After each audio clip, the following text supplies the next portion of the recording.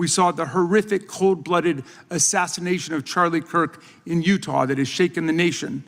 1 minute after Charlie Kirk was shot in the neck, a 16-year-old shooter in Evergreen, Colorado, radicalized by white supremacist ideology online, opened fire and critically wounded 2 other students at Evergreen High School. We've seen lethal anti-Semitic violence, including the murder of 2 young Israeli embassy staffers just blocks from the Capitol, and then in the attack on a gathering of Jewish people in support of hostages held in Gaza in Boulder in June. We've seen continued mass shootings at schools, like the domestic terror incident at a Catholic school in Minneapolis last month, which killed 2 children and wounded 18 others. And in August, a man fired more than 500 bullets at the Centers for Disease Control and Prevention, killing a police officer who was a Marine veteran and a father. People like Melissa Hortman and Charlie Kirk should be able to participate in politics as elected officials or active citizens without being shot down in cold blood in the United States of America. People should also be able to go to elementary school, to middle school, to high school, to work, to the mall, and to church without being shot down in explosions of gun violence. The important position at the FBI requires a leader who puts public safety and national security and the rule of law first. I'm afraid, Director Patel, you've given us reason to believe you've used the powers of the FBI to serve Donald Trump and his agenda of partisan retribution. You've broken your promise not to do that. You've betrayed Jeffrey Epstein's victims and survivors. You've turned your back on the career law enforcement officers of the FBI, and as a result, you've left all of us less safe than before. Mr. Chairman, I yield back. Gentleman yields back. That opening statement may have been longer than any book director's ever written or anyone else has written. Without objection, all of the opening statements will be included in the record. We will now introduce today's witness. Mr. Patel has been the director of the FBI since February of 2025. He previously served as Chief of Staff at the Department of Defense, Deputy Director of National Intelligence with the National Security Council, and also as a congressional staffer, as a federal prosecutor, where he focused on national security cases, and he also worked as a public defender in the state of Florida. We welcome our witness, appreciate his work, and thank him for appearing here today. We will begin by swearing you in. Director, would you please stand, raise your right hand. Do you swear or affirm under penalty of perjury that the testimony you're about to give is true and correct to the best of your knowledge, information, and belief, so help you God? Let the record reflect that the witness has answered in the affirmative. You can be seated as you are. You know, you've been through this yesterday. Did a fine job. Please know that your written testimony will be entered into the record in its entirety. Accordingly, we ask that you summarize your testimony. Director, you may begin. Good morning, Mr. Chairman, Ranking Member Raskin, and members of the committee. I want to begin today by discussing the appalling assassination of Charlie Kirk. It's important for this FBI to be transparent without jeopardizing our investigations, so a little bit of the timeline is important. Charlie Kirk was unfortunately assassinated on September 10th. We immediately, the next day, released images early in the day in local time in Utah to start the public partnership in our manhunt for the assassin and culprits. At approximately 5 p.m. local time, I arrived on the ground and walked the crime scene myself. And we flew multiple FBI assets in and out to process DNA simultaneously while bringing in evidence response technicians, hostage rescue teams, and other experts to assist state and local law enforcement with their investigation. At 8 p.m. local on September 11th, the FBI collected and populated and promulgated at a press conference a video of the suspect on the grounds. We also released enhanced images. Due to that release that I directed and ordered, the suspect involved was apprehended and in custody at 10 p.m. local time. That's less than 2 hours after we did the video release and the photo release. So within 33 hours, that individual suspect was in custody, and his family, who has since been interrogated, specifically stated to FBI interrogators that because of the video that the FBI released at my direction and because of the photographs that they released, they identified their son, they confronted their son when he swung by their home, and that's what led to his apprehension. We are still, the FBI has that investigation ongoing, and it continues to be ongoing, and I want to thank the state of Utah and the state and local authorities there. And I also want to thank the Attorney General and President Trump for directing resources to allow us to conduct that investigation as we have. Under this administration, the FBI has arrested more than 23,000 violent criminals, 23,000 in 7 months. That's twice as many year to date last year. We've taken over 6,000 firearms off the streets. 6,000 guns are no longer in the hands of criminals in 7 months. We've identified and found and located 4,700 child victims. That is a 35% increase year-to-date last year. We have arrested 1,500 child predators. That is a 10% increase year-to-date last year in just 7 months. We've assisted our partners with countless counterterrorism operations around the world. We've captured, at the FBI, 4 of the most top 10 wanted fugitives in the world in 7 months. To put that in perspective, that's as many as my predecessor nabbed in the entirety of the Biden administration. We got 4, we got more coming. On top of that, in 2 weeks, thanks to the help of the CIA, we collected and captured one of the individuals responsible for the horrific Abbey Gate bombing that led to the murder of 13 service members. We did that in 2 weeks. They didn't do it in the 4 years of the entire prior administration. Nationwide, we've been executing our Operation Summer Heat, the FBI's national focus on targeting violent crime based on intelligence-driven operations. Ask the citizens of Seattle, Miami, Memphis, Charlotte, Chicago, New Orleans, to specifically highlight New Orleans and Nashville. There has been a 250% increase in violent crime arrests in those cities alone and other mid-major cities that I've just listed. In just a few short months, we have already unleashed 1,000 FBI personnel across this country. Every single state across this country is getting a plus up. This is a fiction that the FBI is short or that we are compromising the men and women in the field. They do not need to be in Washington, D.C., so we're sending them into the field to each and every one of your states. Because of that, crime is at an all-time low. We had to do it because of the explosion of crime. And maybe the most important stat for Americans to realize: in just 7 months, we are on track to produce the lowest murder rate in modern U.S. history by double digits. Those are results not of mine. Those are results of the men and women of the FBI. If you want to criticize me, bring it on, but do not attack the brave leaders in the field. We are also working 24/7, 365 on the opioid epidemic that is killing more than hundreds of thousands of people a year. We have seized 1,600 kilograms of fentanyl off the streets so far in 7 months. Year-to-date, 25% increase. To put that in perspective, that's enough to kill a third of the American population, 120 million Americans. 100,000 kilograms of cocaine and meth gone off the streets. Earlier this year, I highlighted in Cincinnati, Ohio, how we're getting creative to chase down those that were willing to do harm to our citizens, not just by striking at the heart of the fentanyl producers, but the fentanyl precursor companies in China. And we indicted for the first time multiple companies and individuals, not just in America, but in mainland China, that are producing the ingredients that produce and make fentanyl that kill our children. And we're going to keep going. Counterterrorism work, cyber attacks, and foreign adversaries are something the FBI must never sleep on, and we are not sleeping. In the counterintelligence space alone, this year, year-to-date, 30% increase in counterintelligence arrests from the DPRK, Russia, Iran, and China. And I want the American people to know, in this setting, there's a lot of work that the brave men and women in the FBI are doing we just can't get into, but they don't stop. Our cyber threats, ransomware attacks, those harming our children online. We have nearly a 20% increase in indictments arrests in 7 months alone this year. We're going after those that harm our malware, infrastructure systems, telecom systems, and energy structure. Combating SALT and Vault typhoons are just a little bit of the examples we're doing. Maybe most importantly, under the counterterrorism and domestic terrorism umbrella, are nihilist, violent extremists, and those that label themselves 764, who wish to go online and convince children to maim and mutilate themselves and commit suicide. And we are producing record numbers of arrests under that umbrella organization. We even stopped an individual in the 764 network who wanted to conspire to kill an adolescent girl. He is now in custody. Transparency remains one of my main priorities at the FBI.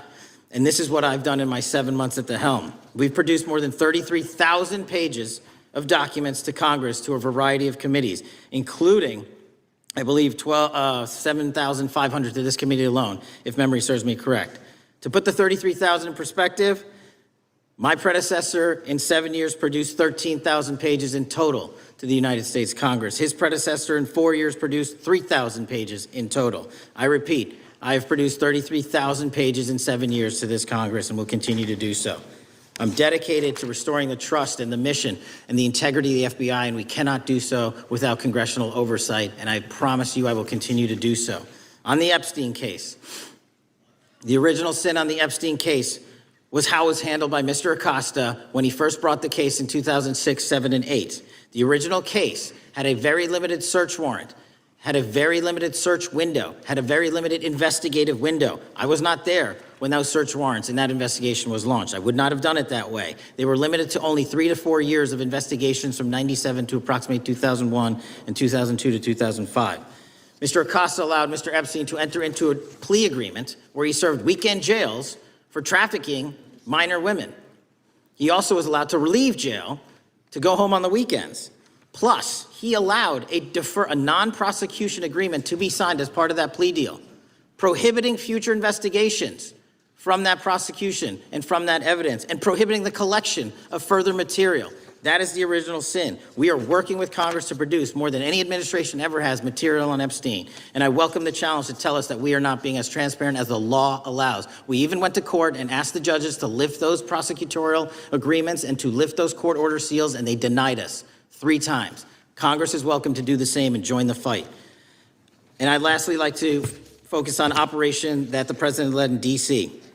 Because of this, we are taking this fight in D.C. to every single city across the country. 2,100 arrests in the last month alone. D.C. has seen a 60% decrease in gun crimes, 75% decrease in carjackings, and 53% decrease in homicides in our nation's capital, and rightly so. We're bringing that fight to the streets of America. I want to thank you for your support, and I'm proud to be the director that leads this FBI into a new headquarters building that they've needed for decades, saving the taxpayer $3.5 billion, and also providing our workforce a safe environment. If you don't know the calamity that is the Hoover Building, I invite each and every one of you to walk around. I'll give you a tour myself, and you can see where the cement falls on the heads of our employees that is only to be saved by netting.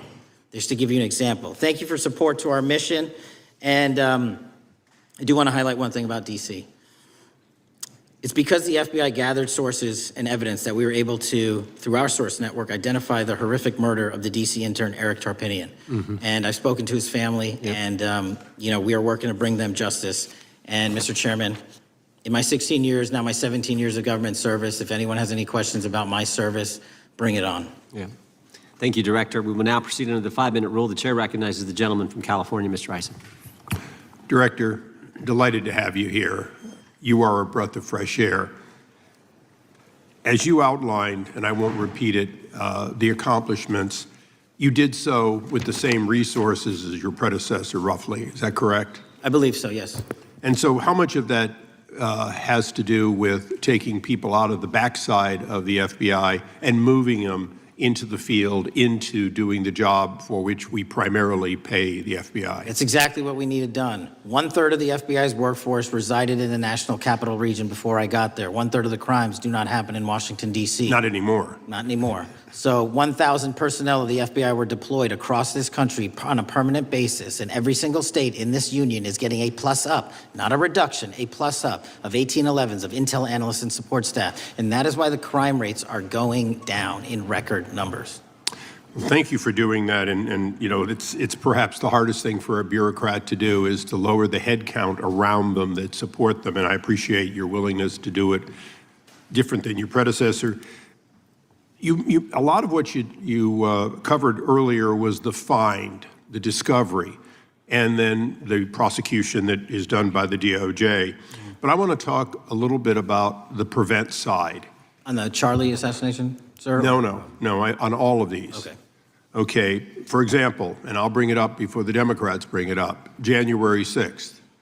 January 6th, we now know, because of your find, that in fact there were people involved who were not just observers but participants who in fact, it's been alleged, and I personally believe, in fact, were part of promoting, perhaps even the one woman who died, encouraging her to walk through a door that led to her death.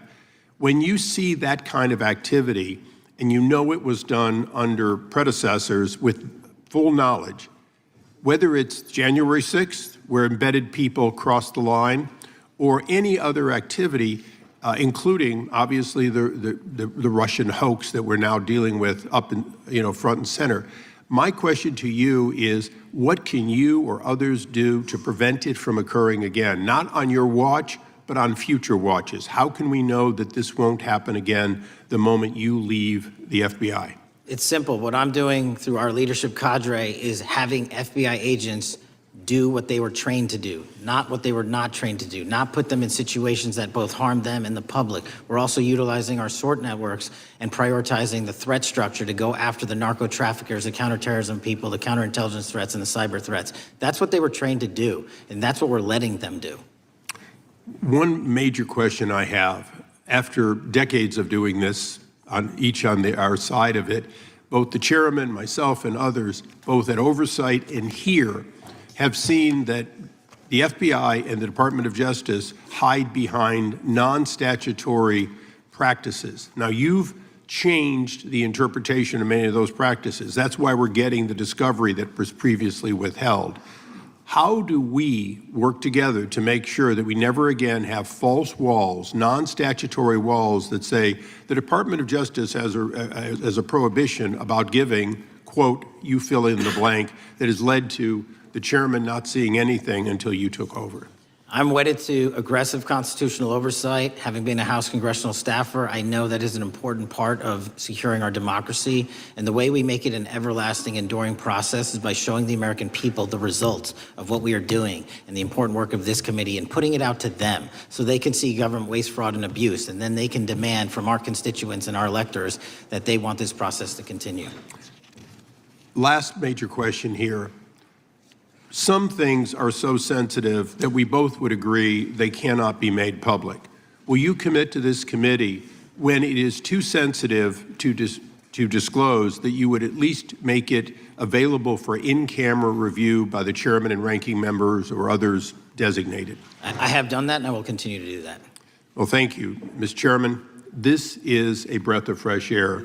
This is the beginning of what we need. But my questions today for the director are ones in which I believe that we do need to codify by agreement or by statute, if necessary, the kind of openness and transparency that we're seeing from this administration, the kind of discovery that's allowing us to do our oversight properly. And I would hope that that be the follow-up to this, obviously along with the Attorney General. And I yield back my 4 seconds. Thank you. The gentleman yields back. The gentleman from New York is recognized. Thank you, Mr. Chairman. Welcome, Director Patel. In the wake of the tragic murder of Charlie Kirk, Donald Trump said, quote, "Violence and murder are the tragic consequences of demonizing those with whom you disagree, day after day, year after year, in the most hateful and despicable way possible," close quote. I would note for the record that Donald Trump has famously demonized practically every person he has ever disagreed with, and therefore, using his own logic, he has put their lives at risk. I should know Donald Trump continuously puts my life in danger. About 2 weeks ago, when I announced my decision not to seek re-election, many people on both sides of the aisle, including the chairman, offered me well wishes and thanked me for my service. Donald Trump, on the other hand, took to Truth Social to call me a, quote, psychopathic nut job, among other things. Yesterday, I received a threatening note filled with anti-Semitic comments and hateful attacks that mimic some of the same language used by the president. I am sure many of us on this committee face similar threats every day. We have seen political assaults on both the left and the right. The attack on Charlie Kirk, the attempted assassination of the president, the murder of the Democratic Speaker of the Minnesota House, the assault on Paul Pelosi, and the attack on the Capitol on January 6th, for example. Director Patel, do you agree that there is political violence from both the left and the right?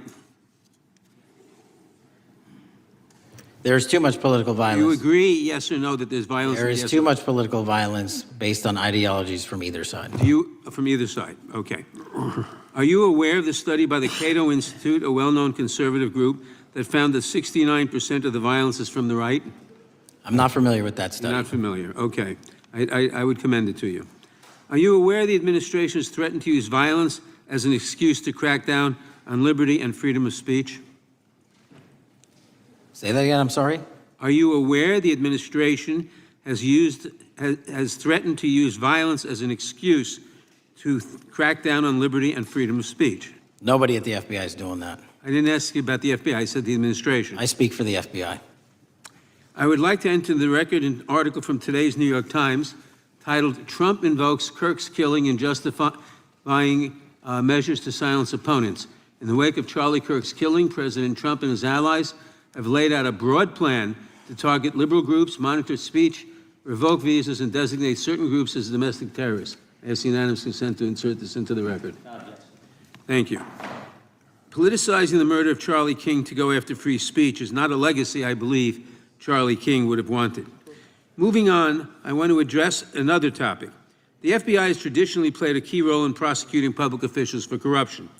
But I fear that at a time when the president is accepting planes from Qatar for his post-presidential personal use, issuing pardons to major donors, and personally profiting from the office of the presidency, the FBI may be abandoning its commitment to investigating public corruption. Since its creation in the wake of the Watergate scandal, the Public Integrity Section has been one of the crown jewels of the Department of Justice, investigating and prosecuting corruption among the nation's public officials and acting as a key safeguard against politicized prosecutions. This section's work has been supported by an elite squad in the FBI devoted specifically to rooting out corruption. But according to reports, the Public Integrity Section has now been decimated, and the FBI's Public Corruption Squad has been disbanded.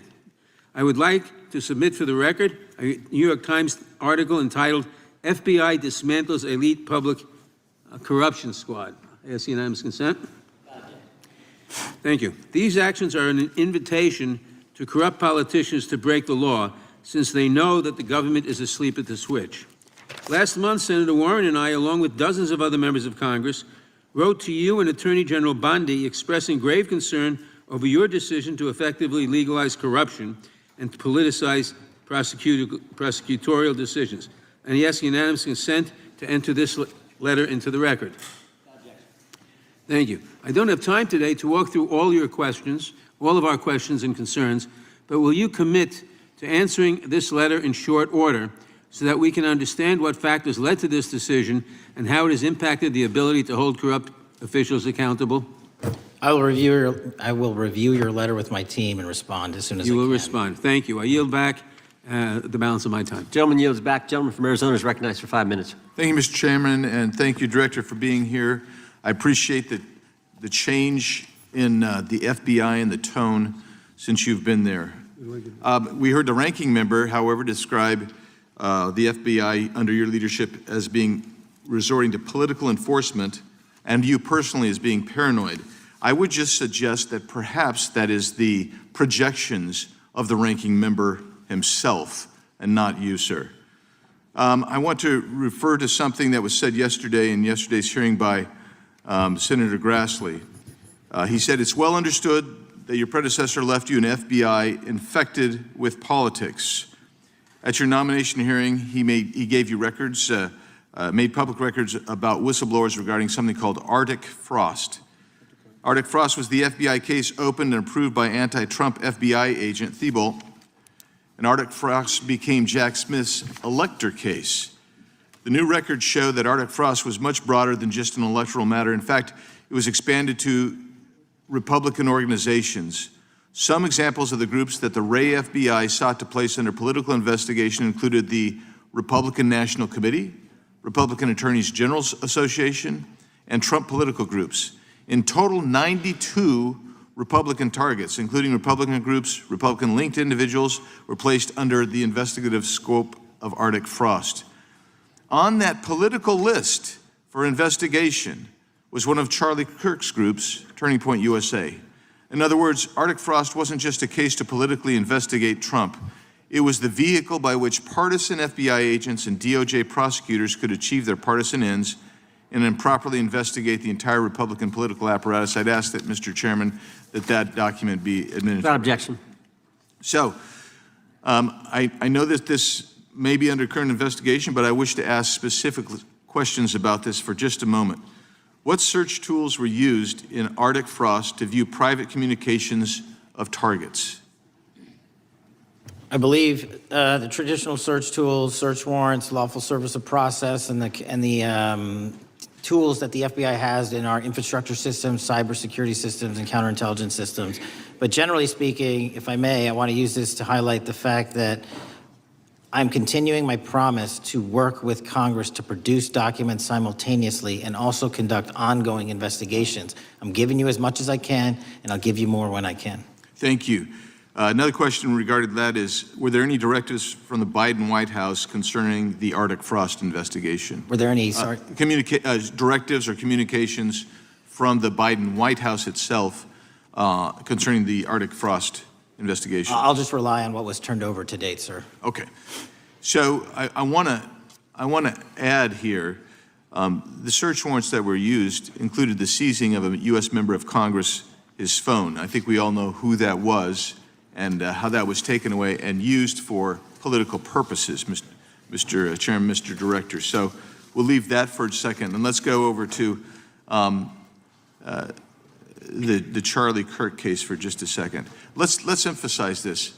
How many hours did it take from the assassination to the arrest of the assassin, Mr. Director? 33.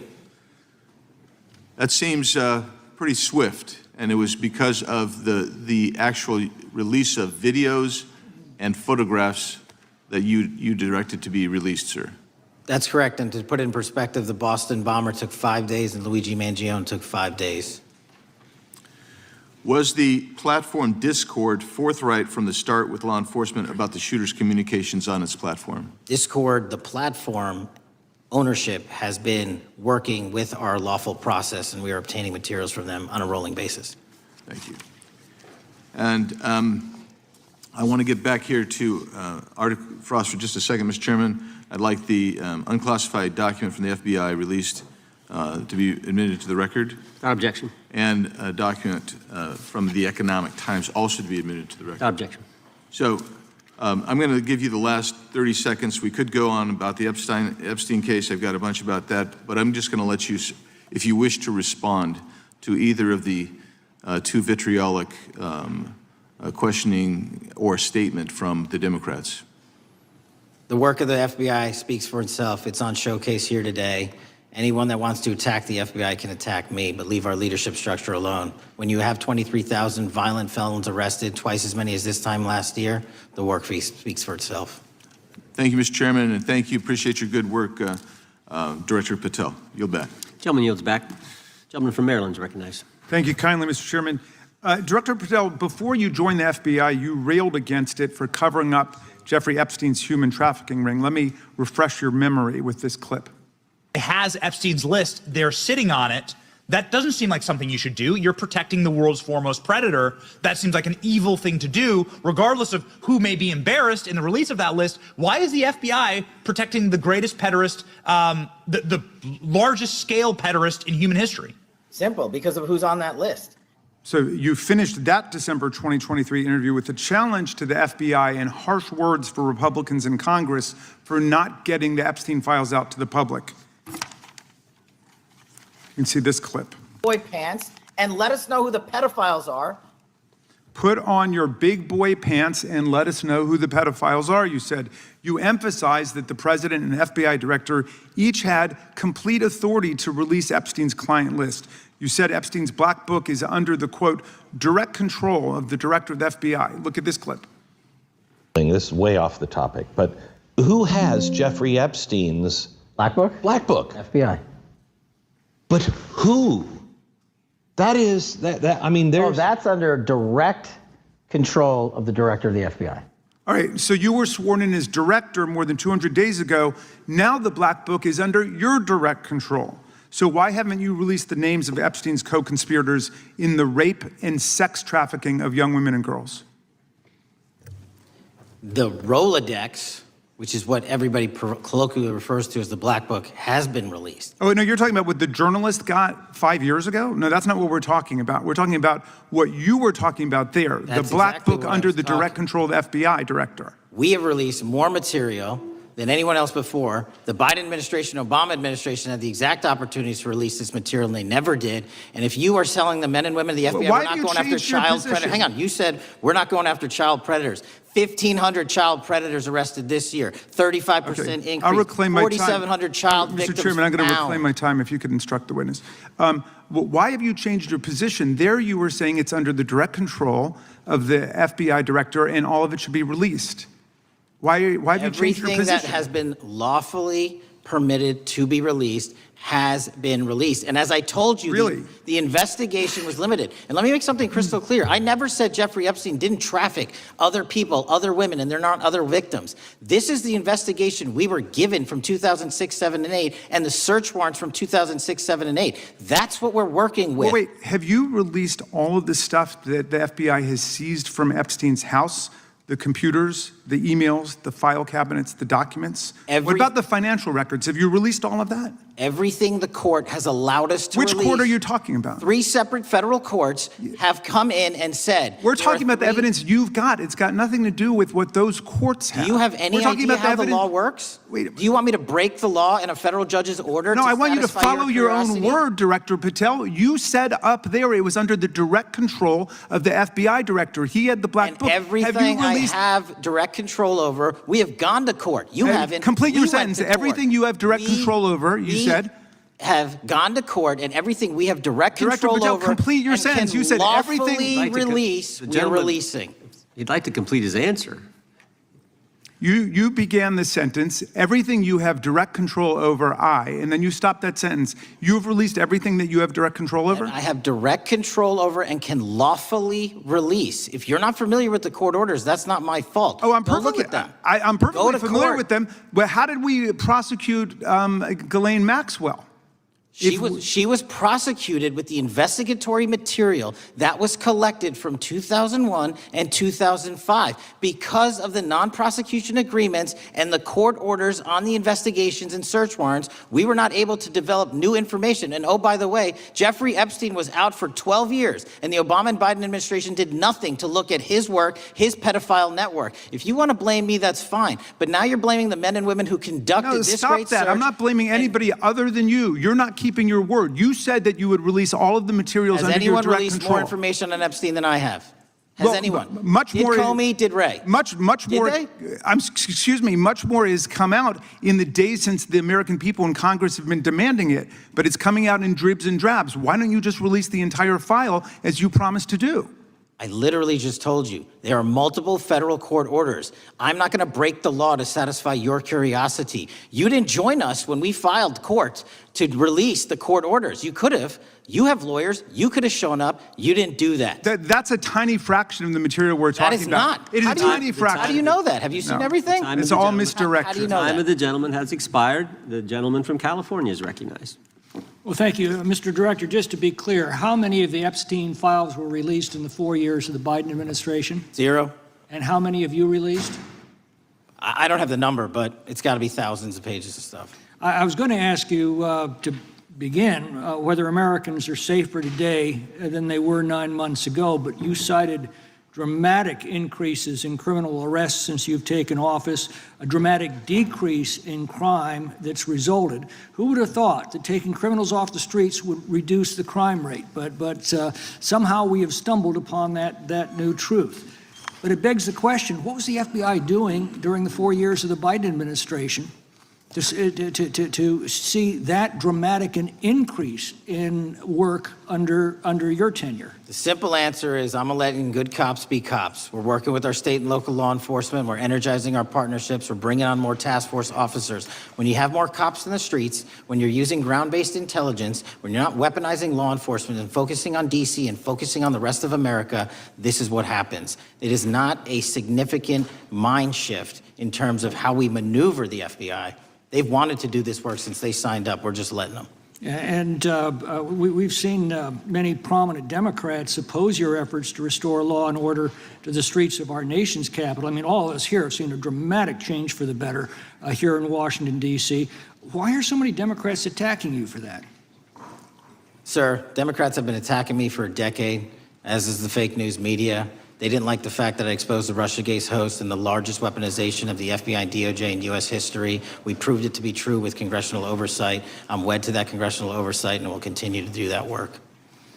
Christopher Wray repeatedly warned this committee that the Biden open borders policy had produced a significant increase in terrorist threats that he said kept him up at night. A particular concern, he said, was the 2 million gotaways that entered the country during the Biden administration. That's an average of 41,000 every month. What are the monthly gotaway numbers today? Sir, I'll have to get back to you on the exact gotaway numbers, but identifying that there are gotaways is step one. Going and manhunting them is step two, and that's what we're committing our resources to do. Well, that's my next question, is what progress has the administration made in apprehending and removing terrorist threats that came in during the Biden years? I think you're talking about, if you're not, let me know, known or suspected terrorists, and we've encountered almost zero at the southern border since the southern border has been sealed. But the problem that we are running into is our northern border. It's largely expansive. The enemy has adapted, and we need more focus on the northern border to stop known or suspected terrorists from coming in from places like China, Russia, the Middle East, Africa, Afghanistan. And what can you tell us about the remaining threat posed by potential terrorist cells here in the United States? The terrorist threat that continues to be posed by international terrorists here in the United States is one of my highest priorities. We are working through our intelligence community partners to identify those individuals, and we've taken down numerous individuals in numerous rings across this country to neutralize that terrorist threat, including places like New York City, Los Angeles, and I believe Dallas, Texas most recently. How extensively did criminal cartels like Sinaloa, Jalisco, New Generation, MS-13, Trinidad and others infiltrate our country during the Biden administration? By the tens of thousands. Well, and what progress have you been making in combating their presence? I think the DHS is best to speak to that, but I think I can't remember the numbers of tens of thousands or hundreds of thousands of individuals they found that came in illegally, and the tens of thousands that associations to criminal networks have all been deported. And that effort is being opposed every step of the way by Democratic leaders in our cities, some of our states, and right here in the Congress. Isn't that true? Well, we're just working where we can in every single city we can, and I welcome the opportunity to partner with Republicans or Democrats on fighting violent crime like we're doing. Mr. Biggs asked about Arctic frost. What else can you tell us about that and what we need to do to assure that it never happens again? Continue the congressional oversight work that you're doing on Arctic frost. Let me provide you with more documentation on Arctic frost, and also call in witnesses from the paperwork that we have given you. You have that right, and the American public deserves to hear what those people have to say. As for my ongoing investigation, there's not much I can say. What role did the FBI play in suppressing the Hunter Biden laptop story during the 2024 election? Off the top of my memory, sir, I believe the FBI was in possession of verified information from that laptop, and it was improperly publicized that they did not have information and masked it as Russian disinformation. We now know that was categorically false. I don't know why the FBI did that, when they did that, but we've released all the materials related to that. Thank you. Gentleman yields back. The gentleman from New York is recognized. Mr. Goldman. Mr. Patel, does Donald Trump appear anywhere in the Epstein files? I'm sorry, could you say that again? It's not a complicated question. Does Donald Trump appear anywhere in the Epstein files? I didn't say it was a complicated question. I just didn't hear you, so my apologies. We have released where President Trump's name's in the Epstein files and everybody else, and all credible information that we are legally allowed to release has been released. All right, so let's go through that. You're referring to court orders that prohibit you from releasing grand jury testimony under Rule 6E. Is that what you're referring to when you say as the law allows? That's a piece of it. Really? What other evidence do those three court orders you cited prohibit from being released? Information that was collected pursuant to those search warrants that were limited in fashion. Wrong. That's not what the court order says, and that's not under 6E. And you're talking, and I said that's 6E, and I said there was others, and I'm answering that. There are sealed court order documents. There are protective orders. They are unsealed as part of discovery given to Ghislaine Maxwell. They are no longer sealed. That's just not true. We can argue about it all you want. Okay, well, you agree that there are, so your testimony here is that the reason why you are not releasing all of the videos that you have acknowledged, there are so many, and that the FBI spent thousands of hours of reviewing, the photographs, and the photographs that you have. You're saying that you're not releasing those because there's a court order requiring them to be sealed? Is that your testimony? Never said that about the videos. On the totality of the videos, of the thousands of images that were seized pursuant to the search warrants executed at the time, the overwhelming majority of that video is pornographic material that was downloaded from the internet and child sexual abuse material. We will never release that. Well, as you should not release the victims. But if there are videos that relate to others who Epstein trafficked to, such as maybe Prince Andrew, or photographs, that you have total control to release. Yes, and if it And exists, so why haven't you released it? why are you supposing that that is a fact when in fact it is false? Are you saying that You're saying I'm that sitting none on of the that evidence? videos Hang on. relate to anything relevant to the Jeffrey Epstein trafficking ring? Every single video that we have collected pursuant to the prior search warrants has been examined for the last 10 years.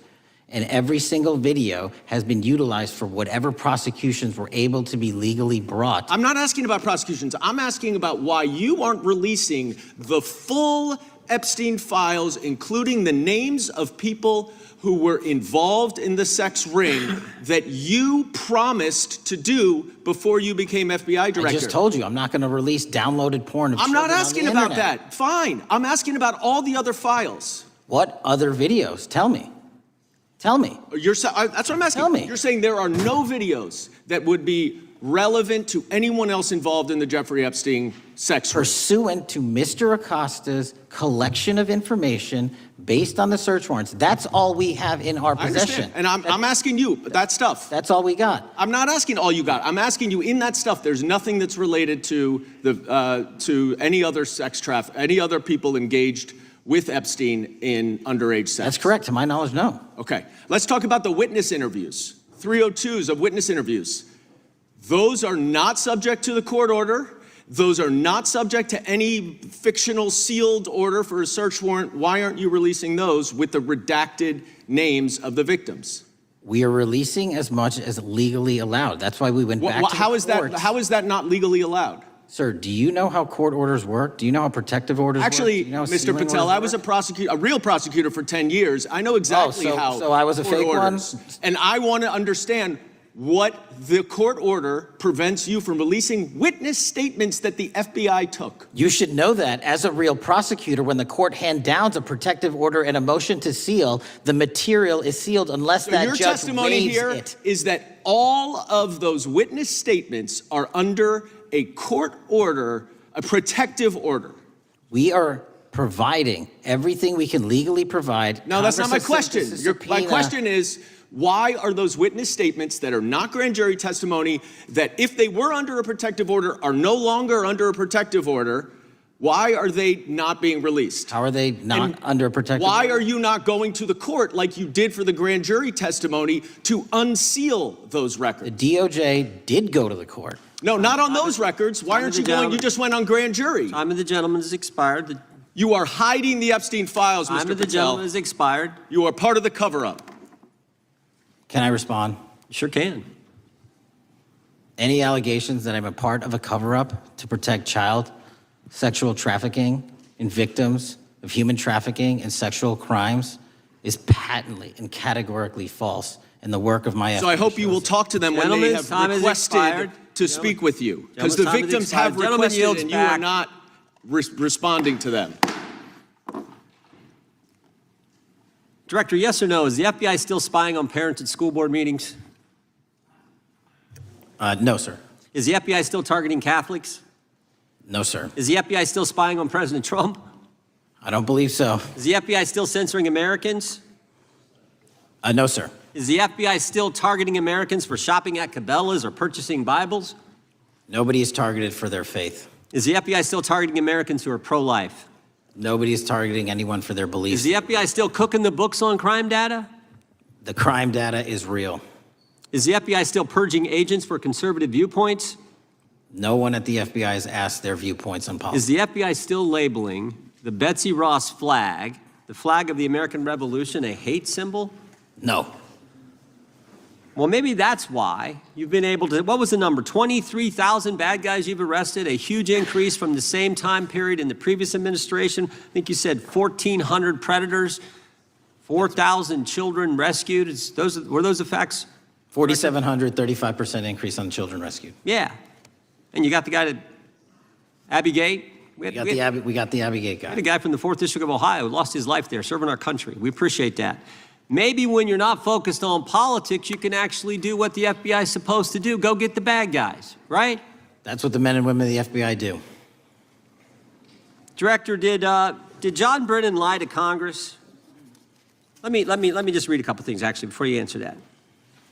2 years ago, we had Mr. Brennan in for an interview, and I asked him, how'd you learn about the dossier in December of 2016? Mr. Brennan replied, I received a copy of it from the FBI, and the CIA was very much opposed to having any reference or inclusion of the Steele dossier in the intelligence community assessment. That's what John Brennan told the United States Congress. 7 weeks ago, the Director of National Intelligence told us this: John Brennan lied and denied using the dossier in the intelligence community assessment because he knew it was discredited. CIA officer told the House Intelligence Committee Brennan refused to remove it, and when confronted with the dossier's main flaws, he responded, yes, but doesn't it ring true? John Brennan lied to us? Mr. Chairman, I won't stylize the evidence. What I will say is that the intelligence community assessment, those that created it and any individual involved with it, is an ongoing investigation.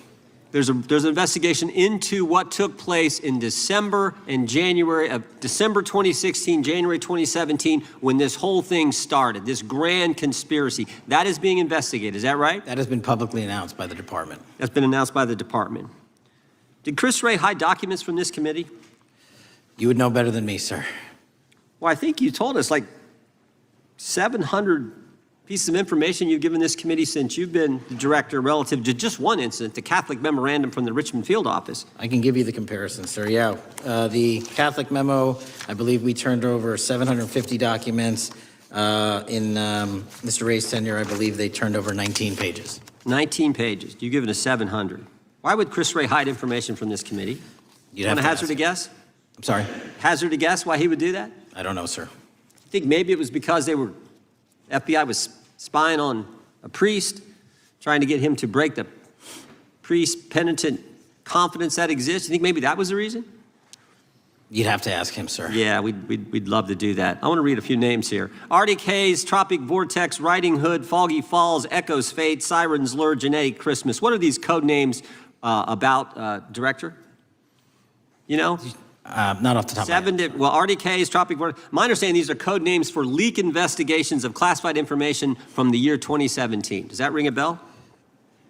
In terms of leak investigations, many of those are classified and many of those are ongoing, Mr. Chairman.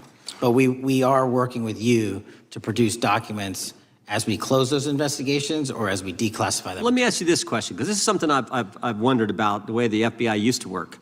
This whole thing so many of these things unfolded. Seems to me you had all these people in government leaking information that then gets reported in the press, and there's a story written about it, and then that article is then used to further the investigation and move forward with what they want to do. Did that take place back in 16 and 17? That's the exact scenario that took place in the FISA application for Carter Page and the rest of the Trump campaign. And that is frightening, because that's what the CIA is supposed to do in foreign countries. It's not supposed to happen to Americans, but it did, didn't it, Director? Yes. And not just any Americans, it happened with the President of the United States. Is that accurate? Yes, sir. Yeah, and you were the key guy in helping expose that. And I think our country will be forever grateful for what you did to let the country know that was going on involving Americans, which is not supposed to happen, and not just, again, any American, but the President of the United States. Chair now recognizes the gentlelady from California. Thank you, Mr. Chairman. I'm concerned by reports that FBI agents have been diverted from their important work on crime and anti-terrorism to work on matters that are not critical to our safety. I'd like to play the video, the whole video Jeffrey clip. Epstein's Blackbook? Blackbook. FBI. But who? That is, I mean, Oh, there's... that's under direct control of the director of the FBI. So, but the Black Book, it's not just sitting, I mean, that's Hoover power times 10. And to me, that's a thing I think President Trump should run on day one, roll out the Black Book.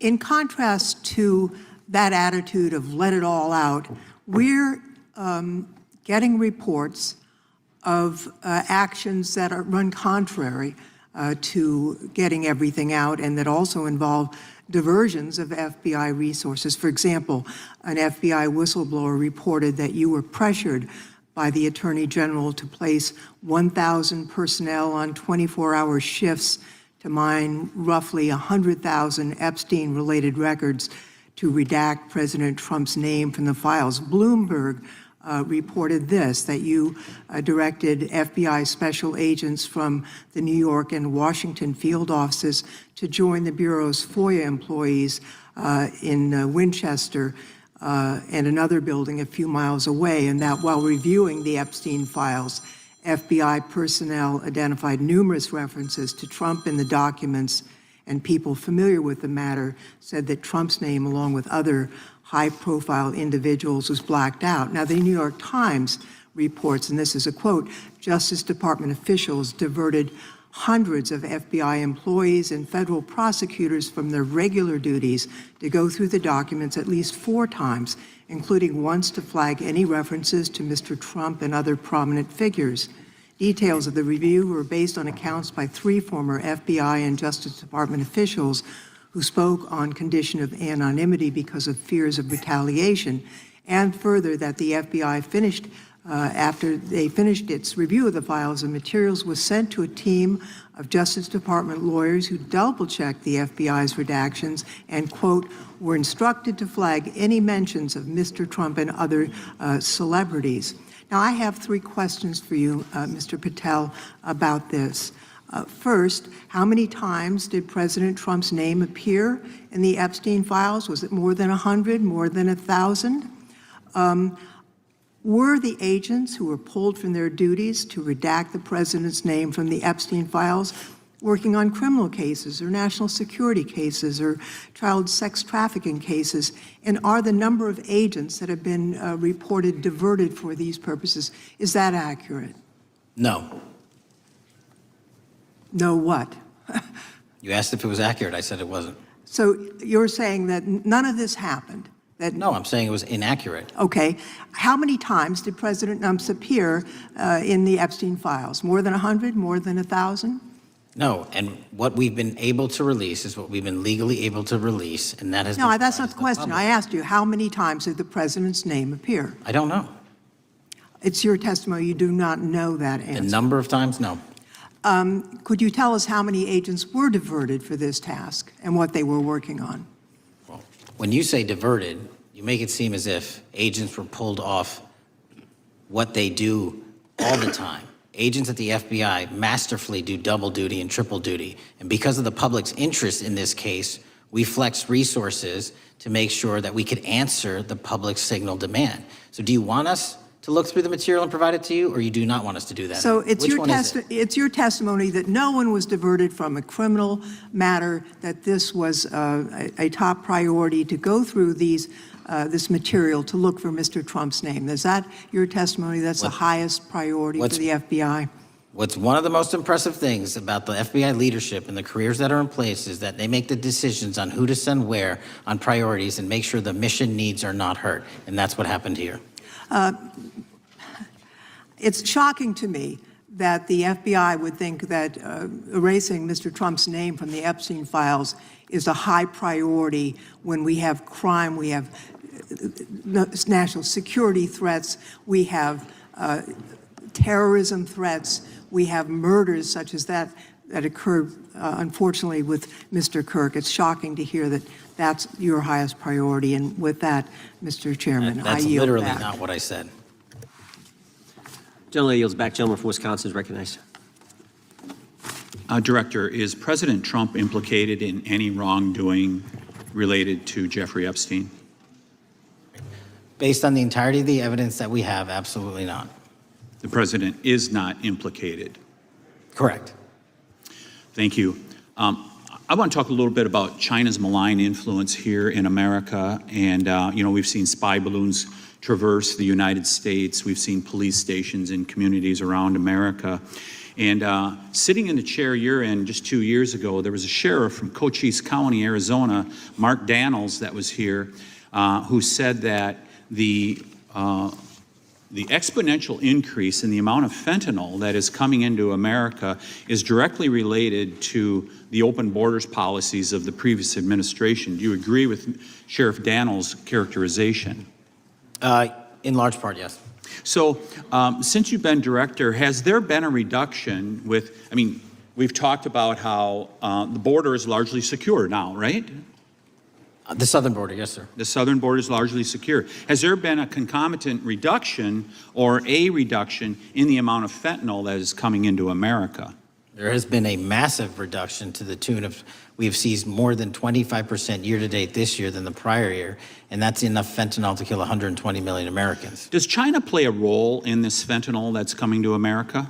As I stated in my opening, sir, what they do and the companies in China, mainland China, do is produce the precursors and the cutting agents that they send ship overseas through various countries into the Mexican drug cartels who produce it. So they basically are the cooks in terms of the ingredients.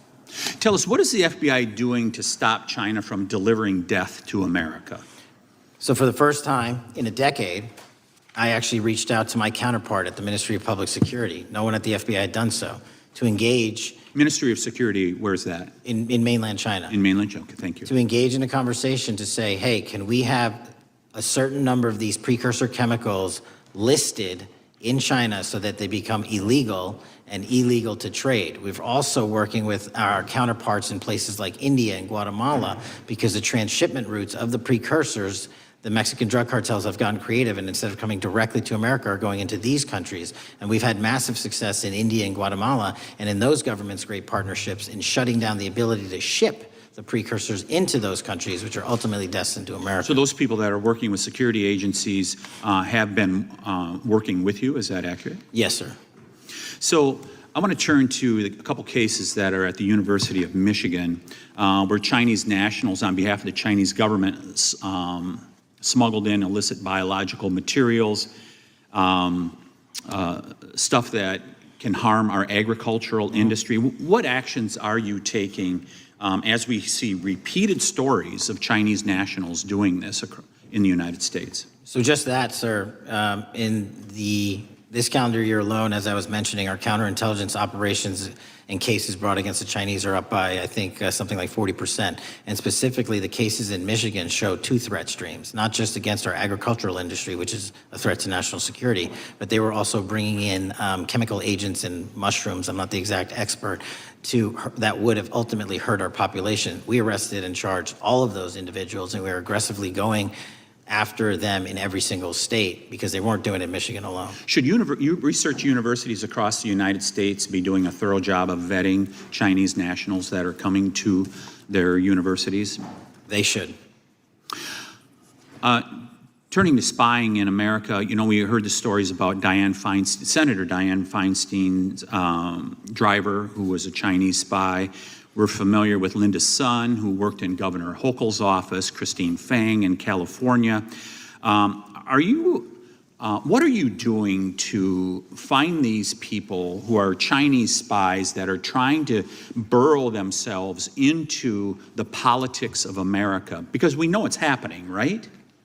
Yes, it is. And what our counterintelligence unit is doing is aggressively seeking the intelligence into where these individuals are working. Then we are utilizing our operational authorities to go in and investigate them either through our human source networks and collecting information through lawful process, online, search warrants, and data so that we can bring proper arrest charges and publicize to the world what they're doing here.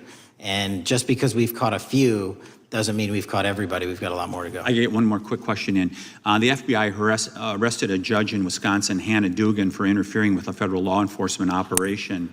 Could you tell us a little bit about that? And is a judge above the law here in the United States of America? Well, no one is, and that case is ongoing, but as you stated, and these allegations said, there was an interference in a federal lawfully executed federal law enforcement priority that was interfered with. I yield back, Mr. Gentleman yields back. The gentleman from Tennessee is recognized. Thank you, Mr. Chair. Director Patel, I believe you had primary importance in starting Operation Viper in Memphis. Is that correct? Yes, sir. And Operation Viper brought in the FBI, the DEA, the ATF to help the Memphis police in policing the city. That'll be phase 2, sir. Phase 1 was FBI and local law enforcement in Memphis for the last few months. Okay.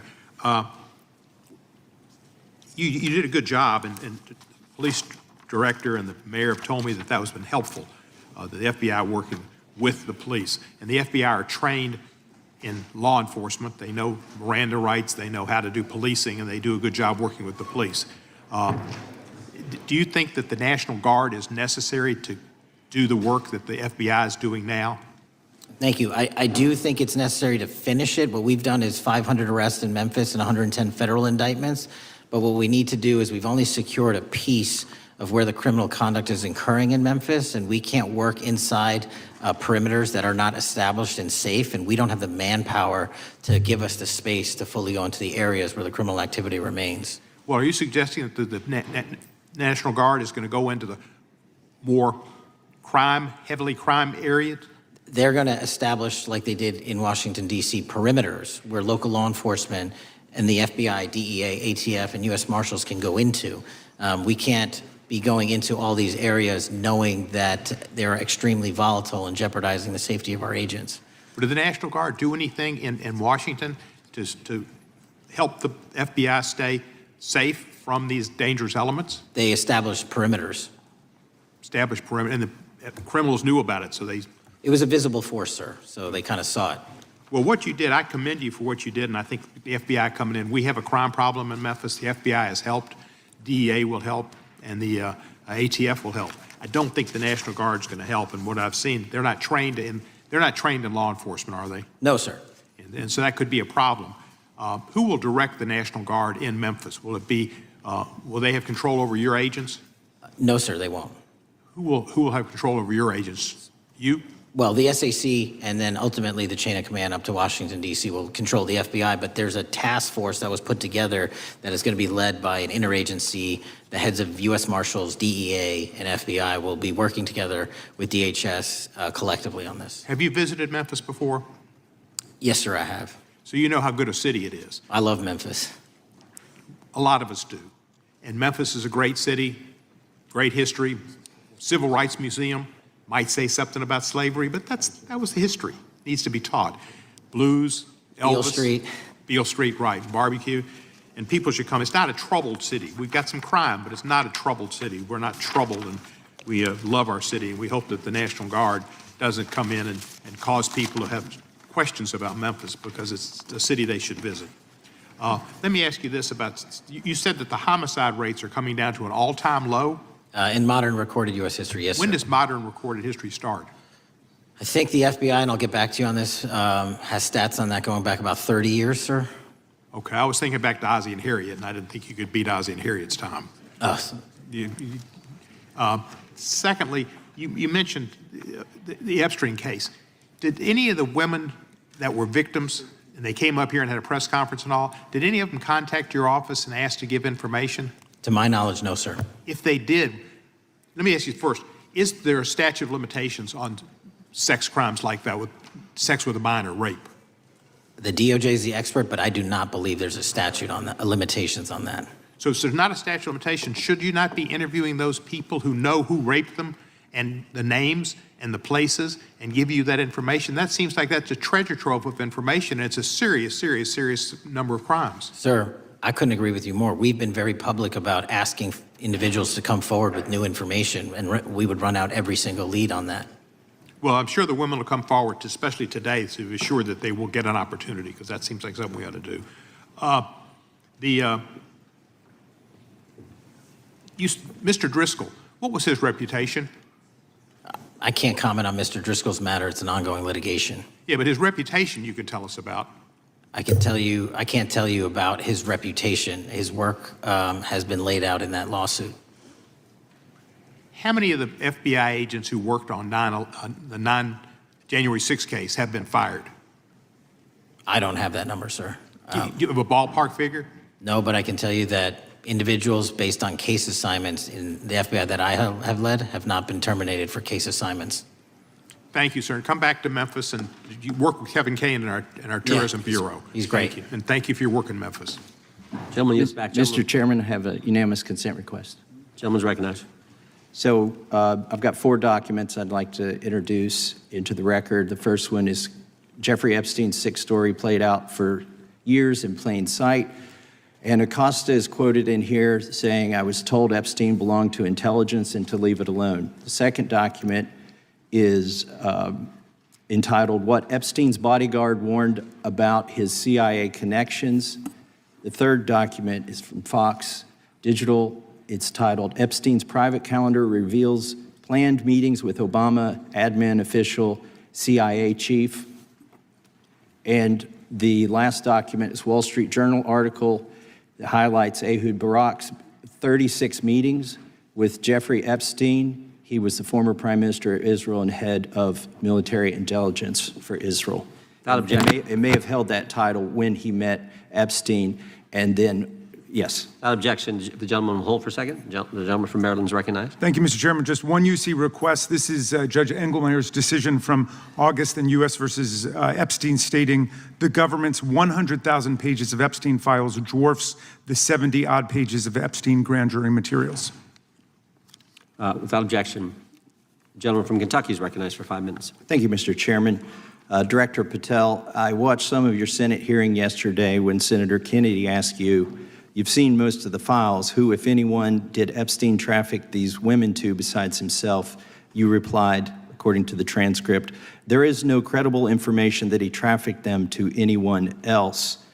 You also said somewhere in the hearing and here today that the problem is that the case files are constrained by limited search warrants from 2006 to 2007, and that the non-prosecution agreement hamstrung future investigations.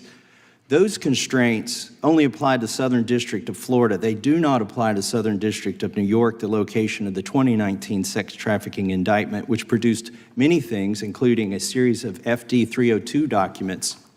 According to victims who cooperated with the FBI in that investigation, these documents in FBI possession, your possession, detail at least 20 men, including Mr. Jess Staley, CEO of Barclays Bank, who Jeffrey Epstein trafficked victims to, victims including minors, such as Virginia Roberts Giuffre, may she rest in peace. That list also includes at least 19 other individuals, one Hollywood producer worth a few $100 million, one royal prince, one high-profile individual in the music industry, one very prominent banker, one high-profile government official, one high-profile former politician, one owner of a car company in Italy, one rock star, one magician, at least 6 billionaires, including a billionaire from Canada. We know these people exist in the FBI files, the files that you control. I don't know exactly who they are, but the FBI does. Have you launched any investigations into any of these people, and have you seen these 302 documents? Sir, I have asked my FBI agents to review the entirety of the Epstein files and bring forth any credible information. And we're working with Congress not only to divulge that information and produce it to you, but any investigations that arise from any credible investigation will be brought. There have been no new materials brought to me launching a new indictment. So is the loophole here, or is it your assertion that these victims aren't credible, that the 302s maybe didn't produce credible statements that rise to a probable cause? It's not my assertion, sir. It's the assertion of 2 different United States attorneys' offices from 3 separate administrations who investigated those same materials in lifetime. Are the 302 documents in the FBI's possession? They reviewed all that, yes, sir. And so have you reviewed those 302 documents where the victims name the people who victimized them? If I personally know, but the FBI has. So how can you sit here and in front of the Senate and say there are no names? I said all. I named one information- today. I said we are not in the practice at the Department of Justice FBI of releasing victims' names. That is not what we do. We are also not in the habit of releasing incredible information. That's not what we do. But multiple authorities have looked at the entirety of what we have. Okay, I got to move on here. Were you present when the AG had the White House event when she released the binders to the social media influencers? I was, yes. So if you're willing to meet with social media influencers who stood to benefit from the sensational and sad stories of these victims, will you meet with the victims as well? The FBI will meet with anyone who has new information. Will you personally meet with them? The FBI and the professionals who are handling the cases will. Were you instructed that it was important to release the documents to the Oversight Committee on the day of my introduction of the discharge petition to release these files? I don't know what day that was, so no. Well, they were released that day, and there were victims' names who weren't redacted because they were in such a rush, and the victims are not happy about that. Have you investigated any of the CIA connections? Have you seen the CIA file on Jeffrey Epstein? And if you wanted to see it, would they show it to you? Well, I can speak for the FBI, and that's presuming there's a CIA case file, and I've reviewed everything that the interagency, not I, the FBI, that was provided to us.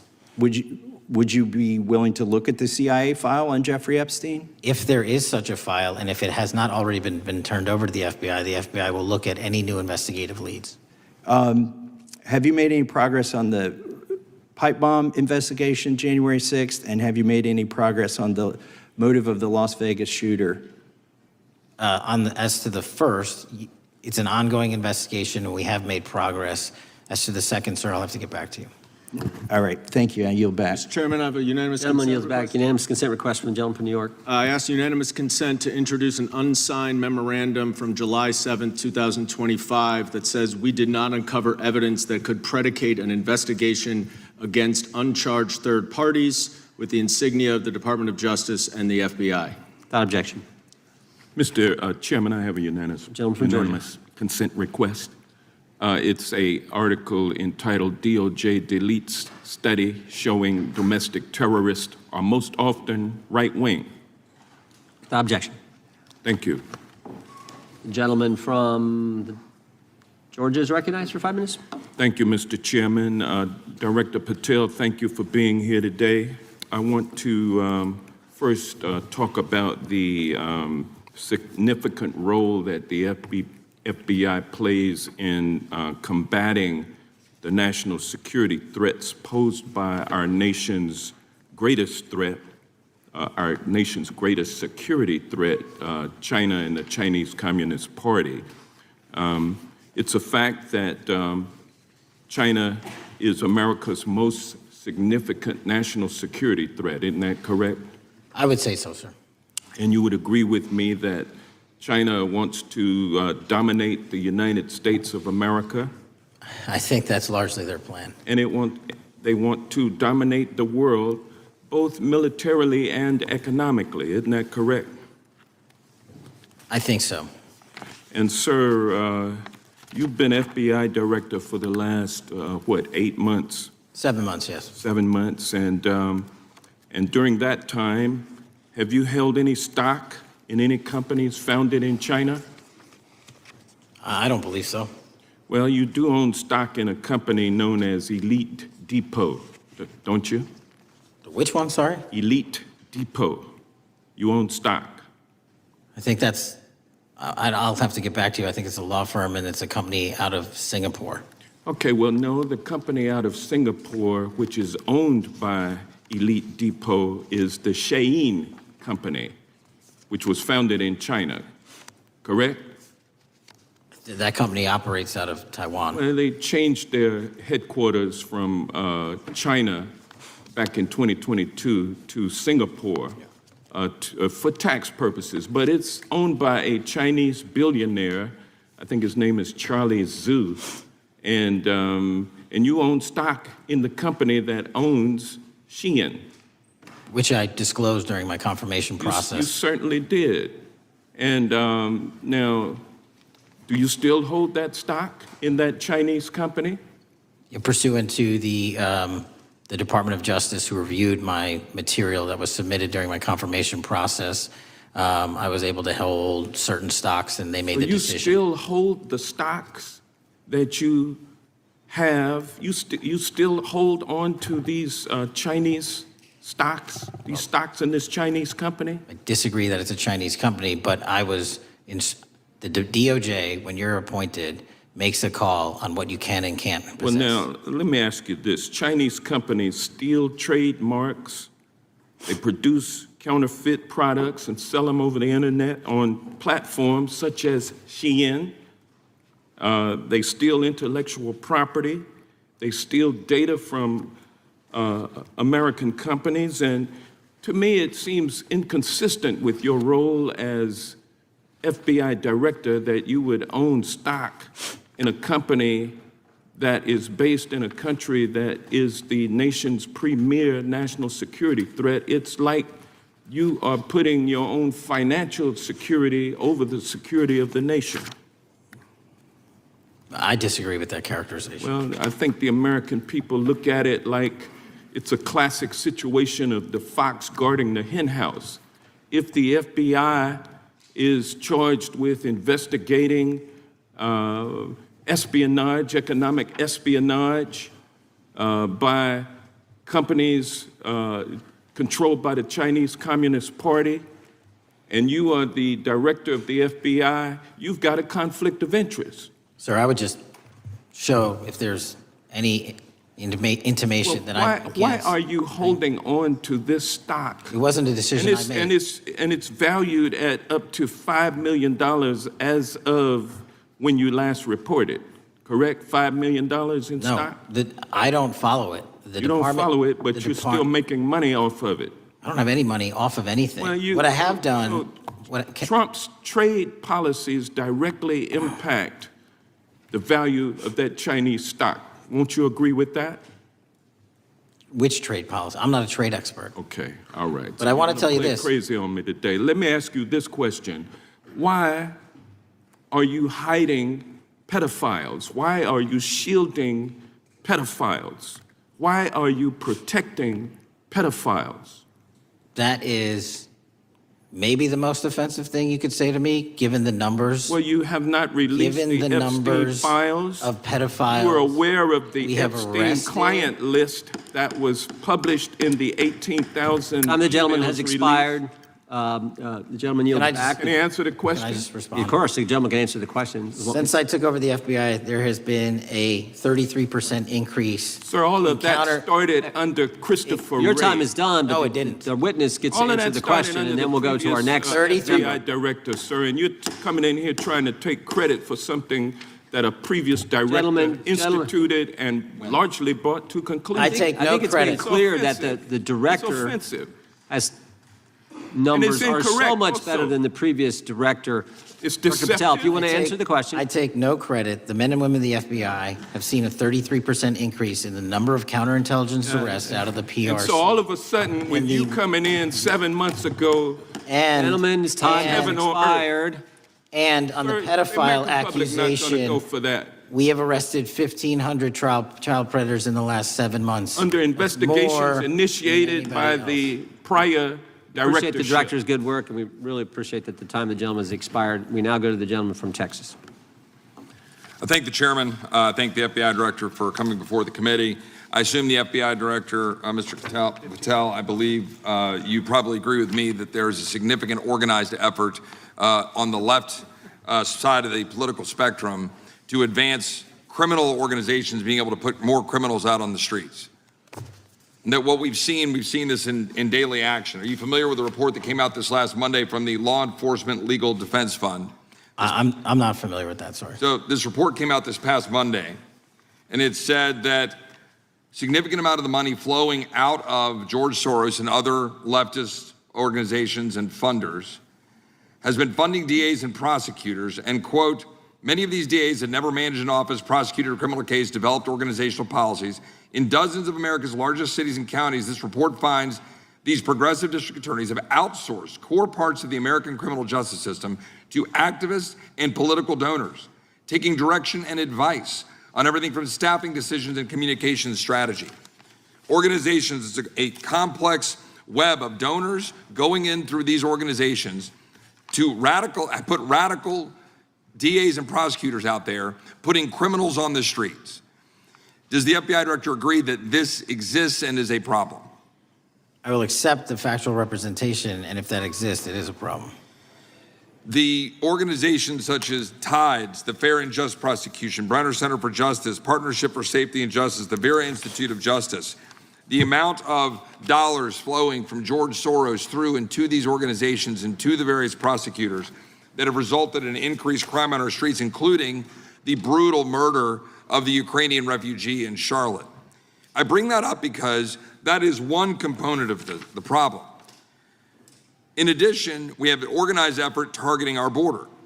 The NGOs, the nonprofits and the deep pockets, the United Nations, charitable organizations, and a long list of over 250 organizations that the Center for Immigration Studies put out that lays out a complex web of organizations that were moving people into our country, knowing that they're dangerous, knowing that they're criminal, associated with taxpayer dollars flowing through the United Nations and donor dollars flowing through organizations, including ostensibly religious ones, putting these dangerous individuals on the street. That resulted in fentanyl in our communities, that resulted in the death of Jocelyn Nungare, of hundreds, thousands even, as the director testified, 100,000 people dying from these narcotics every year. All of this in an organized effort, a complete effort by the radical left to use taxpayer dollars and these dollars to put people on our streets. In addition, the extent to which we've seen now with the Southern Poverty Law Center and their hate map targeting, for example, the Family Research Council, where we had a shooting right here in DC over a decade ago, putting Charlie Kirk, putting a target on TPUSA, Antifa, other radical organizations that are very specifically organized in targeting conservatives and ordinary Americans. Well, how about the organized effort to infiltrate our schools and advance a transgender agenda and advance a radical agenda, perhaps one that we will see exposed further in the individual that actually shot Charlie Kirk? So here's my question. Will you as the director, and are you as the director, pursuing all legal channels to follow the truth wherever it may lead on this organized effort, one?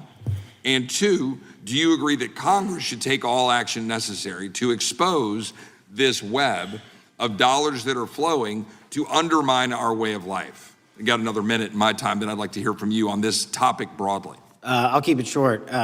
Investigatively speaking, we are doing the following. We are following the money. We are following the money in every organization and every person that is violating the federal code. And it doesn't matter what your background or ideology is, we are following the money. We are using legal process to follow that money, issuing subpoenas to follow that money, using grand juries to follow that money. And when we have results to recommend for prosecution to the Department of Justice, we will do that. And we will continue to publicize documents through Congress, yes, when we make these findings. Mr. Chairman, I'd like unanimous consent to insert the record outsourcing justice by the Law Enforcement Legal Defense Fund that I alluded to before. I would ask unanimous consent to add a 2024 list provided by the Center for Immigration Studies on these United Nations and other affiliated groups that are responsible, over 250 of them, for moving individuals into our country in a coordinated effort. I would like a unanimous consent to insert a letter that I sent that currently has 33 members of the United States House of Representatives have signed on it, calling for a special select committee to pursue the organized effort from the radical left to target our way of life and undermine our security by putting criminals on the street and having our borders being wide open and putting us in danger. With that, I would yield back. Without objection. Gentleman yields back. Mr. Chairman, I have a couple of unanimous Gentleman's recognized. One is a letter from Senator Tom Cotton, dated last year, urging the U.S. to, quote, ensure that data from U.S. companies is not harvested by the Chinese Communist Party through the purchase of Shein software and technology. Without objection. And also a statement by Marco Rubio, then Senator Marco Rubio, which warned our UK allies about, quote, Shein's deep ties to the People's Republic of China. Without objection. Also, crime is the record crime is down in 2025. Trump doesn't deserve credit, which demonstrates that the crime rates have been decreasing since 2023, which was published by the Vera Institute. Also, a unanimous consent request to enter into the record a NPR report from July of 2024. GOP vows to make America safe again. Statistics contradict their growing crime claims. Without objection. Also, a report out of the American Presidency Project dated January 17, 2025, record low crime during the Biden-Harris administration.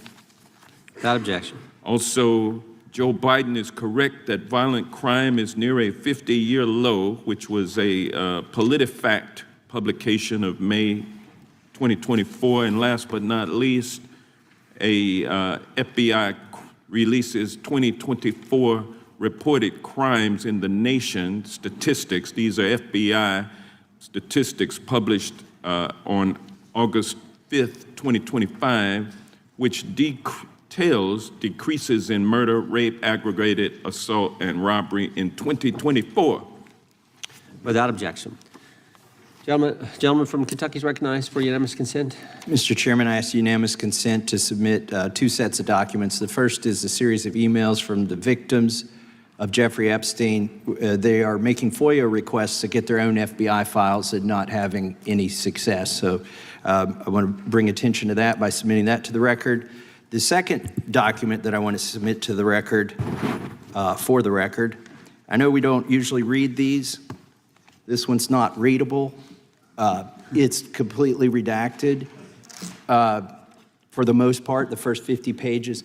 This is actually the search warrant that was served on James O'Keefe for a diary that he had already given to the government 2 months before. And as it turns out, there were no indictments here, yet he still doesn't know why he was raided, and I think he deserves to know. So, without objection. Thank you. The chair now recognizes the gentleman from California. Director, the first time you saw Donald Trump's name was in the Epstein files. Did you close the files or keep reading? I have reviewed not the entirety of the files, so I have... So you haven't reviewed all of the Epstein files? Personally, no. You're the director of the FBI. This is the largest sex trafficking case the FBI has ever been a part of. Buck stops at the top, and your testimony today is you have not reviewed all of the files. What I've been doing is been busy providing the safest country this country has seen in modern U.S. history in historic speed, because the men and women of the FBI are given the resources to reduce the homicide rate, to reduce the drug trafficking rate, to reduce the amount of children that are being trafficked, and the number of pedophiles. It sounds like those children being trafficked would appreciate the director reviewing the files. You said you don't know the number of times Trump's name appears in the files, so it could at least be 1,000 times. Is that right?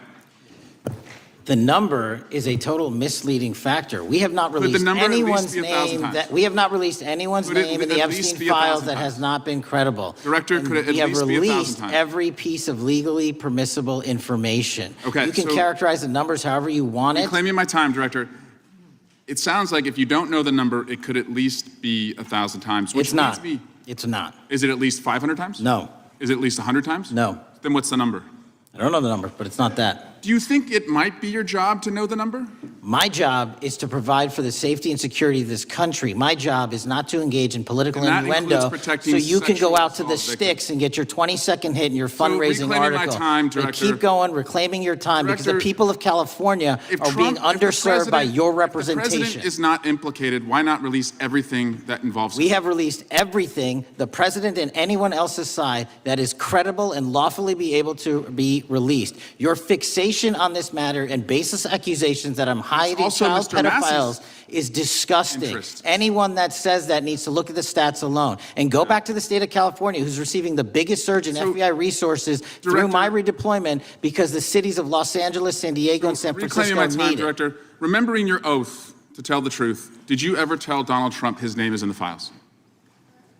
I have never spoken to President Trump about the Epstein files. Did you ever tell the Attorney General that Donald Trump's name is in the Epstein files? The Attorney General and I have had numerous discussions about the entirety of the Epstein files and the reviews conducted by our team. Did you tell the Attorney General that Donald Trump's name is in the Epstein files? And we have released where President Trump's name is in the It's a simple attorney's question. file. Did you tell the Attorney General that the President's name is in the Epstein files? During many conversations that the Attorney General and I have had on the matter of Epstein, we have reviewed. The question is painstakingly simple. Who Did you tell the Attorney General that Donald Trump's name is in the Epstein files? Yes or no? Why don't you try spelling it out if Yes you're going to mock or no, me? Director? Use the alphabet. Yes or no? No? A, B, C, Director, D, E, F? it Don't wanna sounds do like it? you don't want to tell us. Did you tell the Attorney General that Donald Trump's name was in the Epstein files? Why don't you try serving your Director, constituency did by you tell the focusing on Attorney reducing General violent that Donald crime in this Trump's name- country and the number of pedophiles that are Director, legally reclaiming my harbored in time, your Director. sanctuary cities in Director, California? reclaiming I'll my work with time. you on that. Do Regular you wanna order, Mr. work with us Chairman. on that? Director, Time reclaiming my belongs to the time. gentleman from California. Did you tell the Attorney General that Donald Trump's name is in the Epstein files? The question has been asked and answered. You have not answered it, and we will take your evasiveness as a consciousness of guilt. Director, did Donald Trump ever say to you, just find and release the entire truth? Don't worry if I'm in it? The instructions from the administration were to release all credible information, and we have done that. Did Donald Trump ever provide information about Jeffrey Epstein as an informant? Donald Trump has not been, and I can only speak for the FBI, an informant of the FBI. So, Director, you've played this cute shell game where you say you can't release everything because the court has said that it legally is not allowed to be released, but the court calls bullshit.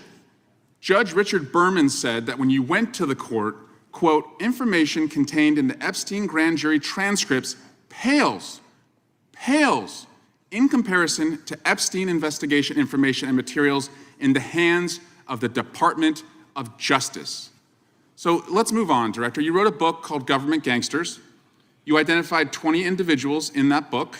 You put me on that list at the top of the list. Thank you. My children find it flattering. 20 of those individuals have been investigated or have had adverse actions.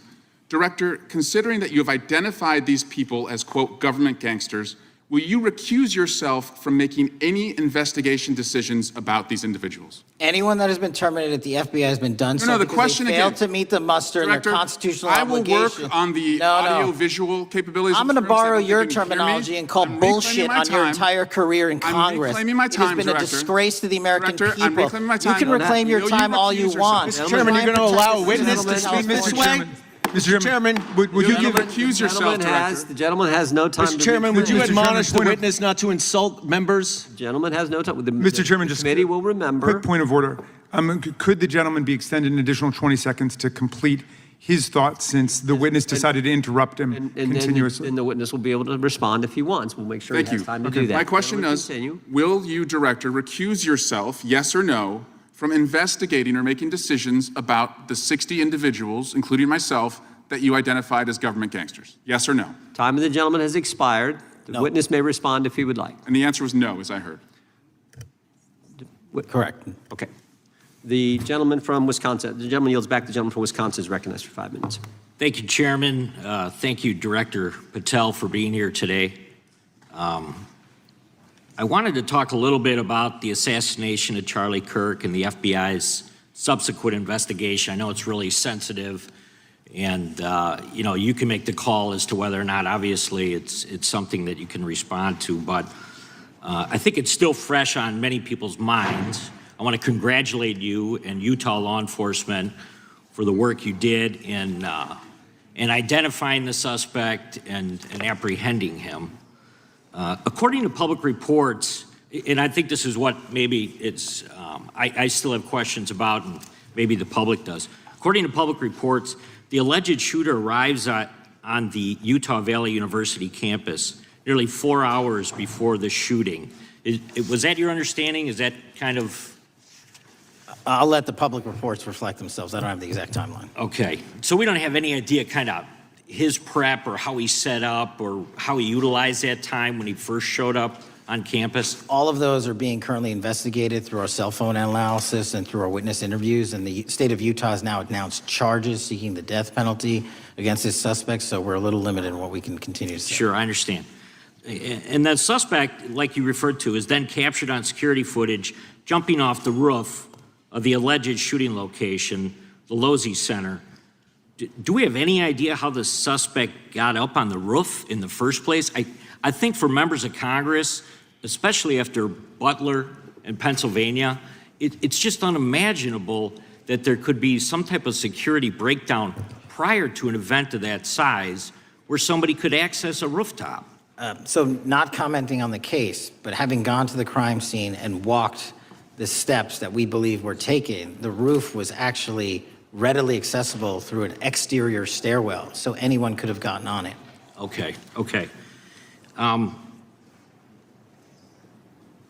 suspect flees on foot to kind of this wooded area where he drops the rifle, wraps it in a towel, and then proceeds to his staged vehicle and basically drives home. So do we have any idea what the towel was about? Was it used later to identify a place where the firearm was left, or do we? What we can tell you is the towel, there was a screwdriver found on the rooftop, which DNA was collected off of, and the towel was found wrapped around the firearm in question in a wooded area next to the campus. All have been processed for DNA.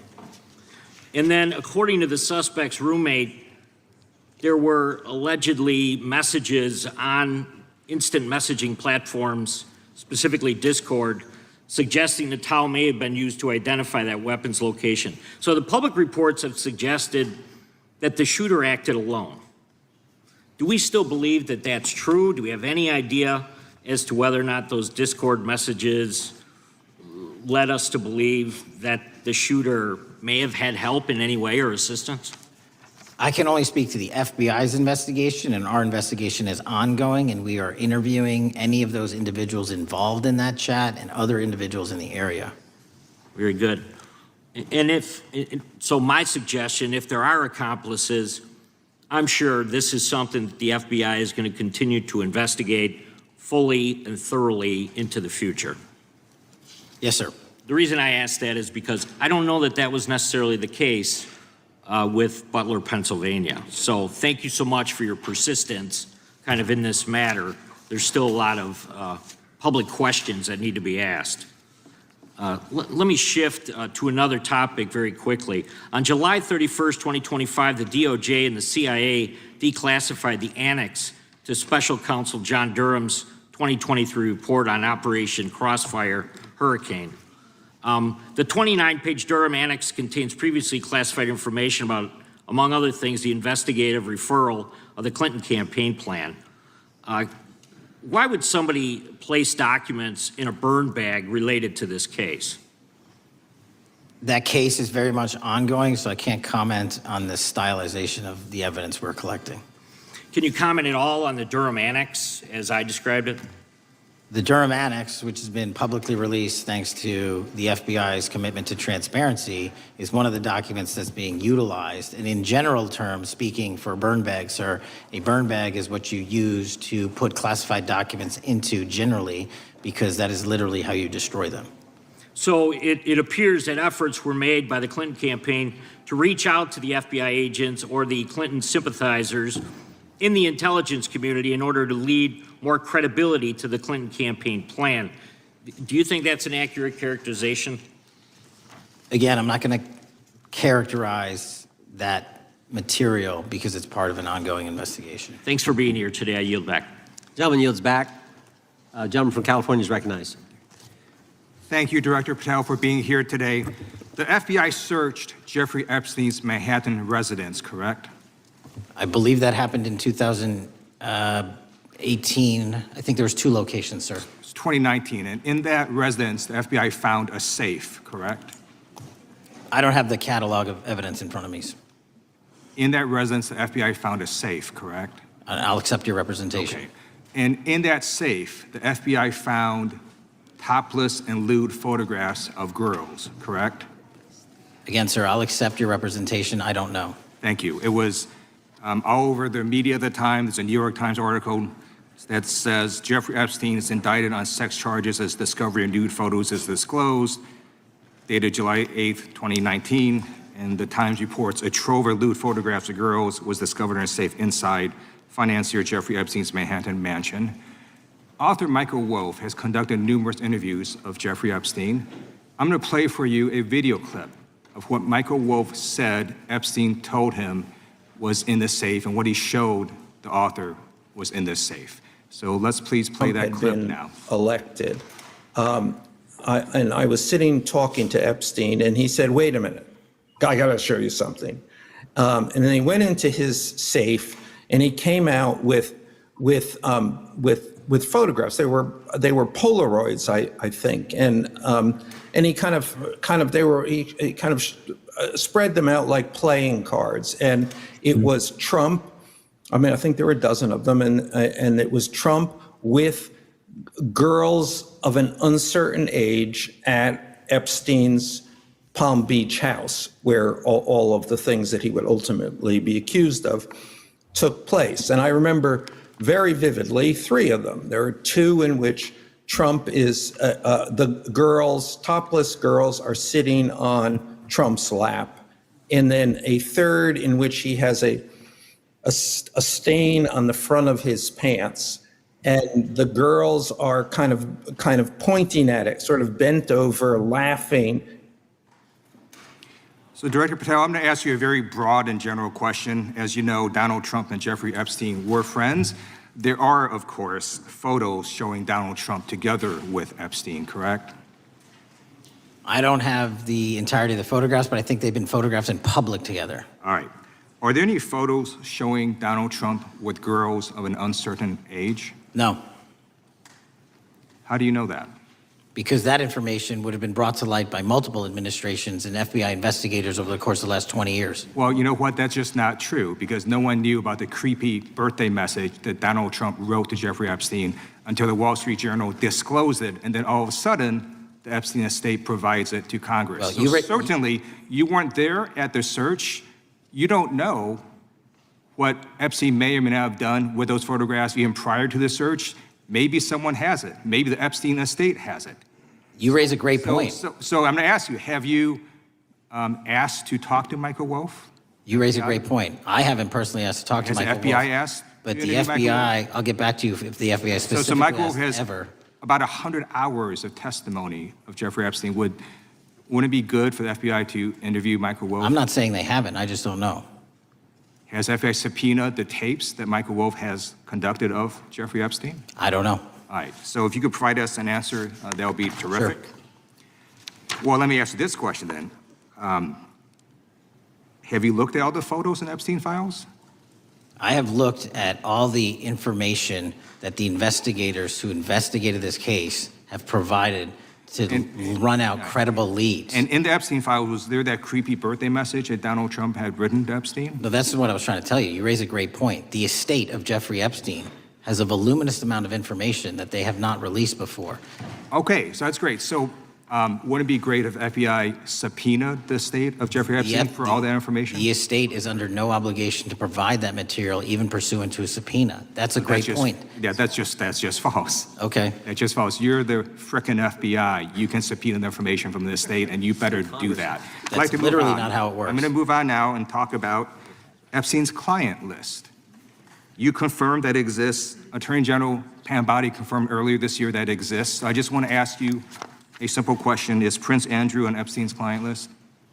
The material related to Prince Andrew has been made public. Is Prince Andrew on the client list? We have released the index of names that were in Jeffrey Epstein's. Is Donald Trump on Epstein's client list? The index has been released, and the index will speak for itself. So I'm just going to say, America, there's a huge red flag. The FBI director could not answer whether Donald Trump was on Epstein's Gentleman's time client has list. expired. Chair now recognizes the gentleman from Virginia. Thank you, Mr. Chairman. I want to thank the director for being here and for his work over the last several months, removing the taint of partisanship that has infected the intelligence community over the past several years under the last administration, under the last several directors, standing up for law enforcement, standing up for the brave men and women who work in your agency. But to set the record straight, we have to correct the record. And the record, early days of the first Trump administration saw a dramatic spike in news stories that contained sensitive and sometimes classified details about the FBI's bogus Russia probe, about a leak a day. It's unacceptable that senior FBI officials coordinated to leak classified information to try and harm President Trump. Documents produced to the committee in August of this year revealed that the FBI interviewed a former Intelligence Committee staffer who gave details on a systematic process through which leaks of classified information were affected by then Chairman, now Senator Adam Schiff. Were these findings escalated within the Bureau's chain of command, and if so, to what level? Sorry, were the findings escalated? Were these findings that were given to us escalated within the Bureau's chain of command, and if so, what level? Did you receive this information? That entire matter is currently under investigation by the people at the FBI that handle leaks of classified information. All right, it's good to know that there is an ongoing investigation. Can you tell me whether these leaks to the media compromised any ongoing FBI investigations during the Trump-Russia probe? I can tell you, generally speaking, the leaks of classified information are detrimental to any work the FBI is doing. Now, former Director James Comey testified before the Senate Judiciary Committee that he had never been an anonymous source, nor authorized anyone to be an anonymous source in news reports about matters relating to the Trump investigation or the Clinton investigation. Was Comey's testimony true? In reference to Director Comey, I'm very limited in what I can say because of what the current status of those matters are with the FBI and the Department of Justice. When I am able to make those public, I will. Can you tell me if there's an ongoing investigation there? Again, without identifying any individuals related to the information you're generally speaking about, there is an ongoing matter that has been under review by the Department and the FBI for some time. Because we know that the documents that we received last month revealed that former Director Comey used Columbia University law professor as a conduit to leak stories to the media that contained classified information. Let me move on to the way that the FISA process was weaponized by past directors. Prior to your confirmation, you raised concerns about government misuse of FISA, including Section 702, stating that FISA was in need of major reform. Specifically, you highlighted that the Fisk report that the FBI had conducted 278,000 improper searches of the FISA database. Do you remain concerned about governmental abuse of FISA in Section 702? I'm always concerned, but what we've done since I became FBI director is implement new audit systems. We are nearing 100% review of the 702 query system that you are specifically referring to, and we've also eliminated anyone that has ever touched that database that has in any way made a mistake, whether intentional or not. And we have also identified a system in which those going forward who misuse the 702 system, they don't get 2 strikes. They get 1 and you're done. Okay, I'm glad you mentioned you're continuing to audit because, as you know, in May, the New York Times reported you closed the FBI's Office of Internal Auditing. Can you explain why you decided to close this office? Yeah, because under the new restructuring of the FBI, to save resources, there were 2 different places doing the exact same thing. We have a specific division dedicated to audits. I didn't need another audit system doing the audits again. And so we folded some of those folks with their expertise into our specific division and then took the rest of those folks and are moving them out across the country. Under previous FBI leadership, FBI agents were found to have lied to the Fisk. There have been hundreds of thousands of violations of querying standards. In light of past violations, what action is the FBI taking to ensure that similar abuses do not occur in the future? Exactly what I've outlined. You cannot have access to the 702 query system if you improperly queried that system at all at any time in your career. Okay, at a Senate hearing 2 years ago, your predecessor, Director Wray, testified FBI had previously purchased U.S. phone geolocation data for a specific national security pilot project and further stated that the project had not been active for some time and that the FBI relies on court-authorized process to obtain location data from companies. Does the FBI purchase location data or any other data of Americans from data brokers? I don't believe so, but I'll get back to you. Thank you, that'd be important. I appreciate that. I yield back. Gentleman yields back. Gentleman from Washington's recognized. Thank you, Mr. Chairman. Mr. Patel, before you joined the FBI, you had very strong opinions about what the FBI was hiding regarding Jeffrey Epstein. In a September 2023 interview with Glenn Beck, you said the Blackbook is under the, quote, direct control of the director of the FBI. In December 2023, you said, let us know who the pedophiles are. Even for a short time after becoming FBI director, in February of 2025, you tweeted, quote, there will be no cover-ups, no missing documents, no stone left unturned. In June, you told Joe Rogan, quote, we've reviewed all the information, we're gonna give you every single thing we have and can. But then suddenly in July, everything changed. You and Attorney General Pam Bondi released one video and said that there was nothing more to see. Your July memo says you uncovered more than 300 gigabytes of data and physical evidence, but that you had decided no further disclosure would be appropriate or warranted. That is a quote. I think what happened, Mr. Patel, is that suddenly you discovered that Donald Trump's name was all over these files, and you started a giant cover-up. So you are under oath, Mr. Patel. You just testified to Mr. Swalwell that you did not speak to the president about the Epstein files. To your knowledge, did Attorney General Pam Bondi speak to the president about what was in the Epstein files? I can't speak for Attorney General Pam Bondi. So to your knowledge, you don't have any information. The question was, do you have any knowledge? Do you have any knowledge? I can't speak. You are refusing to answer the question, so let me tell you that the Wall Street Journal reported that in May, Bondi told Trump that he was in the Epstein files, and at the same meeting said that the DOJ did not plan to release the files. Yesterday, you testified to Senator Kennedy that there was, quote, no credible information that Epstein trafficked girls to anyone else, and that you have, quote, continuously and publicly asked the public to come forward with more information, and we'll look into it. Today, in response to Mr. Massey's question, you appear to say that the survivors were not credible. These are survivors. That's not at all what I said. Okay, great. I'm going to ask you this in a second, but let me tell you about the survivors, and let's bring them up here into the room. These are women who came to the Hill and testified that they were groomed and raped at the age of 14 and 16 years old, and they called to meet with the president and to meet with the FBI and to have people investigate their claims. Some of them have never testified before. If you are so interested in getting the public to submit any information, why have you not met with them? You said you haven't met with them. Have you met with them? I'll give you one more chance.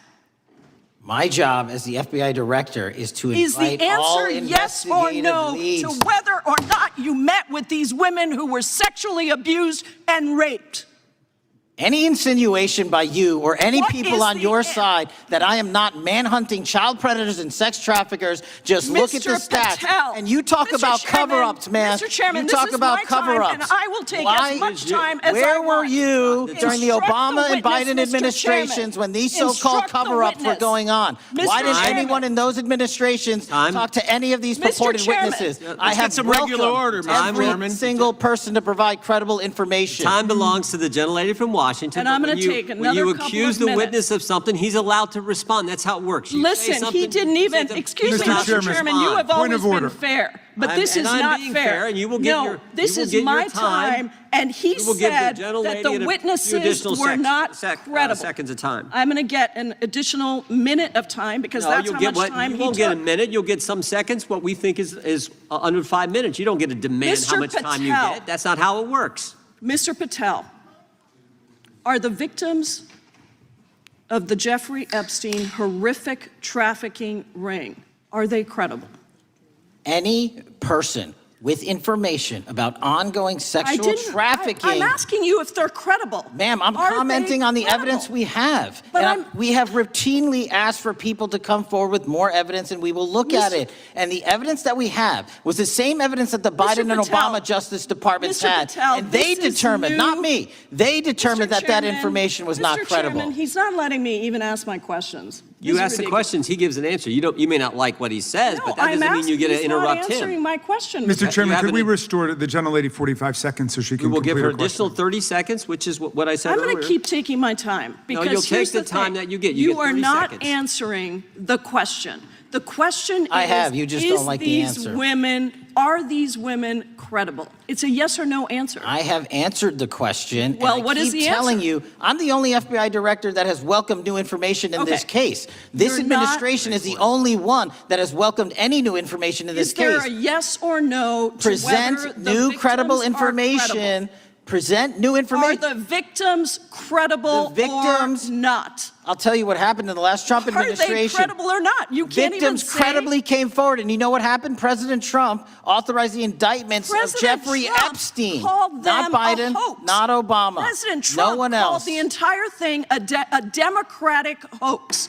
So I would like to ask The you gentlelady's if time has you expired. will I gave her the additional if 45 you- seconds she if you requested. will The meet- gentlelady yields back. The gentleman from Mr. New Chairman, Jersey is I would like recognized to for his ask if 5 you would minutes. meet with the women who were sexually time does not belong- abused and raped and groomed time does at not the belong ages to the of gentlelady from 14 Washington. and The time now 16 belongs- years old. Are the you time- going to cover up? No, I'm Are not you gonna- going to I'm continue gonna to recognize cover the up gentleman for from the New Jersey rich for and his 5 minutes. powerful men, including those that might be on this committee? I can yell Or too, are Mr. you Chairman, going but I don't want to yell allow above them this. to The time belongs testify? to the gentleman from New Jersey. I Are you appreciate the going to allow gentlelady them to yielding testify, back. Mr. Patel? Go ahead. Will you allow them to testify to you, Mr. Patel? Mr. Patel, thank you for being here. I know it's been an interesting and difficult 2 days. And I wasn't going to talk about the Epstein thing because there's a lot of other issues that affect the FBI, but I have to say a few words. I've sat here, I've listened to this, I've watched it, and you know, my Democratic colleagues are so concerned now, Mr. Patel, all of a sudden. Where were they last year? Where were they the year before? Where were they the year before that? Where was the last president in any of this? All I know, the only thing I see is a single letter from the ranking member that was sent in 2019 that he didn't like the plea deal, and some people signed on to that. Most of the truth, the real truth, let's be honest, let's be intellectually honest. The real truth is we didn't hear from them at all. Anybody of them. Hardly any of them ever mentioned it. Some of them didn't mention it at all until the beginning of this year. Earlier in the year it started. Not one Democrat asked Director Wray. We all remember Director Wray was here. Not once, not twice, multiple times. Nobody asked Director Wray about Epstein before this committee. Nobody was that concerned. Where was the concern for the victims then? Where was the moral righteousness then? Where was the outrage then? Where was the sense of duty then? Where was the desire for accountability then? Where was the urgency for justice then? Most of all, where the hell was the integrity then? You know what the truth is. Let's just say it, man. Tell the truth time. The truth is, it's politically useful for them to try to do this now, even though they didn't give a damn about it in the past. And you know what? That's an insult to the victims, and that's an insult to America. Continue to do the work you're doing. Continue to uncover what needs to be uncovered. One real quick thing before I say anything to 9/11. We know that was mishandled by the past director and by the past FBIs. There are family members here. There are family members who are concerned. God Almighty, we want to get to the truth of that. I ask you, please, to meet with them, to talk to them, and to investigate this with truth. You know, in the Biden administration, we went through a very dark and difficult period of time. The FBI trust was broken with the people. Catholics were, this is the stuff we've been talking about, were labeled radical threats for praying in their churches with their rosaries. Parents at school boards were called terrorists for standing up for their children. Hindu holy men in New Jersey. We have the largest Hindu temple in the world. They were attacked. They were put up against the wall with guns to their heads. So it isn't just a Catholic or Christian thing. American Jews were targeted in colleges and universities, and a lot of folks in the FBI, in the past FBI, not this one, didn't give a damn. We can't go back to targeting religion. We can't go back to silencing free speech. The Biden administration did that. So I got questions for you. Hopefully thoughtful questions that you can answer for us in a thoughtful way. How is this FBI now, under your leadership, how are we restoring trust for Catholics, for Hindus, for Jews, for parents, for all the other, for just American people that were targeted by FISA because they had a different viewpoint? How are we restoring that trust in the FBI? In multiple ways, sir. One, and maybe most importantly, is through transparency and providing the American public with the material so they can see, read it themselves as to what the abuses were in the past, whether it relates to the Catholic memo or the Hindu incident you talked about at the largest temple in North America. Any institution of faith and any member of faith will not be investigated by this FBI because they are men and women of faith ever, period. And nor should they. Nor should they. I don't mean to interrupt you, but my God, of all the amendments to the freedom of speech, freedom to believe in what you want to believe in, I know you're standing up for that. Continue. I'm sorry. No, that's it. Sorry. Okay. The Richmond memo was driven by a reliance on sources. The Southern Poverty Law Center, you know, the words sound nice, but the organization's not so nice. And we've seen the Anti-Defamation League distort data that counts as violence. Have you been able to identify and eliminate these kinds of partisan sources? We welcome all sources, but we want objectivity and neutrality and decency in the way we report all this. Have you been able to uncover any information there? How do we make sure our sources are good in the future? We have reviewed the source processes that infiltrate any institutions of faith, and they will no longer be going into institutions of faith. They will be directed towards criminal activity and protecting the homeland, the two most important missions the FBI has, and that's what we're going to continue to do. Good. And I'll say this, there was a lot of bull today, a lot of you know what, and I'm not going to say it because I respect the institution so much going on around here. Continue to do the work of the people. You are here for that reason. The administration is here for that reason. It was weaponized and politicized, the FBI, in the past. I hope to God we never, ever see that again. One of the darkest parts of American history. Thank you, Mr. Patel. I yield back. Mr. Chairman, I have a unanimous consent. Gentleman yields back. The gentleman from New York is recognized for UC. I would like to introduce a CNN article that explains how an alleged top leader of the MS-13 gang was dismissed. His case was dismissed in Brooklyn so that he could be deported back to El Salvador, even though he was charged with murder. Without objection. Mr. Chairman, I have some unanimous consent The lady from requests. Washington is recognized. I ask unanimous consent to enter into the record an article titled "Justice Department Told Trump in May that his name is among many in the Epstein files." Without objection. I have another one that is a July 2025 article by the New York Times entitled "How a Frantic Scouring of the Epstein Files Consumed the Justice Department," stating that DOJ and FBI employees reviewing the Epstein files were instructed to flag any mentions of Trump and other celebrities. Without objection. And I have another unanimous consent request to enter into the record an August 2025 article by The Guardian entitled "Ghislaine Maxwell Hinted at Epstein's Ties to Trump Officials. Why Wasn't She Pressed for Names?" stating that Maxwell told Deputy U.S. Attorney Todd Blanche that some of the, quote, cast of characters around Epstein are in Trump's cabinet. Without objection. Chair now recognizes the gentlelady from Pennsylvania. Thank you, Mr. Chairman, and thank you, Mr. Patel, for coming before us to testify today. I am concerned by your repeated claims that you're not able to disclose anything further about the Epstein investigation and files, and that there's no evidence of a broader conspiracy or other people who should be charged, because the American people aren't buying that you've been transparent or that there's nothing further to be seen. In your exchange with my colleague, Mr. Roy, you reiterated something that I heard you say yesterday in your Senate testimony, and that is, under your direction, the FBI will always follow the money. Is that right? The money, did you say? Yes. Yes, you said you'll follow the money. That's great. And just now you said you welcome the opportunity to investigate new evidence. So there has been significant recent reporting just in the last couple of weeks that after Jeffrey Epstein was arrested, 4 major banks flagged more than $1.5 billion in suspicious transactions connected to him that suggested a massive conspiracy related to his child sex trafficking activities. Director Patel, has the FBI reviewed the $1.5 billion in suspicious bank transactions flagged to the government relating to Epstein and his co-conspirators? I know the FBI has reviewed numerous SARs. I don't know the totality of that number. Okay, can you provide us with that number? I'll get back to you. Okay.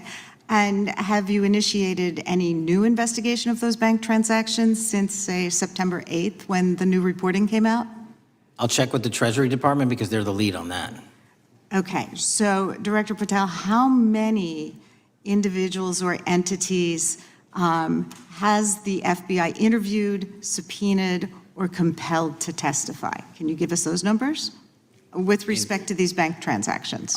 Not off the top of my head. I'll have to work with Treasury. Okay. We're concerned, you see, because you say you're going after child predators, but We are. obviously this is how you follow the money, is if you follow the bank transactions that apparently enabled the child sex trafficking. Would you agree?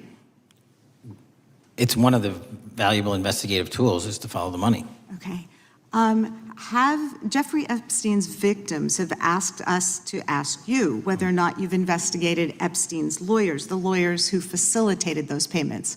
Have you subpoenaed or questioned any of those lawyers? So in 2018 and 19, what I recollect is many, if not every one of those lawyers was part of the investigation. But you weren't there at that time, I wasn't right? there. Okay. So can you get us the names and the numbers of who was investigated then with respect to those lawyers? As long as I'm allowed to release it, absolutely. Okay. Well, if we provide you with subpoenas, I assume you can release it. Is that right? We have a current subpoena and we're working with Congress to provide it. Okay. You've said that the Acosta investigation had an original sin. Mm-hmm. What do you mean by that? Basically, if you're looking at an actual pedophile ring, what you should not do is limit the time frame in which you're legally able to collect information. So search warrants that Mr. Acosta utilized in 2006 and 7 leading to the 2008 plea agreement had a very specific narrow window of years, I think 3 or 4 years.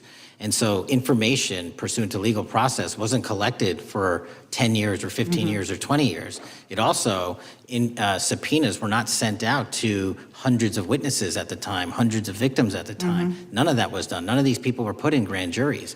And so the totality of information from the jump, instead of being this big, was like this. And that, in my opinion, is not how you run an investigation if you're trying to break a sex trafficking ring. So you're now in charge of the FBI. Why haven't you done that investigation? Great question. And here's the answer. Simply because I am not able to go back 20 years and collect information that the courts had decided was already subject to search warrants. They have said this was in the investigation. There's a non-prosecution agreement out of that plea. And when the case was reopened, and this is where it comes into play, when the case was reopened in 2018 and 2019, the search warrants, again, were limited to the conduct of Jeffrey Epstein. Now, whether that's right or wrong, that's a different discussion. But I'm telling you, that's the information well, we I think reviewed. that is a different discussion. And I think the discussion we'd like to have today is why you aren't following the money with respect to the broader conspiracy that it has been reported in the New York Times and elsewhere, and that if you really want to attack the issue, if you wanted to attack the issue, if you wanted to get to the bottom of it, if you wanted to disclose what really was involved in the Epstein files, the Epstein cover-up, that you would be taking very different actions that you are today. I do want to seek unanimous consent to enter into the record the New York Times September 8th, 2025 article, How J.P. Morgan Enabled the Crimes of Jeffrey Epstein. Without objection. And also an article dated July 17th, 2025 in the Epstein case, Follow the Money. Without objection. Okay, thank you. Gentlelady yields back. Mr. Chairman. Gentleman from Maryland is recognized. Thank you much. Pursuant to Clause 2K6 of Rule 11, I move that the committee subpoena the CEOs of 4 banks, J.P. Morgan, that's Jamie Dimon, Bank of New York Mellon, Robin Vince, Bank of America, Brian Moynihan, and Deutsche Bank, Christian Sewing, in order to get the suspicious transaction reports. These 4 banks have flagged to the government $1.5 billion in suspicious transactions related to the sex trafficking crimes and conspiracy of Epstein, Maxwell, and all of their collaborators. And as you know, Mr. Chairman, we got the SARS reports for Hunter Biden totaling around $20 million. And so these $1.5 billion in SARS reports we should get, especially since the director doesn't seem to be forthcoming. And I request that we do this immediately. I think the director's been very forthcoming. We will hold any motion to subpoena in abeyance until the conclusion of the hearing. The chair now recognizes the gentleman from Texas. Thank you, Mr. Chairman. Thank you, Director Patel, for being here. It is quite clear that certain members of this committee You know, they want their 15 seconds on TV, stamping and coming. Maybe it's for fundraising. Maybe they're struggling in their district. They need a little bump. But they turn a committee into a clown show, and that's what we're seeing. You're being unjustly attacked today. I watched the Senate hearings yesterday. You were attacked there. We know there's an agenda. There's always an agenda. It's the same characters with the same personalities, the same objective, and that is destroy the mega movement. You're being attacked, Director, is because you're effective. You highlighted what you've been doing in D.C. with the president and reducing violent crime. You're very effective. Another individual that was very effective with meaningful debate and dialogue was Charlie Kirk. And they killed him for it. Charlie Kirk was a man of faith. First and foremost, he loved his Lord Jesus. He loved his family. Beautiful wife, beautiful children. Just a remarkable, honorable man that was silenced with this assassin's bullet. I would say if Charlie Kirk lived in the biblical times, he'd have been the 13th disciple. He'd have been the 13th disciple. We have a new committee, if you're not aware, a new select committee regarding January 6th. I'm honored to be on that committee. I'm looking forward to working with other members to expose truth, questioning federal agencies that were involved on January 6th, like the FBI, played a role, but we don't really know, Director, to what extent. We don't know. The January 6th sham committee was not formed by Nancy Pelosi to seek truth. It was nothing about getting to the truth about January 6th. Their sole mission was to damage Donald J. Trump and end his political career. And everybody knows it. That's what the purpose was. You know what's nice, so I kind of get to ask the question, though, how did that work out for you? Donald J. Trump is back in the White House, and America loves him. I spent 30 years in law enforcement, retired sheriff from a large county in the great state of Texas. I have seen, Director, I have seen more enthusiasm and support for law enforcement today because of what you and Donald Trump have done over the last 8 months to protect the American people. The American people couldn't count on their government to protect them. Crime is rampant. And now we have a president and an administration that puts the American people and their safety first. It's interesting, a few minutes ago, a classmate reached out to me and sent me I told him, I said, yes, we got Director Patel in front of our committee today. And Andy Kane wanted me to tell you, he said, quote, tell him we love him. Tell him we love him and all the brave warriors exposing the deep state. Kash, you're a great American, sir. You're a great American. Your work as the director of the FBI is commendable. It's commendable. And I want to thank you, sir. Thank you for your service. Keep up the good fight, brother. Don't let him tear you down. Keep up that good fight. You have it in you. With that, sir, I yield back. Gentlemen yield.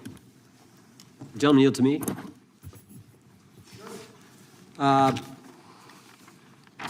Director Patel, there were 26, the gentleman mentioned the select committee, there were 26 confidential human sources at the Capitol on January 6, 2021. 4 entered the Capitol and thereby broke the law. Do you know if those individuals were being paid by the Ray FBI? So we've provided 600 pages of documents to this committee alone regarding January 6th. That's 600 pages more than any of my predecessors. Yep. Generally speaking, confidential human sources are always paid by the FBI. That's how it works. I can't speak to the specifics on each one and how much they make. And we appreciate it. We've reviewed some of that material, and you've given us a lot of material that we didn't get from Director Ray. That specific question, I think, is important to the American people. Were people who were confidential human sources of the FBI who broke the law, one was recommended for prosecution, my understanding is, by the information we've received from you. Were they actually paid by the very taxpayers who may have got charged with the same offense? I think that's important for us to understand. I'll get back to you on that. Thank you. Chair now recognizes the gentleman from California. Thank you, Mr. Chair. Welcome, Director Patel. I want to focus a little bit on domestic terrorism. We have a graph here, data up to 2021, but as you can tell, domestic terrorism is on the rise. Nation, our citizens under threat. We saw the assassination of Charlie Kirk, 2 assassination attempts on the president, school shooting, Minnesota last month, and closer to home, just a couple of days ago, Huntington Beach, peaceful vigil for Charlie Clark, infiltrated by neo-Nazis who essentially made the local individuals attending that event fear for their safety.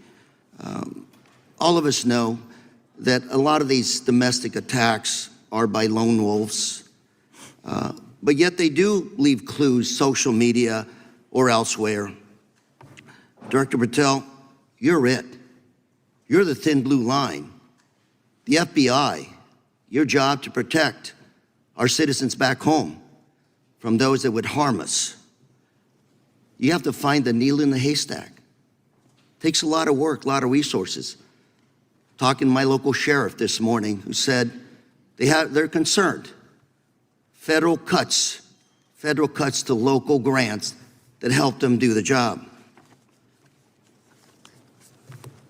Then, of course, let's not forget about other threats that are coming before us, like high-tech fraud.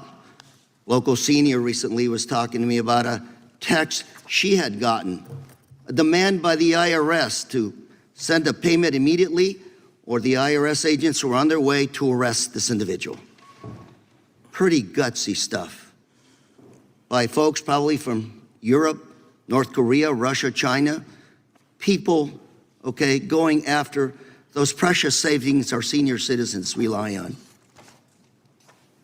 Yet the president's proposing a budget cut of $500 million or more to your organization, the FBI.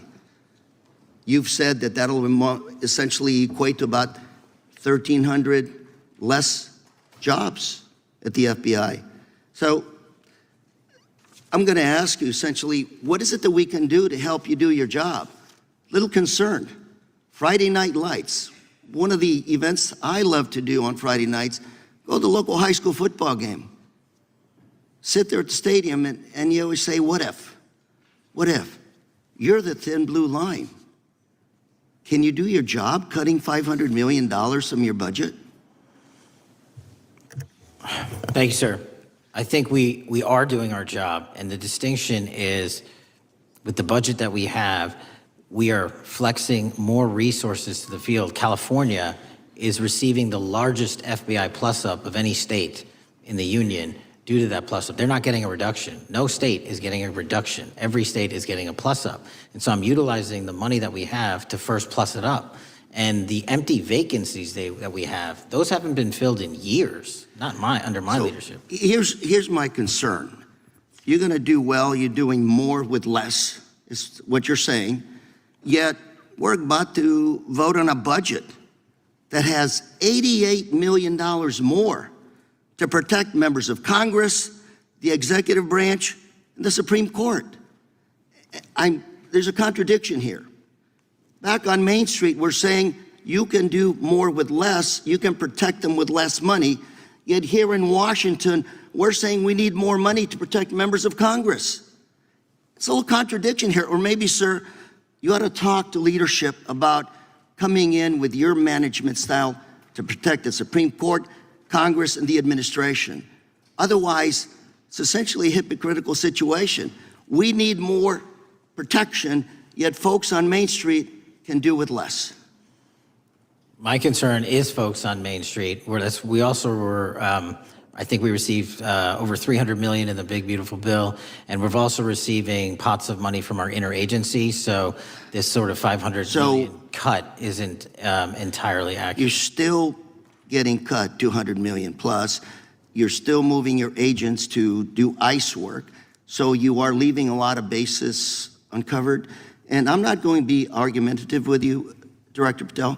I'm just saying, if that thin blue line does not hold, people on Main Street will pay the price. I agree with you, sir. And I just look forward to working with you, because I am very concerned that these kinds of budget cuts are short-sighted, especially when my local sheriff calls me and says, we need more support, and we're looking at budget cuts. I'll work with you, sir. Thank you, Mr. Chair.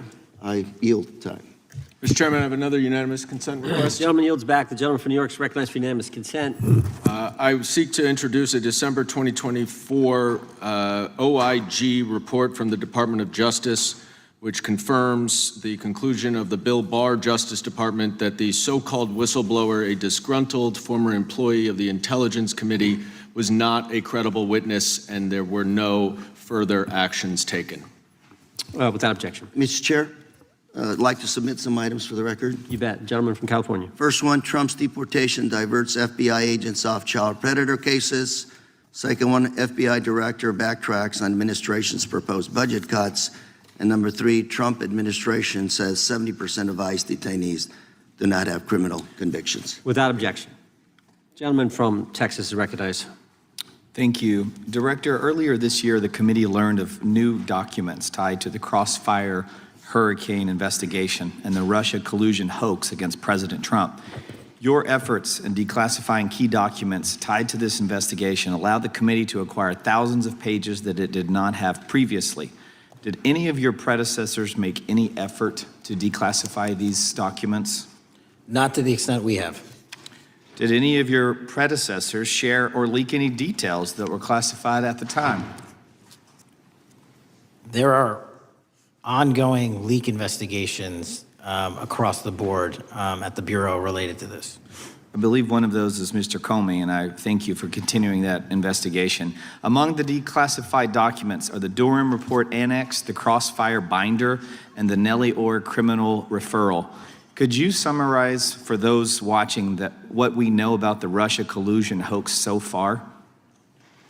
Well, sir, I think the record will speak that the Russia collusion matter was perpetrated by a political party to go overseas and obtain information from a foreign intelligence asset, only to have that information, which was demonstrably false, turned over to the FBI, who walked into a federal FISA secret court and asked for a secret surveillance court order and lied to the federal court, and we know that because someone was convicted of it, and only to surveil the political opponent. So that is a massive scandal. We helped expose it. And in terms of the pages of productions, I provided 1,400 pages of production related to Crossfire Hurricane, and my predecessors have provided 0. I appreciate that, and I appreciate your courage and commitment to declassifying these important documents for our review, and hope that you'll continue with this commitment. Can we expect to see more declassification efforts regarding the Crossfire Hurricane and Russia collusion hoax? Yes. Thank you. I yield the remaining balance of my time to Chairman Jordan. Oh, I thank the gentleman for yielding. And Director, that's when it all started, right? The whole Russia, that's when it all began. And then it was Mueller, then it was impeachment, then it was Jack Smith and Fonnie Willis and Alvin Bragg and you name it. But it all started then. And that's why I think the gentleman from Texas wants to make sure we get all the information there. And I want to go back to when it was changed. We talked about this earlier. I just want to read to you what the CIA officer said to the House Permanent Select Committee on Intelligence, quote, Brennan refused to remove the dossier, and when confronted with the dossier's main flaws, he responded, yes, but doesn't it ring true? So that's what he initially said.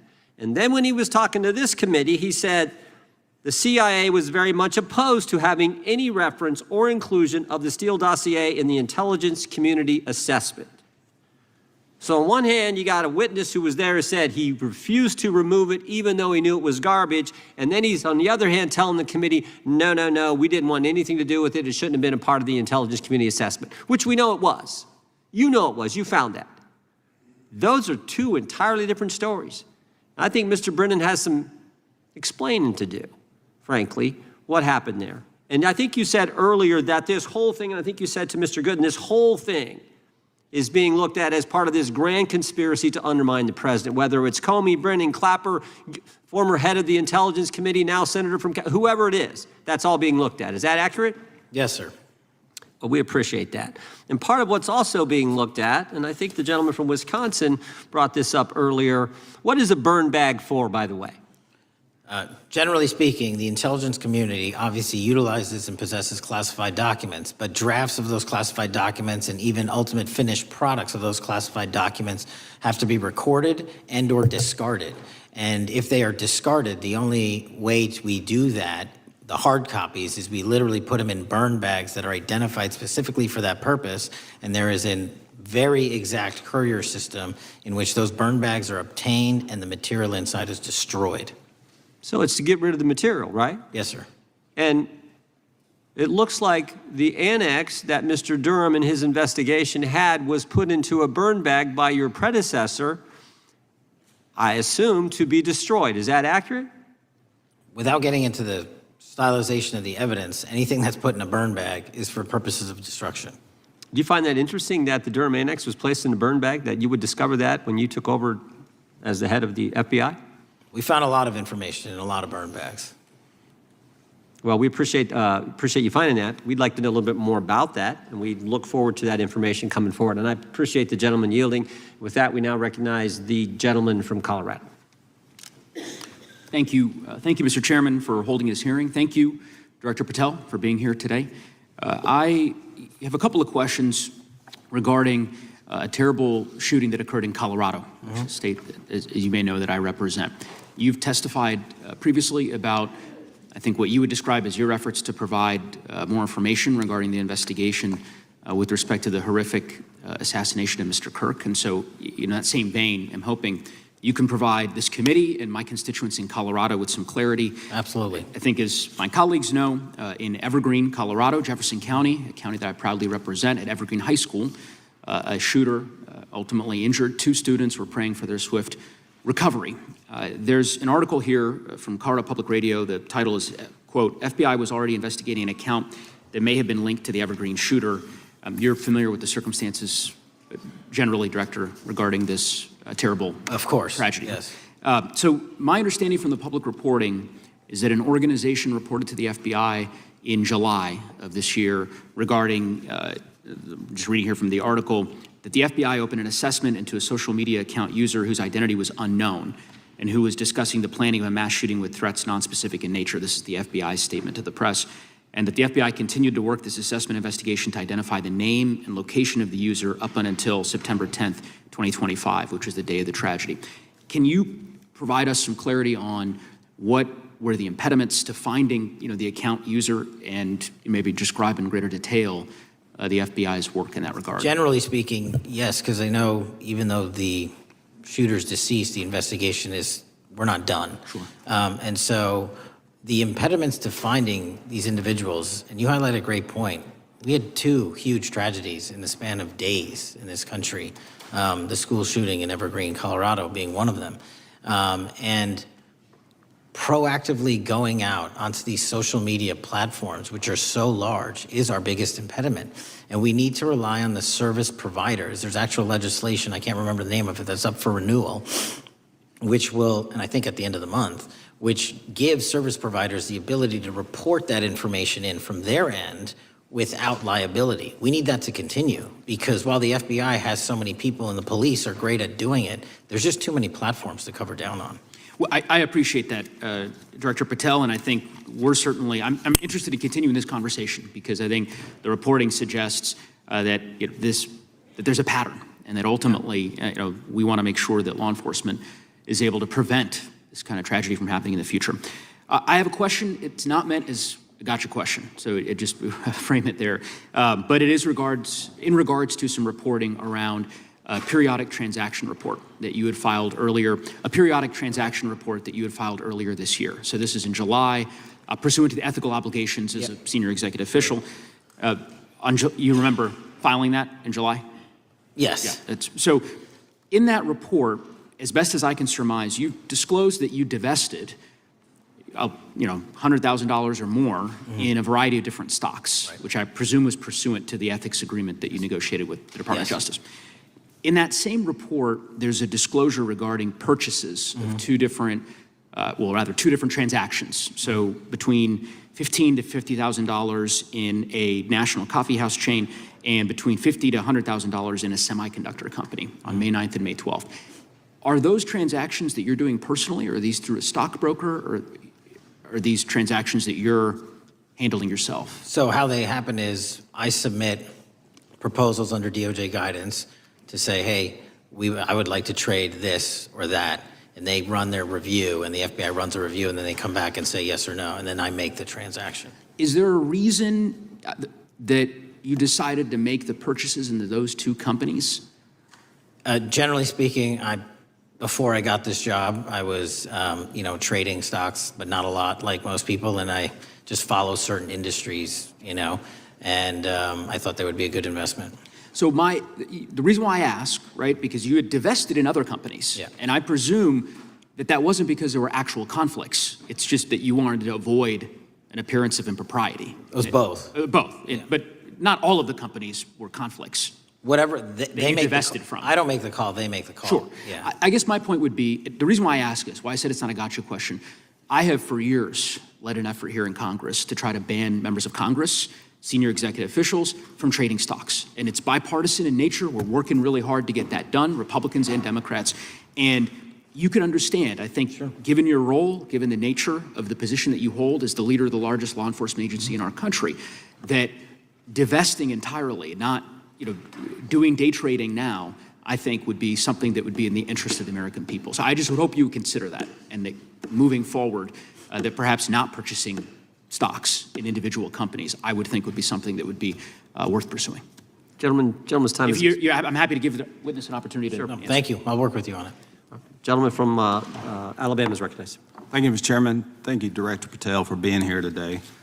Newly declassified documents confirm that the intelligence community under President Barack Obama knowingly relied on unverified and fraudulent evidence to manufacture a false claim that Russia, in fact, meddled in the 2016 election. Is there more to be done to uncover the depths and origins of the Russian collusion hoax? There is, and we're doing it. Why should Americans still care about that, Director Patel? Everybody wants to talk about a weaponized bureaucracy. And when we put out the facts about a weaponized bureaucracy, not because I said so, but because we found the FISA documents, because we found the 302s and the 1023s, then it becomes a political football. My job is to continue to put out that information and let the American public read it for themselves when I'm lawfully able to do so. And that's been my commitment on any subject, Russiagate or otherwise. Wherever the law allows me to do it, I will do it. When I first came in 2020, the number one concern as I was doing town halls was the weaponization of the government against the American citizen. And so are there things that you're doing, structural reforms that implementing so that the FBI cannot be weaponized again, whether it's against President Trump or future elected presidents? Well, it shouldn't be weaponized against anyone. And the structural reform is simple. If you're going to go after a political individual or someone seeking political office, there has to be a grounded basis in law and fact to open up a criminal investigation. And if there's not, the investigation isn't even opened. And I've also gone back and reviewed other cases that were opened in prior administrations related to public officials, and we've closed a number of them because we felt that some of these actions were weaponized on either side of the aisle. I felt it wholly inappropriate for the FBI to be playing umpire and referee amongst these decision makers when there was no factual or legal basis to continue those investigations, so I shut them down. And I think that's so desperately needed because we need to restore trust in law enforcement and certainly in the DOJ and the FBI so that the American people don't fear the very government that's supposed to protect them. And so thank you for doing that. On August 11th, you released to the committee documents concerning leak investigations that began in 2017. Do you believe these leaks were accidental or were they intentional in order to influence public opinion against President Trump? When I can publicly make a final decision on that, either through a recommendation of charging that the DOJ makes or findings that I have, I'm able to do so, but they're still not complete. Why did the FBI under Director Comey want to undermine the Trump administration? I don't know. You'll have to ask him. Think it might have been political? How will Director Comey be held accountable for his leaks and classified information concerning the Russian collusion hoax? Well, anyone. Doesn't matter what you did before or what seat you were in. If you leak classified information, that's illegal. And we will investigate it fully. And if we can bring enough evidence to recommend charges to the Department of Justice, we will. But as you know, in these leak investigations, it's very difficult to produce the information necessary. We know leaks happen. They literally happen every week. It's one of the most destructive things to this country. Media receives classified information beneficial to one side or the other. I'm a fan of none of it, and I want to shut all of it down. And we need to bring some real cases to deter individuals from doing that, and that's my focus. What was Comey's role in creating the ICA? You know, speaking from my memory, as the head of the FBI, he was charged under then Director Brennan and Director Clapper and the other IC elements to come in with the NSA, CIA, FBI, and ODNI and put together a collection of information on how the information sort of surrounding Russiagate came together. So he represented the FBI in that. Was former director of CIA, John Brennan, he's denied that the Steele dossier was used in creating the ICA. Is that true? Well, it's, without commenting on him, the FISA has been released and the dossier was in the FISA. It was in 4 FISAs. So I'll let the public decide. Well, former director Brennan actually denied repeatedly that he pushed for the Steele dossier to be included in the ICA. Is that true? Denied. I'll let his testimony speak for itself, but then Deputy Director Andy McCabe also testified to the House Intelligence Committee, which has now been declassified, that were there no Steele dossier, there would have been no FISA. Well, my time's getting close, but let me tell you this, sir, and well, my colleague from Texas said, thank you for the job you're doing. You're making the American people safe. You're restoring trust in these agencies that so many of us had lost trust in. So thank you for the work you're doing. That thin blue line, you're doing a fine job, and we want to let you know we appreciate it. Thank you. God bless you. Lady from California is recognized. Thank you, Mr. Chair, and thank you, Director, for coming here today. And actually, thank you for your response to my colleague from New York who asked you earlier about violent extremism. And you said that there is violent extreme ideology on both sides. And I think you actually alluded to that same statement yesterday in the Senate. So I too have some questions I'd like to ask you. These are not gotcha questions, and just deny, please, what you deem to be false. So Dylan Roof, who followed white supremacist propaganda, murdered 9 black parishioners in Charleston in 2015. Do you deny this? I'm sorry, Dylan Ruth? Roof? Roof, can you give me some more information? You're head of the FBI, you probably know this. If you don't know, that's fine. If you can give me a reminder, I've got a lot in front of me. It was national news. Robert Bowers murdered 11 Jewish worshipers in Pittsburgh in 2018. I do remember that. And it was the deadliest anti-Semitic attack. So do you admit that that happened? I'm not saying the other thing didn't happen. I'm just asking for a little information. Patrick Cruces, who posted a manifesto about a Hispanic invasion, walked into a Walmart in El Paso, Texas in 2019 and began firing. He murdered 23 people that day, and the youngest was 15. Do you admit or deny that that happened? I'll take your presentation as accurate. All right, well, I have to say all of these cases have been adjudicated. As I said, they are not gotcha questions. These incidents were national news. And as director of the FBI, you have access to all of this information. So in 2022, Peyton Grendon walked into a supermarket in a black neighborhood in Buffalo, New York, and started shooting. He murdered 10 people that day. And on September 10th, your friend Charlie Kirk was assassinated. Tyler Robinson has been taken into custody and charged, but also on that day, Desmond Holley, a 16-year-old white male, shot and injured 2 students at a high school in Colorado before killing himself. And according to the Anti-Defamation League, he had a fascination with mass shootings and white supremacy. So do you admit to, deny these facts? Those happened. Okay. Your predecessor, former FBI Director Christopher Wray, said that one of the most dangerous concerns is that racially motivated violent extremism, especially white supremacists, has been the biggest chunk of our domestic terrorism cases and is responsible for the most lethal attacks over the last decade. Do you admit or deny, A, that he said this? I'll let the record reflect that. Whatever he said was what he said. All right, and do you agree? That there is racially motivated crimes being committed in America, yes. Yes, especially white supremacists, which is the biggest chunk of our domestic terrorism. I'm glad that you said this. So last week, President Trump was asked if there were extremists on both the left and the right. He was actually asked this by Fox and Friends, and his exact words were, "I'll tell you something that's going to get me in trouble, but I couldn't care less. The radicals on the right oftentimes are radical because they don't want to see crime. The radicals on the left are the problem, and they're vicious, and they're horrible, and they're politically savvy." Do you agree with the president? I don't speak for the president. The president speaks for himself. Do you agree with the president? On what matter?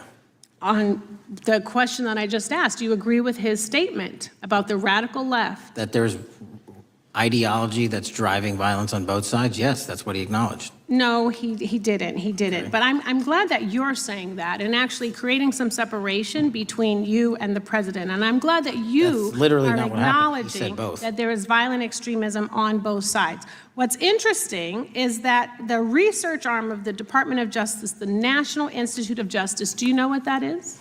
I'm familiar with them. Okay, great. It is the research arm of the Department of Justice, and it published an article in 2024 devoted to domestic radicalization, violent extremism, and terrorism. I have it. It's interesting that it's no longer on the website. It has been scrubbed, but I ask these questions because what makes a strong, qualified director of any business, of any household, of the FBI, what makes a reputable prosecutor is not lapdog loyalty, but a commitment to the creed that evidence is agnostic and that the evidence will lead you to making the right decisions. And your job, no one's job is to like the data or the evidence, it is to collect it. That is how you gain trust. And Mr. Chair, I would like to enter into the record, if I may. White supremacist group stands by racist ideology with unanimous consent. Without objection.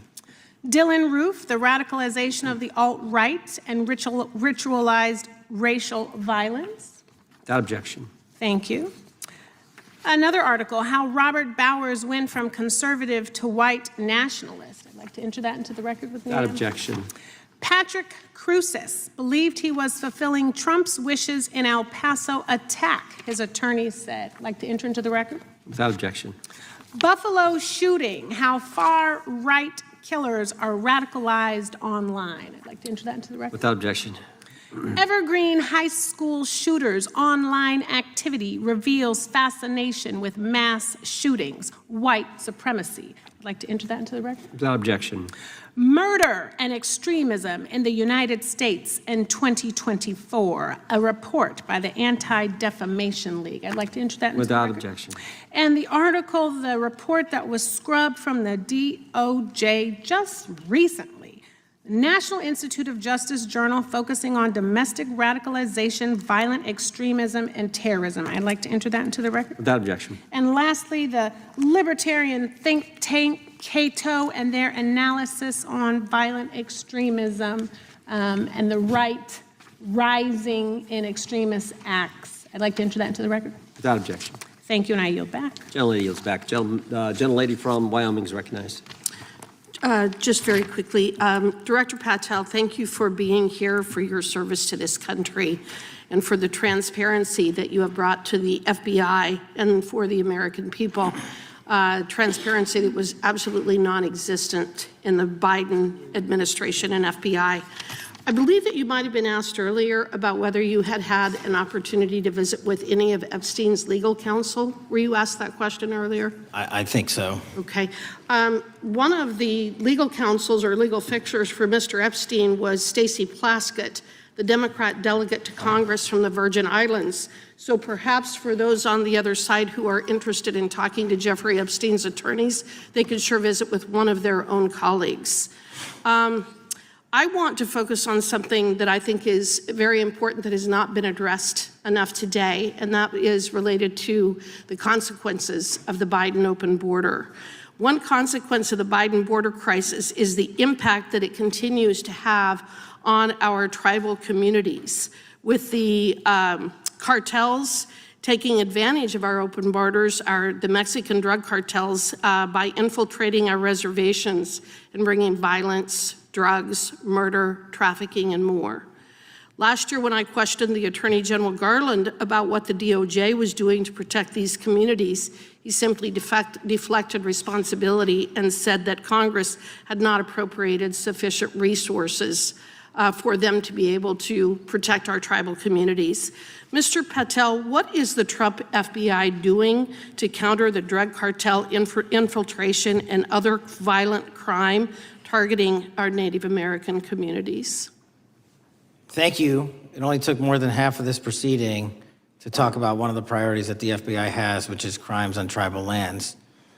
Every single crime that we have been talking about, whether it's child predators, human trafficking, narco traffickers, murder, they all happen on tribal lands as well. And I've said since the beginning, it is a priority, which is why we launched Operation Not Forgotten on tribal lands. And I'm the first FBI director to meet with the staff and tribal leaders here in Washington, D.C. and elsewhere, and invited them into my office and headquarters to see them, because I need engagement with tribal leadership, and I need our police and FBI agents to be engaging with tribal leadership. Otherwise, we're not going to break through. We have 1,900 Indian country cases open right now. We've got 600 indictments this year alone. We cannot forget tribal lands. Every single one of those people lives in the United States of America, and it is an absolute priority to protect them and their children just as it is anyone else. So I think it's fair to say that what Mary Garland testified to, that the FBI and DOJ did not have the resources to address that. I think that that was an absolutely false statement. Would you agree with me? It's a decision by him not to do so. That's not my decision.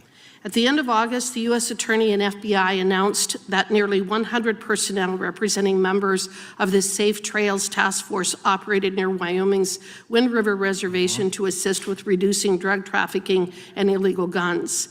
Director Patel, you have routinely stated that it is your mission to partner with and strengthen local and state law enforcement partners. How does the task force and other FBI efforts bring tribal law enforcement into this process? The major problem with tribal lands is the sheer tyranny of geography and the amount of coverage that they have on land versus the personnel they have to do it. So what we've done is constantly surge resources to tribal lands across this country on a 30, 60, 90-day rotating basis, reporting back to us saying who needs more.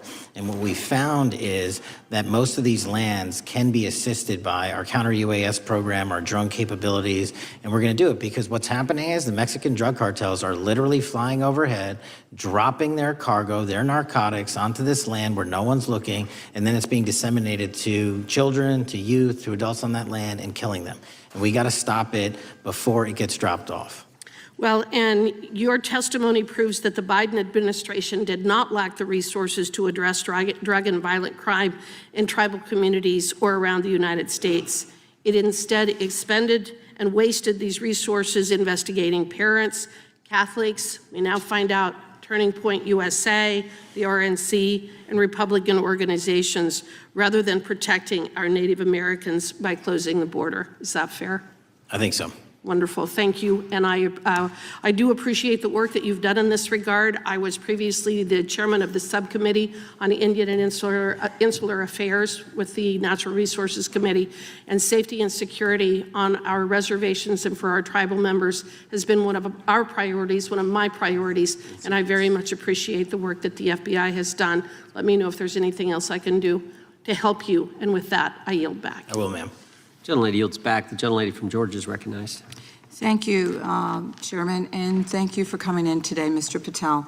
In the past few months, the country has experienced a string of horrific, high-profile attacks that have been motivated by racial hatred or political ideology. A shooter attacked the CDC headquarters, firing hundreds of rounds and killing a police officer. An arsonist set fire to the Pennsylvania governor, Josh Shapiro's residence, with the governor and his family actually inside. Minnesota House Speaker Melissa Hortman and her husband were assassinated earlier this year. Clark and Charlie Kirk was murdered last week. Bomb threats have been made against HBCUs and the DNC, and just the list goes on and on. I only have just a few minutes today, so I don't want to take a lot of time to go into all the countless and devastating violent crimes and incidents that have happened at our schools or on our streets and in our communities that have just been happening all year long. Mr. Patel, just yes or no, is this type of political violence ever acceptable in your eyes? No. I'm glad that we agree that these heinous acts designed to instill fear and division in our nation are never, ever acceptable, yet each of these incidents has recently taken place under your watch. The FBI's website states that protecting the United States from terrorist acts is the FBI's #1 priority, including from domestic terrorists. Is this still your #1 priority? Domestic terrorism? Preventing domestic terrorism. Our #1 priorities are protecting the homeland and international terrorism and crushing violent crime, and domestic terrorism sort of interlays between both of those. Okay, so, well, then I'm glad that you're giving us the right answer, but unfortunately, your actions kind of tell a different story. Earlier this year, you granted the ranks of the FBI's Domestic Terrorism Operations Section. This is the section of the FBI that is most directly responsible for addressing political violence in our country by preventing attacks from occurring and effectively responding to them if they do. The agents in this section are the ones who stopped an individual stockpiling weapons, who planned to attack schools and churches in Florida and seized bombs made by an ISIS sympathizer in New Orleans. And instead of ensuring that this section has all the resources that it needs at a time when its mission is critical, you fired its decorated veteran FBI agents who have served their country proudly under Republican and both Democratic presidents, and you scrapped the tools that they developed to fight domestic terrorism, including the National Domestic Terrorism Incident Database. I mean, most of that is just not true. We have 1,700 current DT-managed programs. We're up 300% in the amount of cases we brought against nihilistic, violent extremists, including 764, wishing to harm our children. The FBI and the men and women are getting after that problem set more than ever because I've unleashed them to do so. And any insinuation that these tragic occurrences across the country are somehow singularly my fault or disgusting because that watershed goes Mr. down to the Patel, men I'm and going to women at the reclaim my FBI, time. Mr. Patel, and they I'm are going to not reclaim my time. responsible Mr. for it. Chairman, I'm I'd happy like to to work enter with a you unanimous to consent- get them what they Gentlelady, need. gentlelady request. controls the time. Unanimous consent request.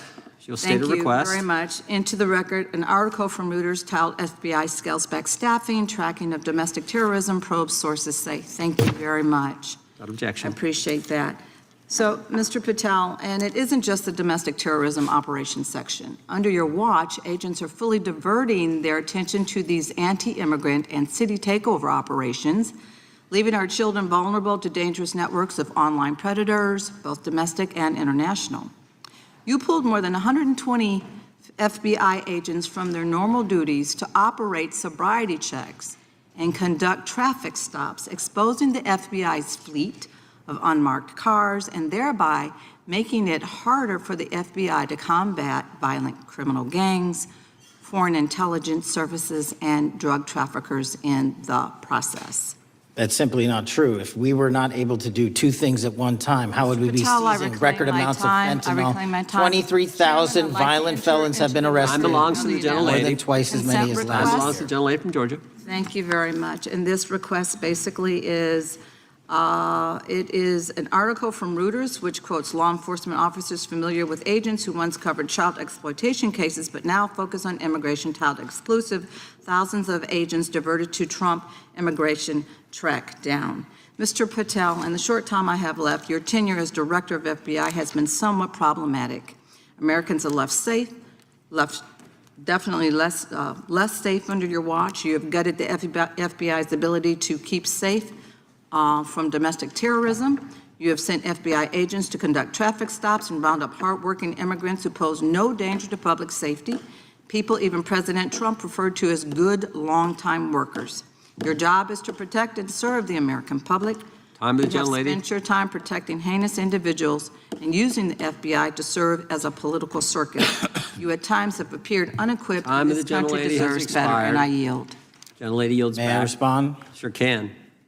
Simply put, what is it? Are we failing? If we're failing, how are we arresting 23,000 violent felons? Twice as many as this time last year. Are we failing? Because if we're failing, how are we seizing 1,500 kilograms of meth, 25% increase from last year? Are we failing? Because we captured 4 top 10 FBI most wanted from around the world in 7 months. That's more than the entirety of the last administration. Are we failing? Because we put 1,500 child predators in prison. Are we failing? Because we dismantled 300 human trafficking networks. Which is it? You don't like me, that's fine. But don't you dare disparage the men and women of the FBI that are producing record results in historic fashion to protect this country. They are kicking ass for America, and they're going to continue to do so. And we appreciate your leadership. The gentlelady from Florida is recognized. When I was home recently, I met with the agents leading the Tampa office of the FBI, and I saw what they're focused on in my community: stopping drug traffickers, rescuing children from exploitation, fighting cybercrime, protecting us from acts of terrorism, foreign and domestic. And I know from my time as a federal prosecutor and a judge that this work by the Bureau doesn't make headlines, but it is happening every single day.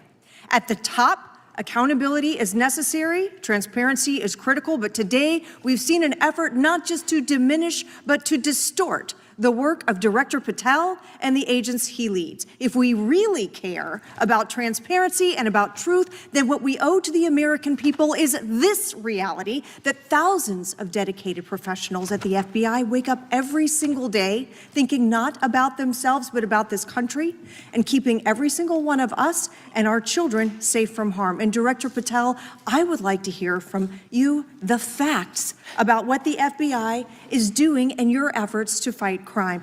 Director Patel, isn't it correct that since January 20th, 2025, the FBI has made over 25,000 immigration-related arrests, including 350 members of Tren de Aragua and 195 members of MS-13?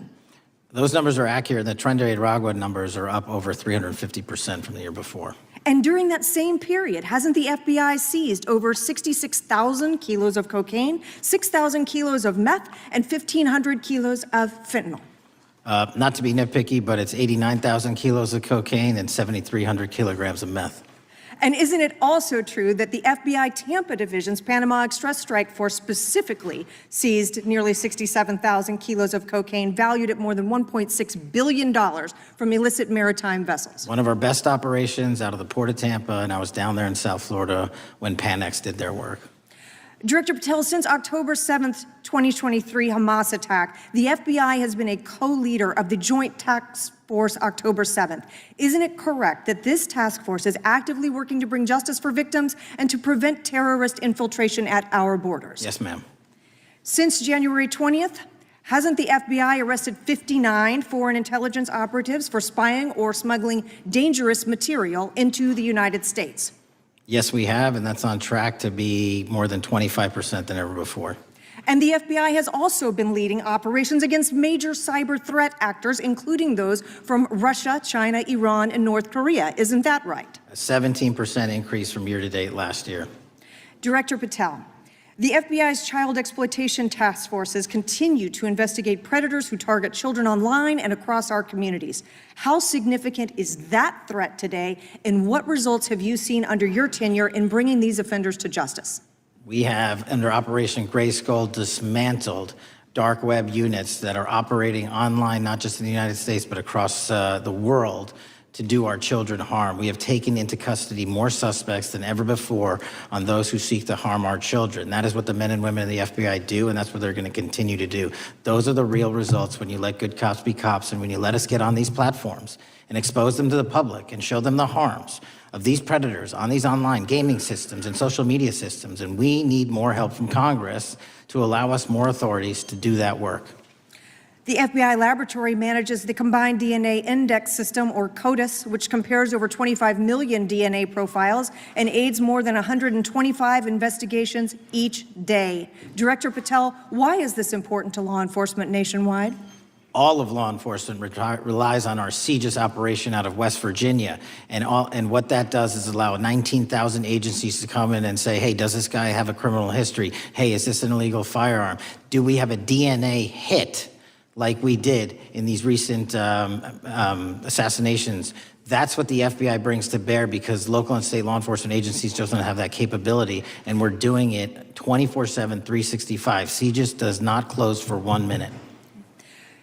In your testimony, you noted that the FBI has ongoing counterintelligence investigations into China, Iran, and Russia across all 55 field offices. Why is it essential to maintain that scope of coverage, and what success can you point to in disrupting nation-state actors? Our biggest threats involving nation-state actors are the PRC, Russia, and China, and they are up 33%, 83%, and 60%, respectively, in arrest alone this year.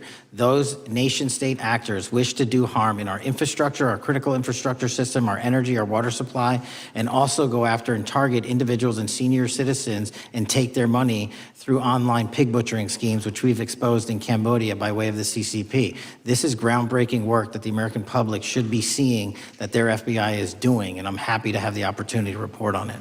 Thank you, Director Patel. I yield back. Gentlelady yields back. The gentlelady from Mr. Chairman, I have a couple. Unanimous consent. Thank you so much. I appreciate it. In response to Mr. Patel's making the remarks that, that maybe our colleagues are disparaging the men and women of the FBI, I'd like to enter the record 3 unanimous consent requests. One is entitled FBI is using polygraphs to test officials' loyalty. The second is Kash Patel knowingly broke law when firing top officials, lawsuit alleges, published by NBC.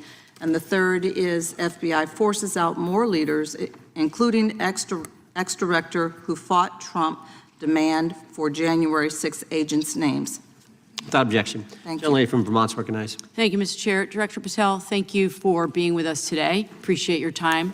Let me say at the top, political violence should have no place in this country, and I strongly, unequivocally condemn the killing of Charlie Kirk last week. And this is exactly the kind of case that warrants a swift and thorough investigation by the FBI. What shouldn't be happening, however, is this administration's seeming attempt to exploit Mr. Kirk's death within minutes of this horrible, horrible assassination, dividing us even further without knowing enough about the killer's complicated, confused political ideology and the extent of his motivation. And this week, Vice President Vance claimed that this is, quote, an extremely destructive movement of left-wing extremism, and said that, quote, it's part of the reason why Charlie was killed. He pledged to go after organizations on the left. But Director Patel, it was just 3 months ago that Melissa Hortman, the Minnesota House Speaker, and her husband, Mark, were shot to death in their home in the middle of the night by a self-identified right-wing extremist and Trump supporter.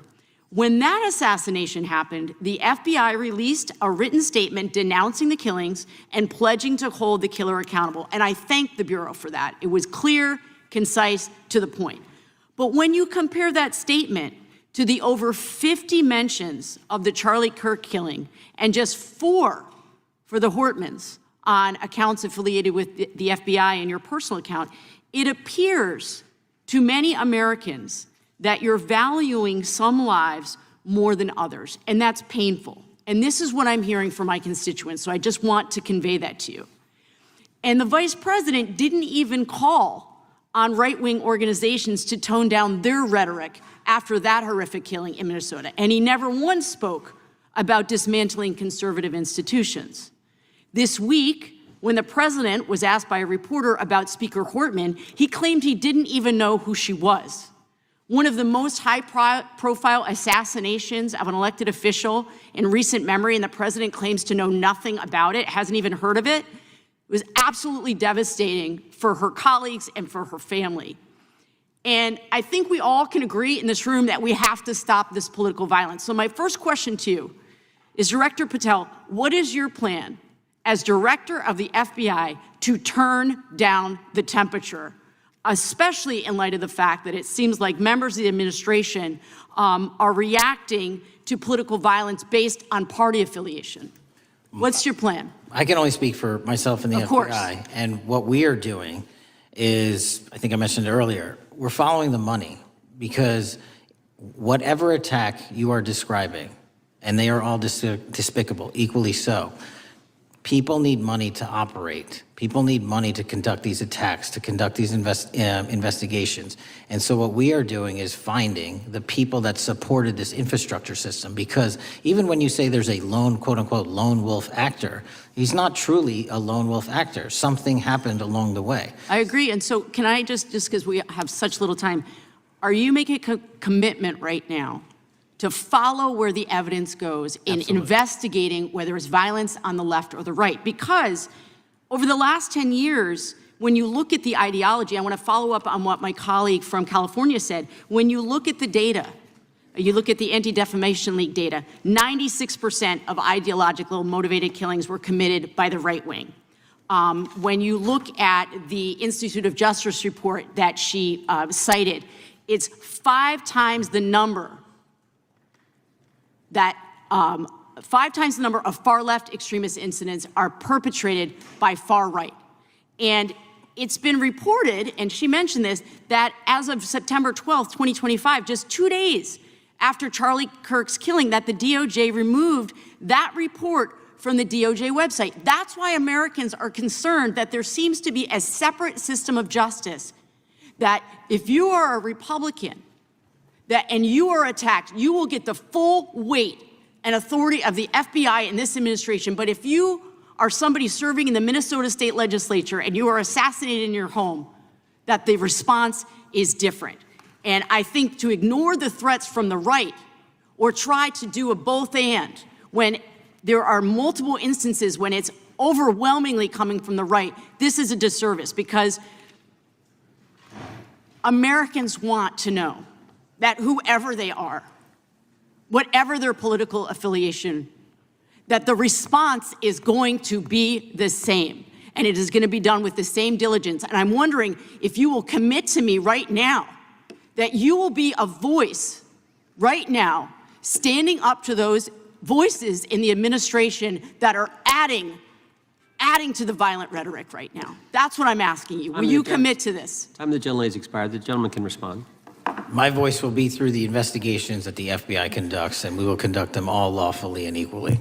Can we expect in the future that your tweets in related to one killing will be the same level of concern? The gentleman from Texas is recognized. Thank you, sir. Director Patel, thank you for being here today, and most importantly, thank you for restoring trust and faith in the FBI, which has been severely eroded under the Biden administration. Thank you for your service and your continued service in this capacity. On April 7th, 2025, Charlie posted on X, "Assassination culture is spreading from the left. 48% of liberals say it would be at least somewhat justified to murder Elon Musk. 55% say the same about Donald Trump. And California activists are naming ballot measures after Luigi Mangione. The left is being whipped into a violent frenzy and set back. Whether losing an election or losing a court case justifies a maximally violent response," end quote. And unfortunately for Charlie, that reaction also came when they couldn't win a debate on a college campus. You cannot be intellectually honest and say that this problem is on both sides. It's not just what happened to President Trump, it's also what just happened to Charlie. We've gotten to a point in America where violence is encouraged.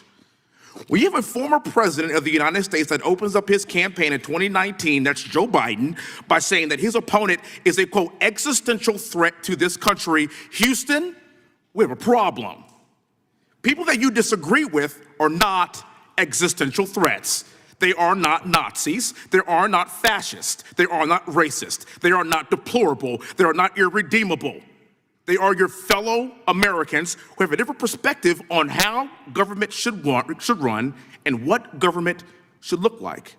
Whether or not we should have strong sovereign borders, whether or not we should have safe communities, whether or not we should have places to worship our God and not worry about being shot, whether or not we live in communities and cities that are not overwhelmed by drugs and crime, whether or not we have two genders, and whether or not we have common sense in our policies and our values. And people that believe these things are not existential threats. I happen to be one of these people that believes all of the above, and as someone that served this country in combat, I can assure you I am not an existential threat to this country because I swore to protect her.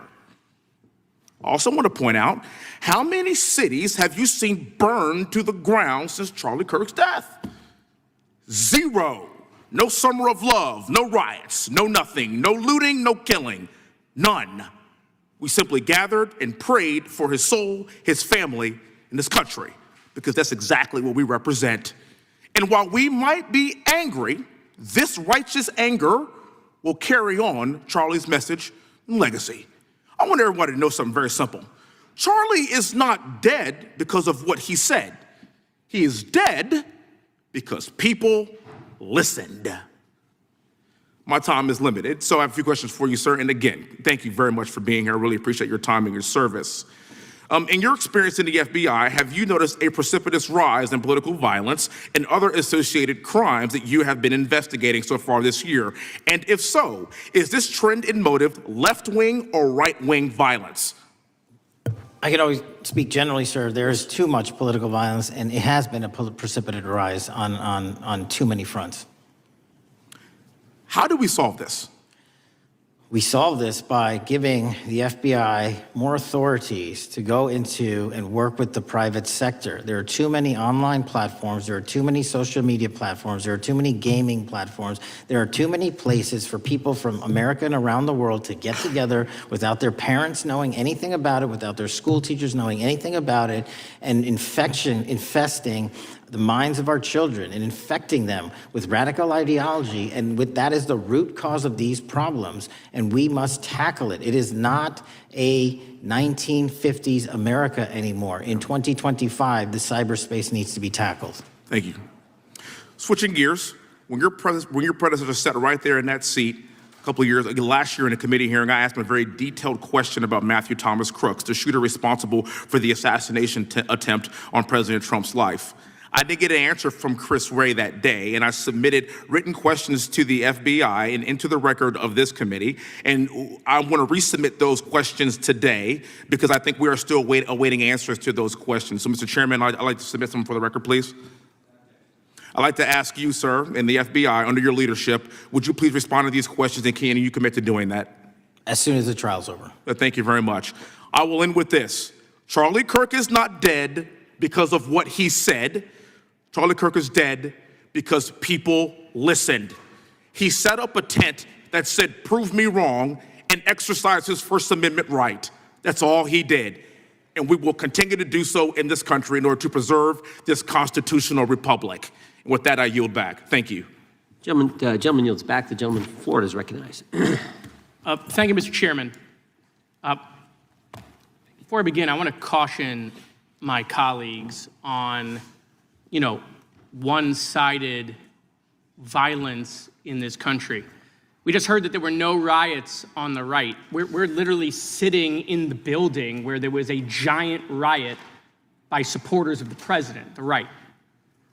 We also heard that only leftists, have said that Trump is a Nazi. In 2016, the current vice president of the United States said, Trump is either a cynical asshole or he's America's Hitler. And so this is the problem. I don't want to have to say this garbage, but you want me to sit here and get painted with one brush, the whole left. No, there are extremes on the left, and there are extremes on the right. And we collectively should tackle that.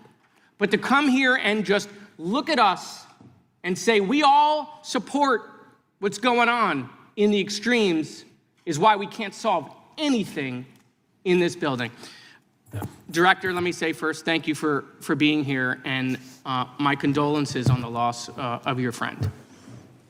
And I'm happy to hear that you want to do more on the social media platforms. It's crazy what's going on the social media platforms. There are so many conspiracy theories on what's going on with Charlie Kirk. Israel assassinated him. Right? There are conspiracy theories about your personal social life all day. It is totally rampant.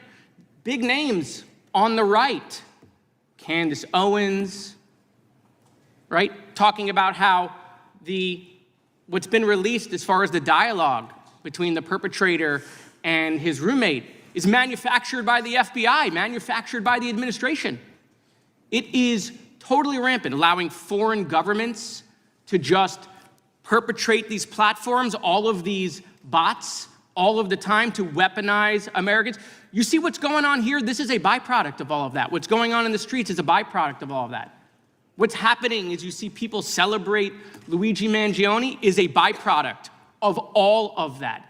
And so if we want to do something, then we should talk about Section 230. We should talk about how we're going to make sure that we don't let foreign governments poison our children's mind. And so I will work with you on that, Director. I'll work with you on 230 any day. No problem. So now, that was the good part. I want to take your attention back a second, okay? Breaking news. Kash Patel is nominated to be the FBI director. Dan Bongino is nominated to be the number 2 at the FBI. MAGA celebrates, rejoices, bells are ringing out. The team, Patel, Bongino, that sought out every podcast microphone to talk about the Epstein list. The names are finally going to get released. It begins. They produce white binders.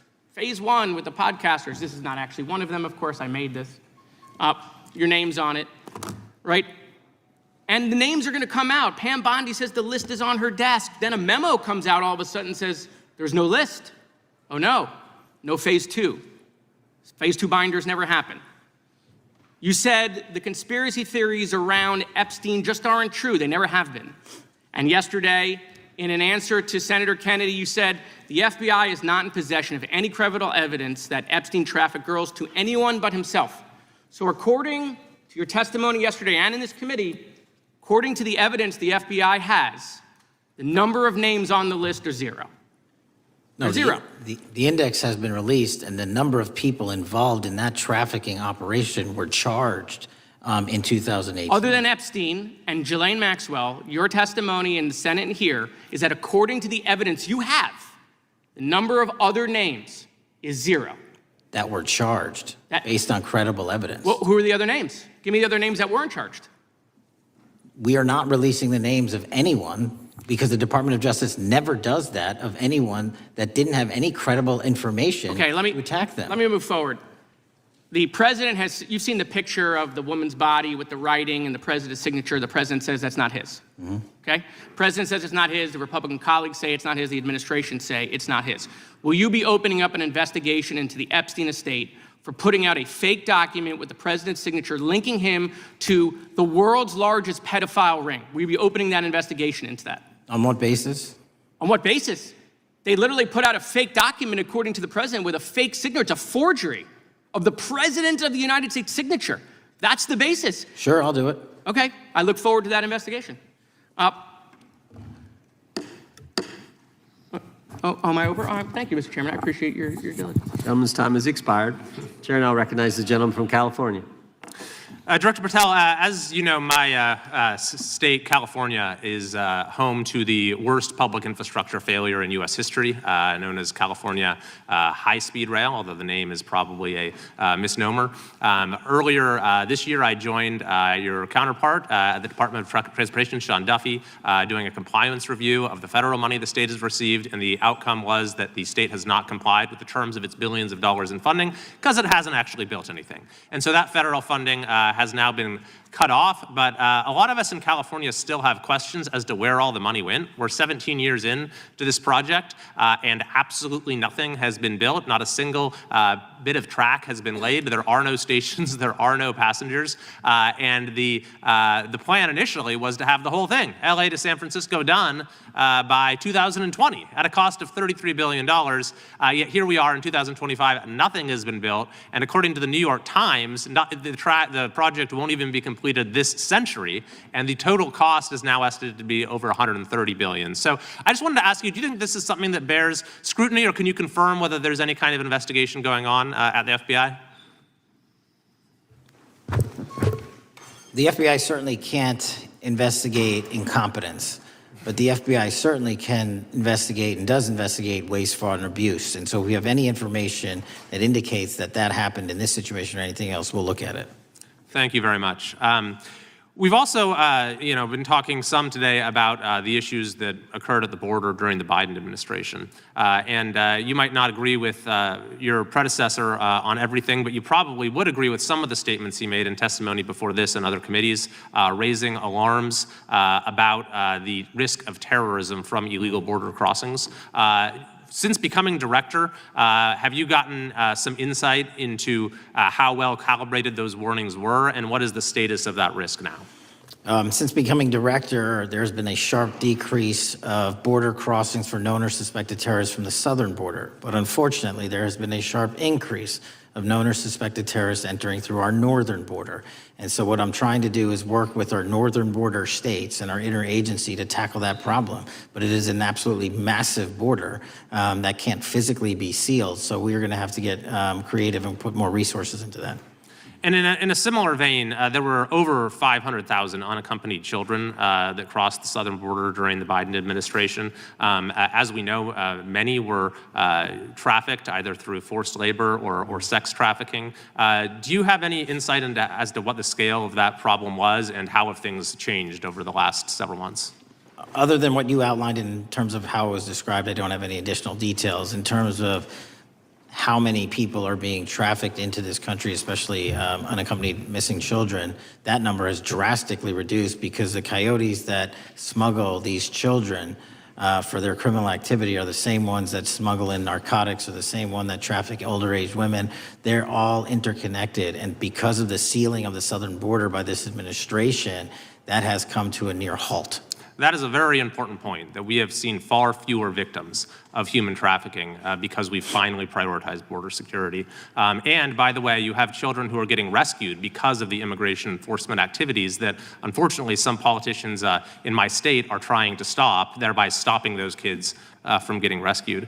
We've seen, of course, a substantial reduction in crime here in Washington, D.C. since the FBI and the National Guard got involved. I'm kind of asking you to state the obvious here, but what is the mechanism there? Why have we seen a reduction of crime when D.C. has had such a huge crime problem for years, and then almost overnight we see such a big difference? Because of the dedication and resources from President Trump's administration to utilize all federal, state, and local assets in a heavily crime-ridden area. I mean, if we did not have a crime-ridden area, then homicides, carjackings, and gun violence would not be dropping by 40, 50, 60%. And when you allow the police, the MPD, to work with federal authorities and allow the National Guard to set up your perimeter, this is what you can do in a few short weeks. And we at the FBI, under Operation Summer Heat, have set those Phase 01 operations in motion 4 months ago, quietly at the direction of President Trump. So we are scattered across cities across this country doing just that. But we're going to need more help to complete the job. Yeah, in too many places in this country, crime has just been treated as sort of a norm, that this is the way things have to be. What's happened in D.C. shows that is not the case if we have the right policies and the right priorities. Finally, this is tragically the second time in as many years that we've had an FBI director here following either an assassination or an assassination attempt. And so since there's been some time now since from the attempted assassination on President Trump at Butler, would you say that the public's understanding of what took place on that day is fairly consistent with all of the facts as you know them, or do you believe there's still material facts that have not been made public or are not fully understood by the public? No, I think it's fairly consistent. Thank you. I yield. Gentleman yields back. The lady from Texas is recognized. Man, oh man, there has been so much today, and I truly don't know where to start. So I'm just going to make sure that we start off with a few facts. So a couple of facts that we need to make clear for everyone is that, number one, Director Christopher Wray, when he was appointed to be the head of the FBI, was appointed by Donald Trump. Now, I will agree that I definitely take issue with a number of decisions that Donald Trump makes, especially when it comes to the people that he decides to appoint to very important positions, including this one, because I did have to make sure that I wasn't going crazy. But when I say that you are the least qualified FBI director in the history of the FBI, that is real, because you are the only one that never even served with the FBI prior to joining, yet we are supposed to believe that you are the greatest thing since sliced bread. I didn't ask you a question.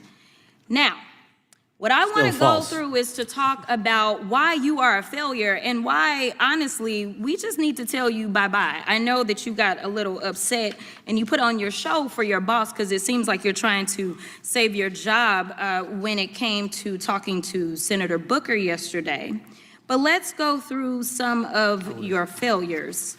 So before you were even confirmed, and I think one of my colleague from Georgia, pointed out that you are already targeting career officials so that you could direct illegal firings. Mind you, these cases that you were so upset about, which are the ones tied to Trump, the cases came through his handpicked FBI director.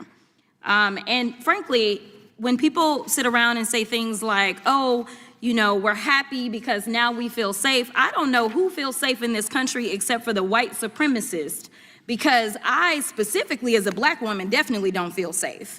And frankly, my colleagues have been real nice to you today, and I applaud them, but I don't have the same demeanor because I know that multiple colleagues on this side of the aisle have faced death threats. In fact, somebody tried to kill one of my colleagues. And frankly, I don't know if this FBI or under your leadership, if those people would have been caught. I don't have any confidence in you. And if we start talking about the reasons that I lack confidence, we could start with you not just wanting to acknowledge some simple facts. Simple facts like the vast majority of the threats are coming from right-wing extremism. And I know my colleagues have tried to stress this, but I decided that I would maybe do it in a different way. Number one, I have a couple of UCs. Kim Buck, one of multiple Republicans receiving death threats for voting against Jim Jordan as House Speaker. Without objection. Another one, Republican lawmaker says she received death threats after voting against Jim Jordan in Speaker's race. Without objection. In addition, there was another one from another colleague who now is leaving Congress because they said that they were calling his wife anonymously and threatening her life to the extent that she ended up sleeping with a firearm. Without objection. Okay, so here's the deal. How are we supposed to have confidence when you're sitting up here telling the Senate yesterday that it will take you 14 years before you can get the FBI fully staffed to do their jobs? You're also now redirecting resources so that they can go and play ICE agents on the streets. You're getting rid of your most qualified people, and even when it came down to somebody that you consider to be a friend, you were posted up having some fancy dinner to the extent that you posted not only once erroneously, you posted twice erroneously as it relates to catching somebody, and then you want to go and say, let me take a victory lap. Because honestly, if it wasn't for parents deciding that they were going to turn in their child, it seems like y'all wouldn't have got there, even though he literally confessed online. So I'm confused about what it is that the FBI is doing except for trying to put on a show for the apprentice or whatever you want to call him. The day after all of this took place, there was domestic terrorism that was taking place at HBCUs. They were targeted. Yet I didn't hear anything from the FBI about what was going on. And again, black people kept saying, how did we end up in this? Because the numbers are so very clear that white supremacy is a problem.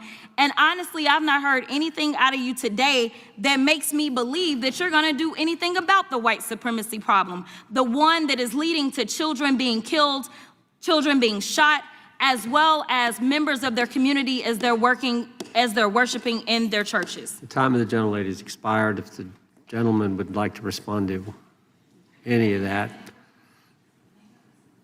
Well, I mean, I'll respond. Kash Patel, as I said when I introduced him, public defender, former prosecutor, top staffer on the House Intelligence Committee, Deputy Director of National Intelligence with the National Security Council, Chief of Staff at the Department of Defense, and FBI Director. I think that's pretty good resume for the guy who's now running the top law enforcement agency in our country. And we've seen all the stats that he's given to the committee on how much better they're doing at getting the bad guys than the previous guy was doing. With that, I recognize the gentleman from South Carolina. Thank you, Mr. Chairman. Director Patel, I think you're witnessing some auditions clickbait auditions for the Academy Award for my Democratic colleagues. We'll see how they fare as they're on MSNBC later on today. Do you care, before I launch into my line of questioning, to respond to Ms. Crockett from Texas on that very elaborate and theatric display? Here's what I've learned in my government service. I don't give a damn what they say about me as long as I'm succeeding in the mission. We're succeeding in the mission because the men and women of the FBI have never been empowered to do more work and to hit the streets harder than by President Trump's authorities and resources he's given us. And so all I care about is that we are capturing more child predators than ever before, taking more drugs off the streets than ever before, that we are capturing murderers at a significantly historic rate, and we're delivering this country the lowest murder rate in recorded history. That are facts that you cannot dispute. But you can come at me all you want. I don't care.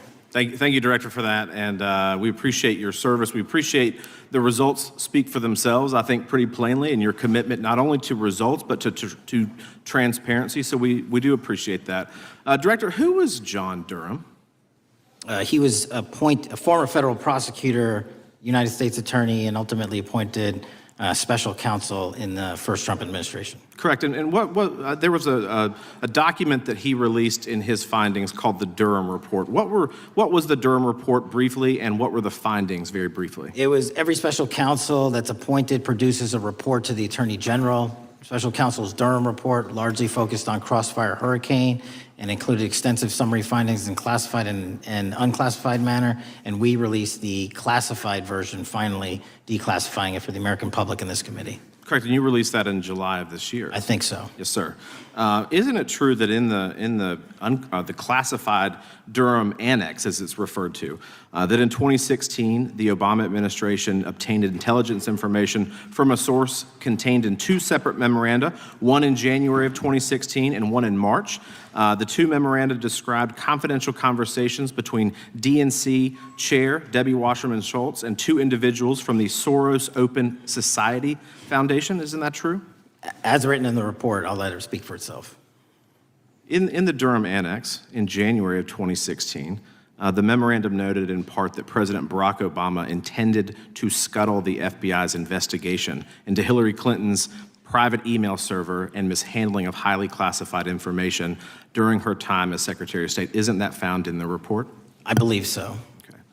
Isn't it also found in the report that in March of 2016, the memorandum also included references to the same Obama effort to shut down the Clinton investigation, but additionally outlined a plan to falsely connect Trump to Russia? Isn't that in the Durham Annex? I think it's in more than the Durham Report, but yes. The memo also stated in part that, quote, the Democrat Party's opposition is focused on discrediting Trump. Among other things, the Clinton staff, with the support from special services, is preparing scandalous revelations of business connections between Trump and the Russian mafia. Isn't that also found in the now unclassified Durham Annex? I believe so, sir.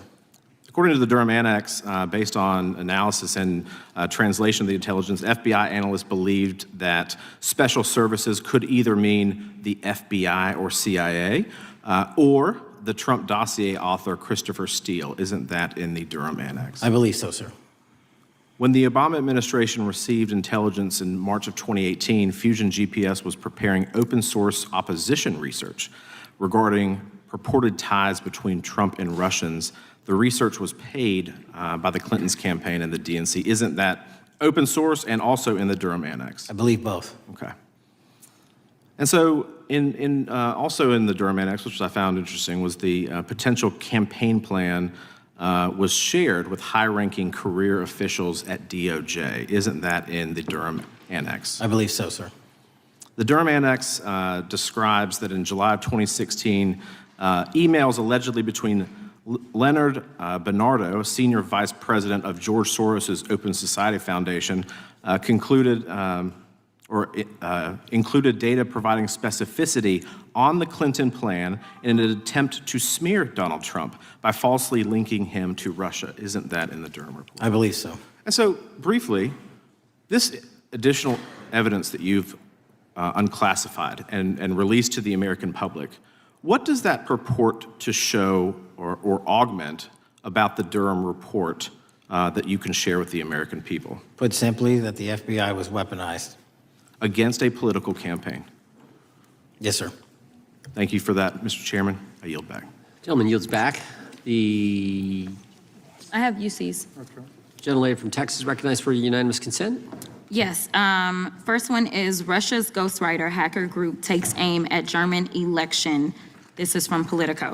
Without objection. The next one is Director of National Intelligence, 30 days until election 2024, which specifically states that our assessments about activities and goals of Russia, Iran, and China are unchanged from earlier election security updates, and that they were meddling. Without objection. And I've got three more. The last three are that how Russia is using artificial intelligence to interfere in elections. Moscow's attempts to interfere in U.S. and other elections are nothing new, though their tactics and strategy are constantly evolving. Without objection. The next one is Russian interference coming soon to an election near you. Russia pursues a systemic strategy of undermining elections and influencing public opinion in the West. EU and NATO countries must recognize that Moscow often acts through agents within their own borders and build resilience to such interference. And what's the source? This one is CarnegieEndowment.org. Okay, without objection. Thank you. The gentlelady from North Carolina is recognized. Thank you, Mr. Chairman. And Director Patel, I'm glad that I'm going a little out of order here because I'm going to pursue some of the things that you were just talking to Mr. Fry about and remind you about your confirmation hearing. At your confirmation hearing in January, you said under oath, and I quote, "There will be no politicization at the FBI. There will be no retributive actions taken by the FBI should I be confirmed." And in your written response to the Senate questionnaire, you said, I quote, "Personnel decisions shall be based on performance and adherence to the law. And every FBI employee will be held to the absolute same standard and no one will be terminated for case assignments." So I want to just go through a couple of scenarios with you to get a sense of whether you think these are examples of politicization of the FBI or making decisions based on the performance and adherence to the law. So, first question. Would hiring FBI agents, analysts, and supervisors from only one political party being politicization of the FBI or making personnel decisions based on performance and adherence to the law? We don't ask FBI people, applicants, where their political parties are. Mr. Patel, do you ask FBI applicants who they voted for? The FBI does not. Are you aware that in the lawsuit that Mr. Driscoll filed against you and the FBI, he was asked who he voted for? Since that lawsuit has been filed and it's ongoing litigation, I'm not able to comment. Well, but it also means that you just said that what happened in his situation didn't happen. So we will go on to the next question. Let me ask you an even easier one. Does firing agents for working on the cases that they were assigned to and that the president didn't like, is that politicization of the FBI or making personnel decisions based on performance and adherence to the law? The FBI doesn't terminate anyone based on case assignments alone. Has the FBI ever been sued by somebody who felt that they were terminated based on case assignments? In the entire history of the FBI, I'm sure they have. No, since your tenure. I'm sure there's ongoing litigation. Yes. In fact, there is ongoing litigation. And in fact, people have been asked who they voted for. And in fact, you are running an FBI for the President of the United States rather than the people of the United States, because my questions were not hypotheticals.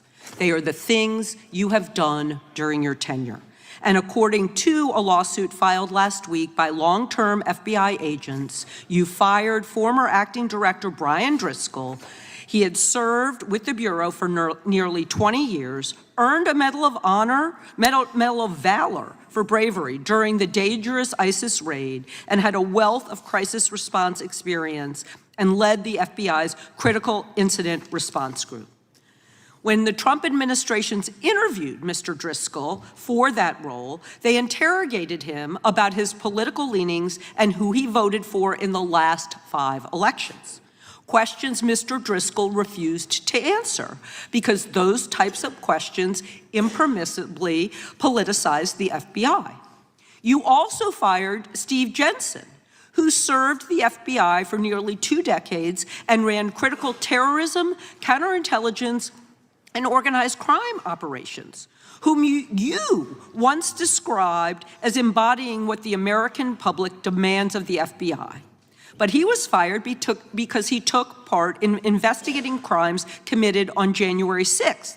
And Trump's MAGA base lambasted you online for keeping him at the FBI. So he's no longer at the FBI. You also fired a decorated combat veteran with decades of experience in the Bureau, Special Agent Walter Jardia, because he worked on the investigation into the Russian interference in the 2016 presidential election and helped investigate Trump's ally, Peter Navarro. Director Patel, it is very clear that you have flunked your own test. You've put saving your job, which I actually believe you were being honest about during your confirmation hearings, over doing what's right for the FBI and the American people. That is not adherence to the law. Thank you, and I yield back. Time of the gentlelady is expired. The chair now recognizes the gentleman from North Carolina. Thank you, Mr. Chairman. Director Patel, it's great to have this opportunity. Thank you for being here. Thank you for your service. And I've got to say, one of the most disheartening components of the previous administration, when I was working with local law enforcement all over the state of North Carolina, all over the country, people rightfully did not really care about the inner workings of Washington, D.C. The FBI had previously been the paramount, the sterling, the top of the top law enforcement agency. They wanted their FBI to fight crime. Whatever small town, city, whatever it may be, FBI was expected to deliver for the American people. And then reports started to come out, in addition to the likes of McCabe, Comey, Clapper, Strzok, Page, that the FBI was targeting Christian nonprofits. They were targeting parents for protesting radical gender theory at their schools. They targeted Catholics, churches, pro-life organizations. And the FBI was really bruised in just modern day America. And your focus on getting the FBI back to the streets, fighting criminals, locking up bad guys, whether they're violent criminals, whether they're sex predators, whatever they may be, that is restoring the reputation of the FBI, and I thank you for that. In regards to the perceptions, I want to be very clear here. You mentioned the statistics about removing dangerous illegals, removing thousands of kilograms of drugs, violent criminals, guns. The border is secure. These accomplishments are noteworthy and they're needed. But at the same token, I want your take. The fight is not over. Isn't that correct? When we look at what happened in the previous administration, the number of illegal alien criminals that made their way into this country of every type, they're embedded, they're here, and it's going to take a sustained effort to win this battle. That's the critical component, sustained effort. And that's the critical component when you look at what happened in Washington, D.C. We're not here for 4 seconds in terms of safeguarding Washington, D.C. Yep. It's a sustained initiative. We're taking it to Memphis and wherever we decide else.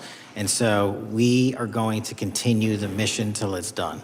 In regards to offloading some of the agents from Washington, D.C. to the states, to the people, can you just explain how tactically that is a force multiplier in the law enforcement community around the country? It's pretty simple.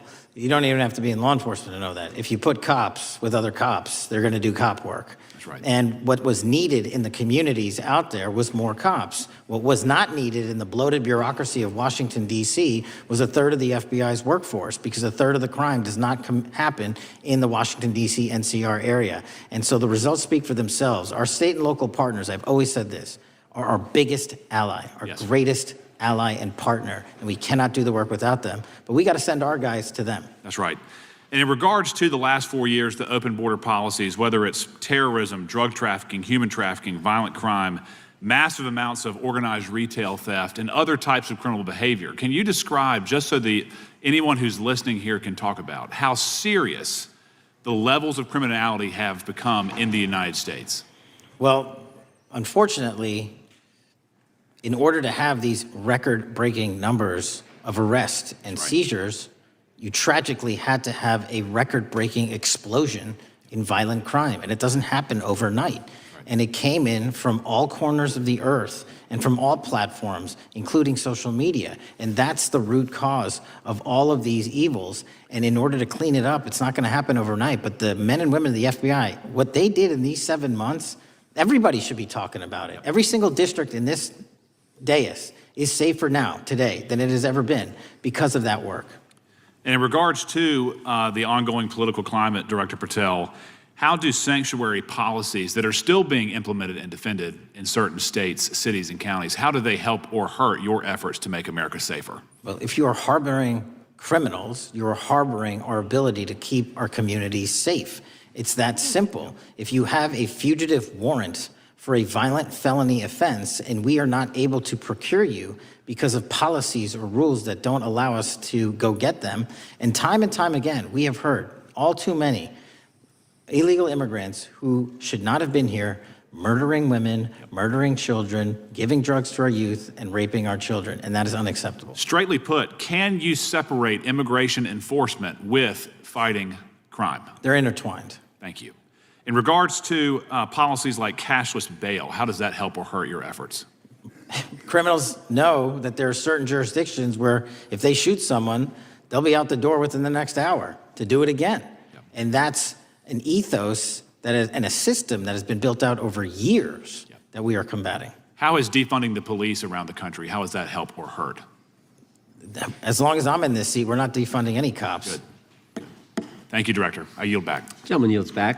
Mr. Garcia is recognized. Thank you, Chairman Jordan, and welcome again, Director Patel. As members of the Judiciary Committee, we have a responsibility to conduct oversight of the FBI and assess whether or not you're doing a good job in a responsible and impartial manner, or whether you're just a henchman for Donald Trump who's weaponizing the Bureau at the expense of public safety. As Congressman Correa highlighted, one of the many concerning issues during your tenure is the Bureau's expanded role in low-level, non-criminal immigration enforcement. I have a report here from the conservative Cato Institute.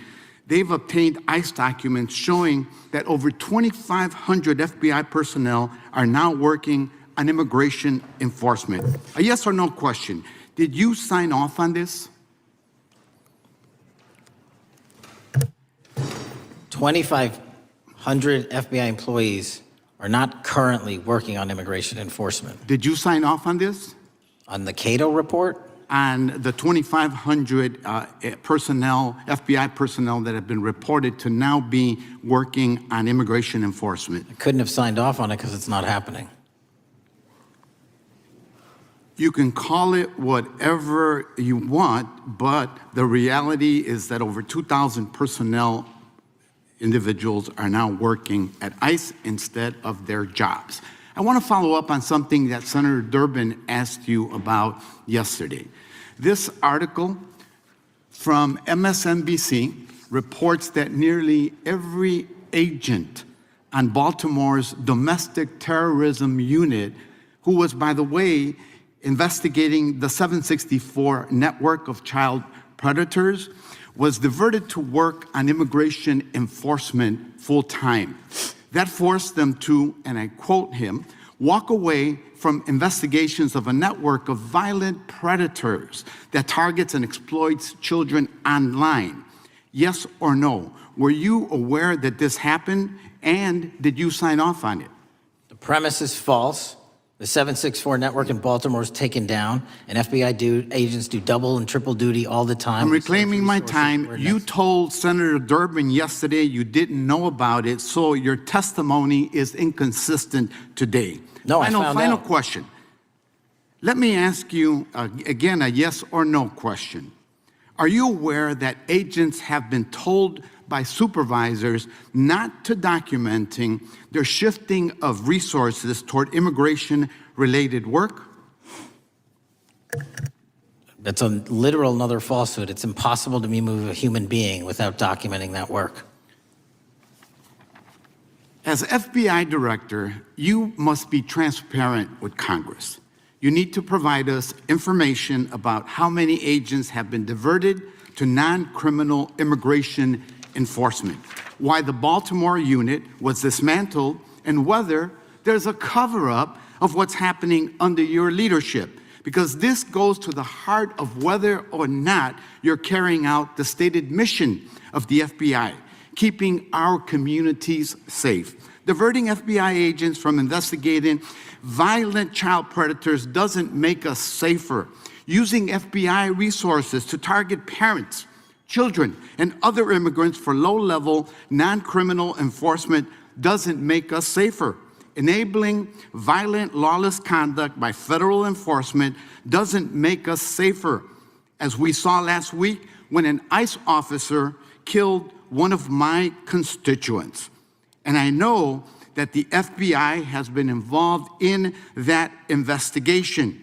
And yesterday, ICE did a raid in the suburb of Elgin where 2 U.S. citizens were arrested, and who accompanied them on that filming of that show? Secretary Nunn. Shameful conduct. And weaponizing the FBI to serve Donald Trump's political agenda instead of the American people does not make us safer. Before I yield back, Mr. Chairman, I request unanimous consent to submit the following documents for the record. A report from the Cato Institute, which I referenced earlier, where ICE has diverted over 2,500 officers from their jobs, and 2, an article from MSNBC titled, Trump's Deportations Divert FBI Agents Off Child Predator Cases, and an article from CNN entitled, White House Pressure for Increased Immigration Arrests Strains Law Enforcement Agencies. Thank you, and I yield back. Gentleman yields back. Without objection, the gentleman yields back. Gentleman from Wisconsin is recognized. Thank you, and thank you, by the way, for coming over here. Sorry you have to put up with all this. I know when you took over, the FBI's reputation in a lot of circles perhaps had never been lower.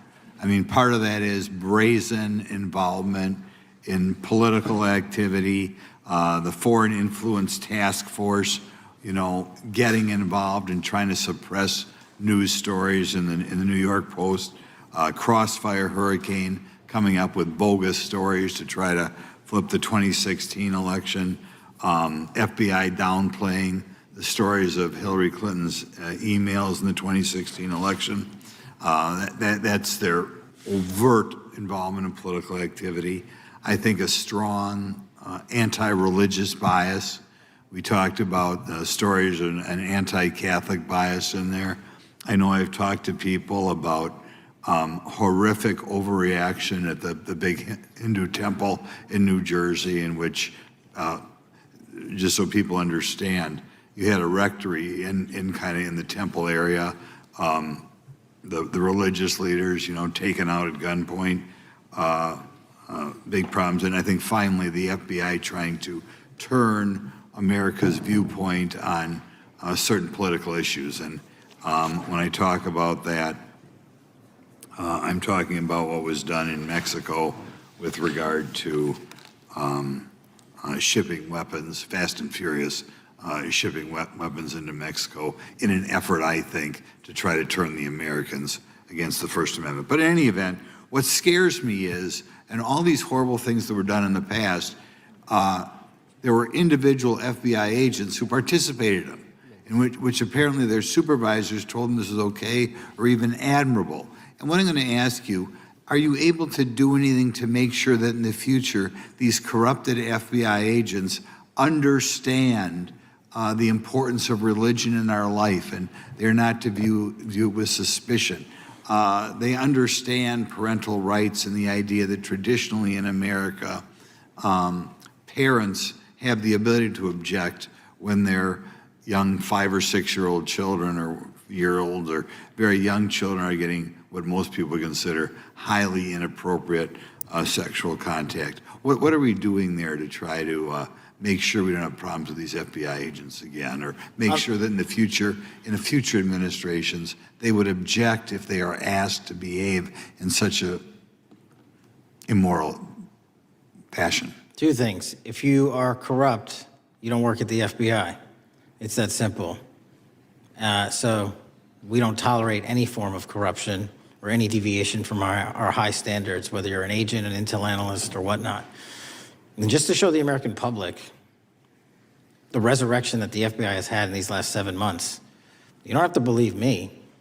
Our applicant pool has doubled month over month, every year, from the highest point it has ever been. More people want to work at this FBI than ever before in U.S. history. I'm sure that's because of you, and you're kind of anticipating my next question. I talk to retired FBI agents in my area who sometimes retired in part because they hated the woke, anti-conservative culture at the FBI. And they are concerned, the retiring agents, about new agents, not on your watch, but before this, being corrupted in the universities before they were hired. And they are very worried about what will happen with the new agents. So I think you're answering my question. Do you feel you'll be able to a certain extent solve the problem of inappropriately woke agents filling up the agency in the past, because now you're going to have a larger pool to draw from? Everybody that comes to work at the FBI is allowed to have their own belief system, but they're not allowed to bring that belief system into the workplace. And anyone that does won't work at the FBI. Okay, very good. Now, recently, there's sort of another potential scandal, I guess, a politically motivated thing, Arctic frost. Do you want to comment on that? And it appears one more time as perhaps the FBI was getting involved in what would normally be considered political events. We are not getting involved in political events, except this one. Okay. And final thing, with regard to prejudice against Catholics, what happened in the big Hindu temple there in New Jersey, do you think, have you ever, has anybody ever apologized to the Catholic Church or apologized to that temple? I don't know, sir. Okay. Is that something you think would be perhaps a good idea to do in the future? I think leadership should address it. Thank you. Gentleman, time has expired. Gentleman yields back the, so we got the gentleman from North Carolina, Mr. Harris. All right, thank you, Mr. Chairman, and thank you, Director Patel, for your endurance and your perseverance throughout today's hearing, and for all you've shared. First of all, let me start by saying that I was very grateful and glad to see that the FBI has joined the investigation of the tragic and brutal murder of Irina Zarutska in Charlotte, which is just right by my district. This woman, as you know, fled the war in Ukraine only to be killed in cold blood by a man who had no business being on the streets whatsoever. This man, who had been seen stabbing Irina to death on video, had been arrested 14 previous times, served prison time, and was diagnosed with a severe mental illness. In response to the previous offense, the magistrate over his case released him to roam the streets with a $0 bond and a simple written promise to appear in court. Mr. Patel, let me just ask, should judges apply the most lenient bail standards to people with extensive criminal history? Do they apply the most lenient? I'm sorry. Yeah, should they apply the most lenient bail standards to people with extensive criminal history? That has not been my experience. That should not happen. Is America a place where young women should fear to ride public transit? No. And was Irina Zarutska's death, would you say, possibly the result of Democrats' pro-crime policies? That investigation and matter is in open trial, so I don't want to stylize the evidence. I understand. Well, Mr. Patel, let me just say, taking over the FBI after the Biden administration's blatant weaponization of the agency is no easy feat, as we've recognized throughout this hearing today. For 4 years, we witnessed the Biden administration targeting regular Americans rather than violent criminals. For example, the Biden administration's FBI spent its time and resources going after churches and Christians. We know that the FBI used an undercover agent to collect information about a parishioner. We know that the FBI investigated and surveilled a Catholic priest. And all of this was in response to First Amendment protected activity. Mr. Patel, I want to ask you, should the FBI use its resources to spy on Catholics? Never. So what does it say about the culture of the Biden FBI that law enforcement resources were used to go after Catholics, and some FBI employees were comfortable with taking such actions? Well, pursuant to my transparency initiative and working with Congress on oversight, those documents, that's it. Those documents are available for the American public to see and read and hold people accountable, and that's what I'm committed to. And so have you been able to hold accountable those at the FBI who went after law-abiding Catholic church members? If they did so improperly, yes. Well, I've been a pastor for 36 years, and I've constantly stood up for life and stood up for family amidst a culture that's increasingly hostile to both of those things. And if the Biden administration targeted Catholics, could I have been targeted by the Ray FBI as well? Well, I don't know, but I'm not going to target you. Well, I know that President Trump respects religious liberty and that his administration is seeking to right the wrongs of the Biden administration. Securing our freedoms and protecting faith leaders and communities requires a multi-pronged approach. What would you say in just the last few moments, what is the FBI under your leadership doing to make sure that our religious liberty and religious leaders can rest comfortable this evening? Zealously protecting our First Amendment rights, Amen. but zealously going after those that abuse that right that leads to criminal conduct. You will be investigated, you will be looked at, and referred to prosecution every single time the evidence warrants. Thank you, sir. One final area. I do want to draw attention, Mr. Patel, to Waxhaw, North Carolina, a town in my district that just fell victim to a cyber attack on September 12th that interrupted emergency services. Waxhaw is working with state partners, and the FBI has been notified on this attack, and I certainly pray they're able to help out with the ongoing investigation. Could you just speak to what the FBI is doing to bolster our community's cybersecurity to defend against any future cyber attacks? Well, in North Carolina, you're slated to get a plus-up of 22 FBI employees, and they're already on the way. And that encompasses cyber, counter-intel, counterterrorism, field agents, intel operatives.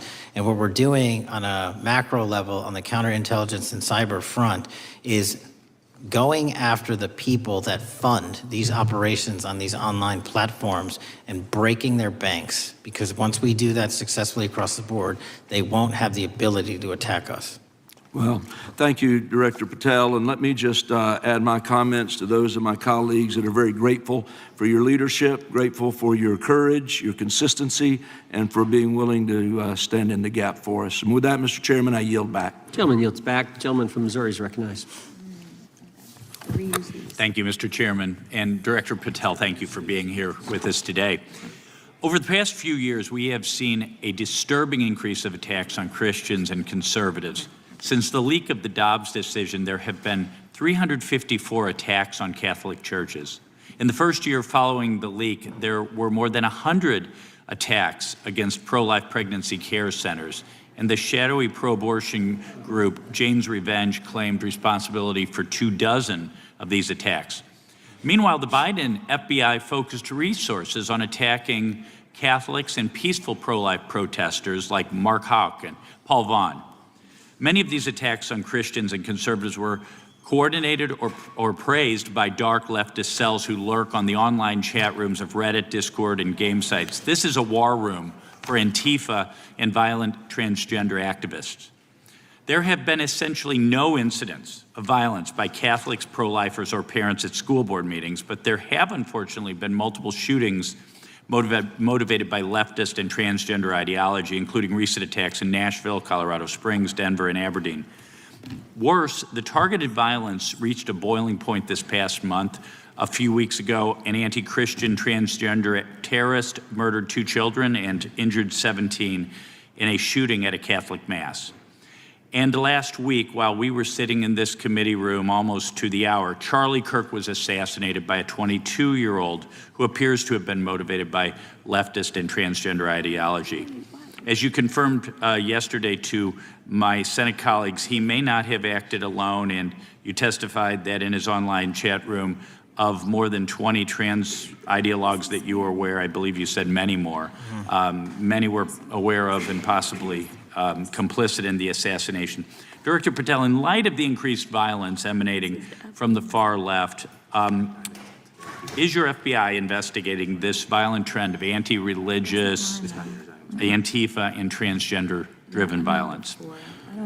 All of it across the board is being zealously investigated, no matter what your motivation or bias is behind it. Very good. We've also noticed a dramatic surge of the number of clinics offering so-called gender-affirming care. Whistleblowers in a recent NIH study confirmed that these clinics prey on some of the most mentally ill children and young adults in our society, and these clinics are quick to prescribe life-altering puberty blockers, cross-sex hormones, and surgery, and often these patients get worse rather than better, and unfortunately, some have become violent, some have even committed mass shootings, and the partner of one of them assassinated Charlie Kirk. Director Patel, is the FBI looking into the role that these gender clinics may have in the recent attacks in making these mentally ill individuals violent? We're looking at the entire spider web for any of these attacks, be it Denver or Charlie or where have you, and that's why our investigations are ongoing. We don't have a final product yet. One of my Democrat colleagues, as an aside, mentioned, quote, the federal takeover of our cities. And I don't know whether my Democrat colleagues, for some reason, liked Washington, D.C. better when it was more dangerous and more violent, when there were more robberies and carjackings and murders and rapes. But what has the crime picture in Washington, D.C. looked like since the so-called federal takeover?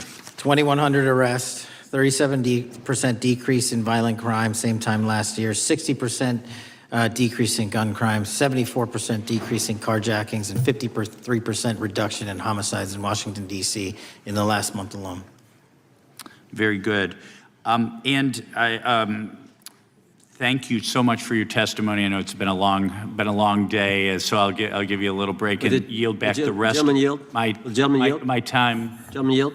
To me? Yes, yes. Director Patel, what's a 302? It's a report, the number of the report, whenever an FBI agent goes out and interviews someone.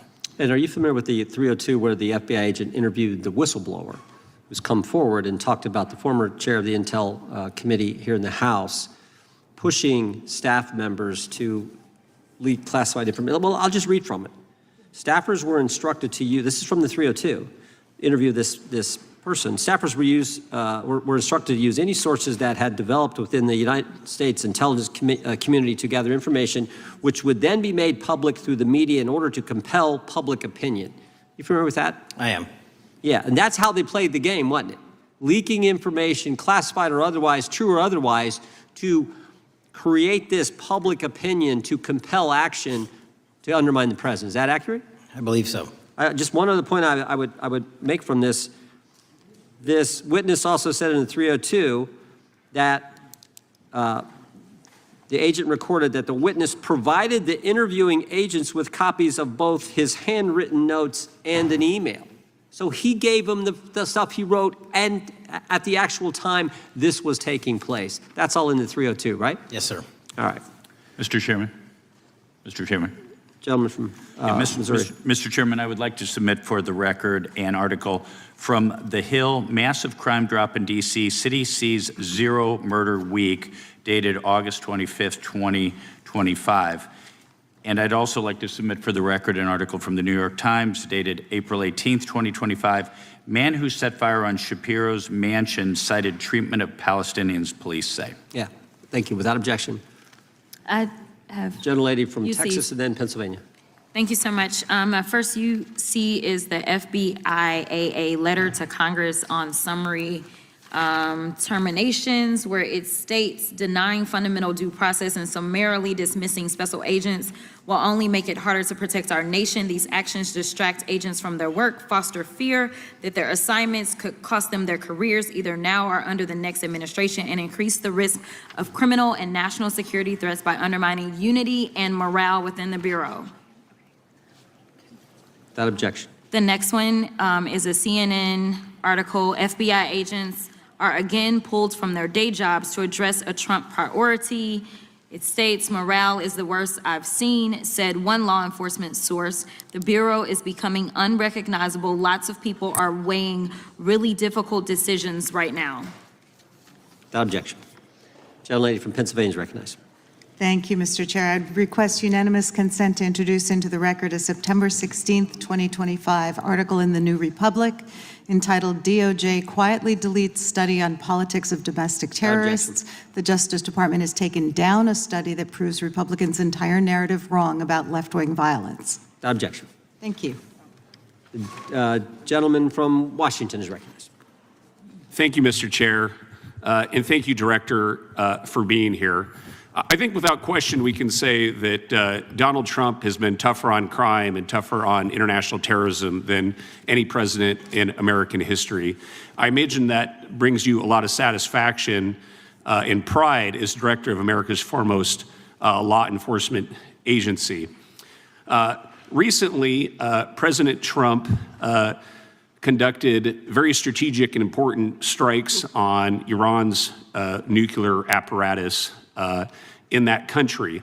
We also know that there are concerns of significant Iranian sleeper terrorist cells here in the U.S., perhaps exacerbated by the open border during the Biden administration. What can you tell Congress and the American people about what the FBI is doing to safeguard us from potential terrorist attack by Iranian cells? So our counterterrorism division, which is fully stocked up, watches for reflections in the intelligence streams that our intelligence community collects and produces, and works hand in glove with our partners at the CIA and elsewhere to make sure that any threat, even if it's hearsay, double hearsay, triple hearsay, or totally incredible, is not only fully run down, but we also take our duties to notify and give defensive briefings to those who are mentioned in those intelligence reports to make sure that we do both our notification obligation and our investigatory obligation.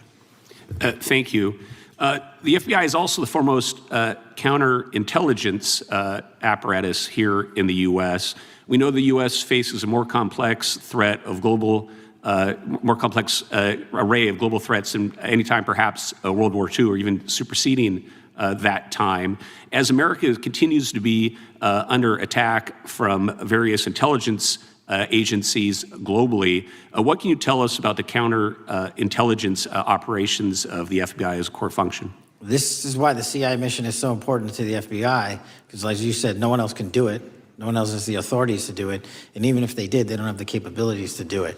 And the CIA mission has to be headquartered in Washington, but have far-reaching capabilities because we have to face against our adversaries in the DPRK, in Russia, China, Iran, and elsewhere. And in order to do that, we have to have dedicated intelligence professionals on those target sets. And since I become director, I've demanded not only a dismantling and disruption of networks, but a public display of how we're doing it so the world knows that our adversary is A, attacking us, and B, we're stopping them. And that's why you've seen these dramatic increases in counterintelligence arrests in the PRC by 33%, in Russia 83%, in Iran 60%. We are showing the world that they are trying to engage in espionage activities against us, and we are holding them accountable publicly.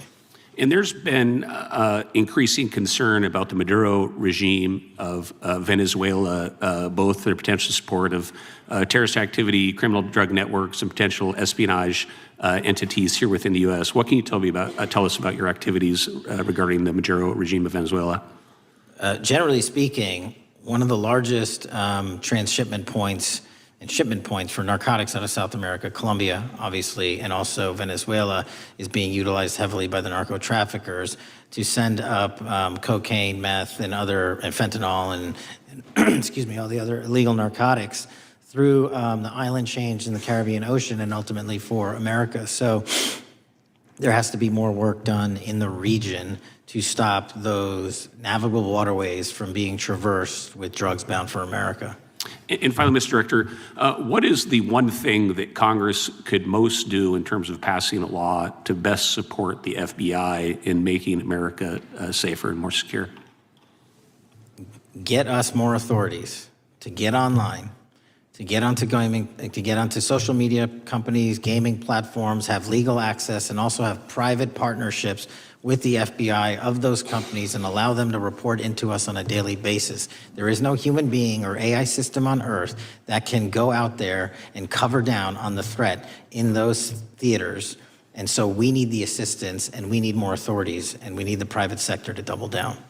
Well, thank you very much for all you're doing, all the men and women of the FBI are doing to keep us safe, and I yield back.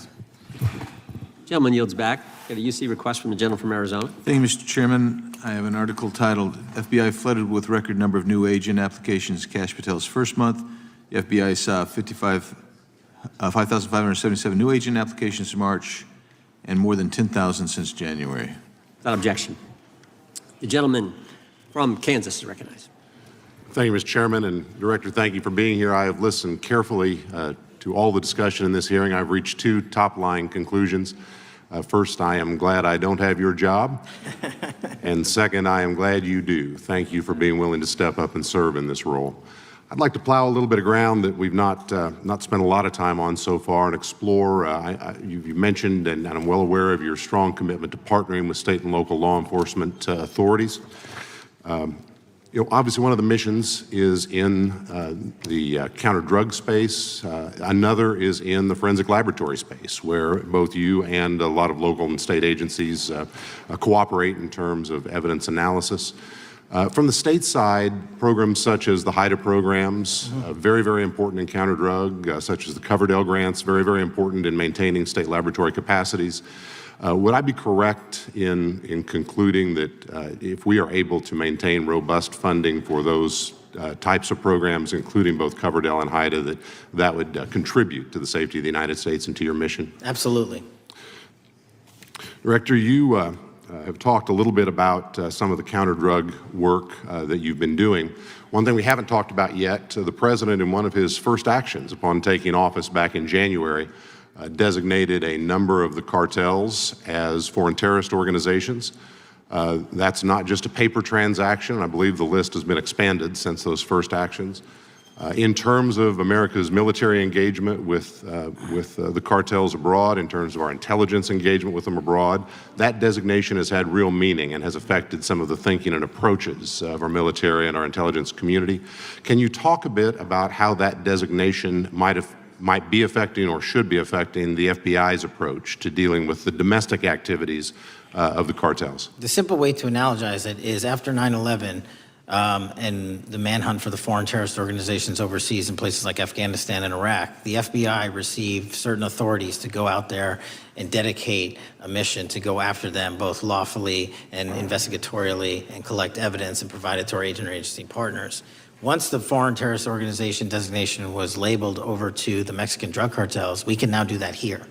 And in Mexico, and in Colombia, and in Venezuela, and anywhere else they are. And so that's the best analogy I have. What we're able to do is take our counterterrorism platform, traditionally used for global terrorist manhunting, and bring it into this hemisphere against a very real threat, which is the drug traffickers, and they are foreign terrorist organizations. So we just have so many more resources and authorities now directed at them.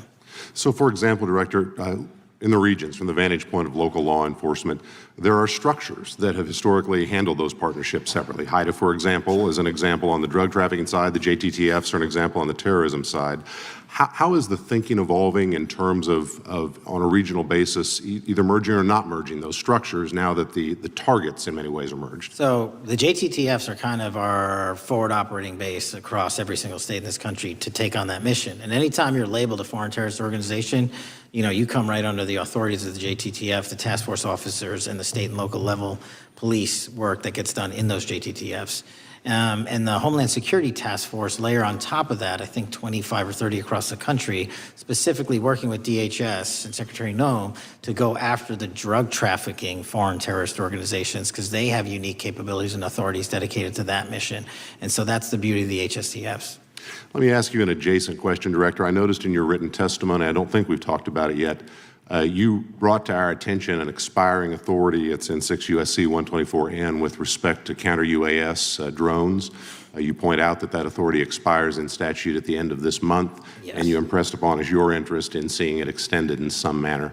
Can you talk a little bit about the FBI's role in counter-UAS work over American airspace? I represent a district that's going to host some of the FIFA World Cup activities coming up. We're obviously very interested in security, and there are limits on what our state and local authorities have the capacity to do or what our military has the capacity to do once the threat is domestic. So it's critically important. Both the FBI and DHS have those capabilities. I'll speak to the FBI, of course, only.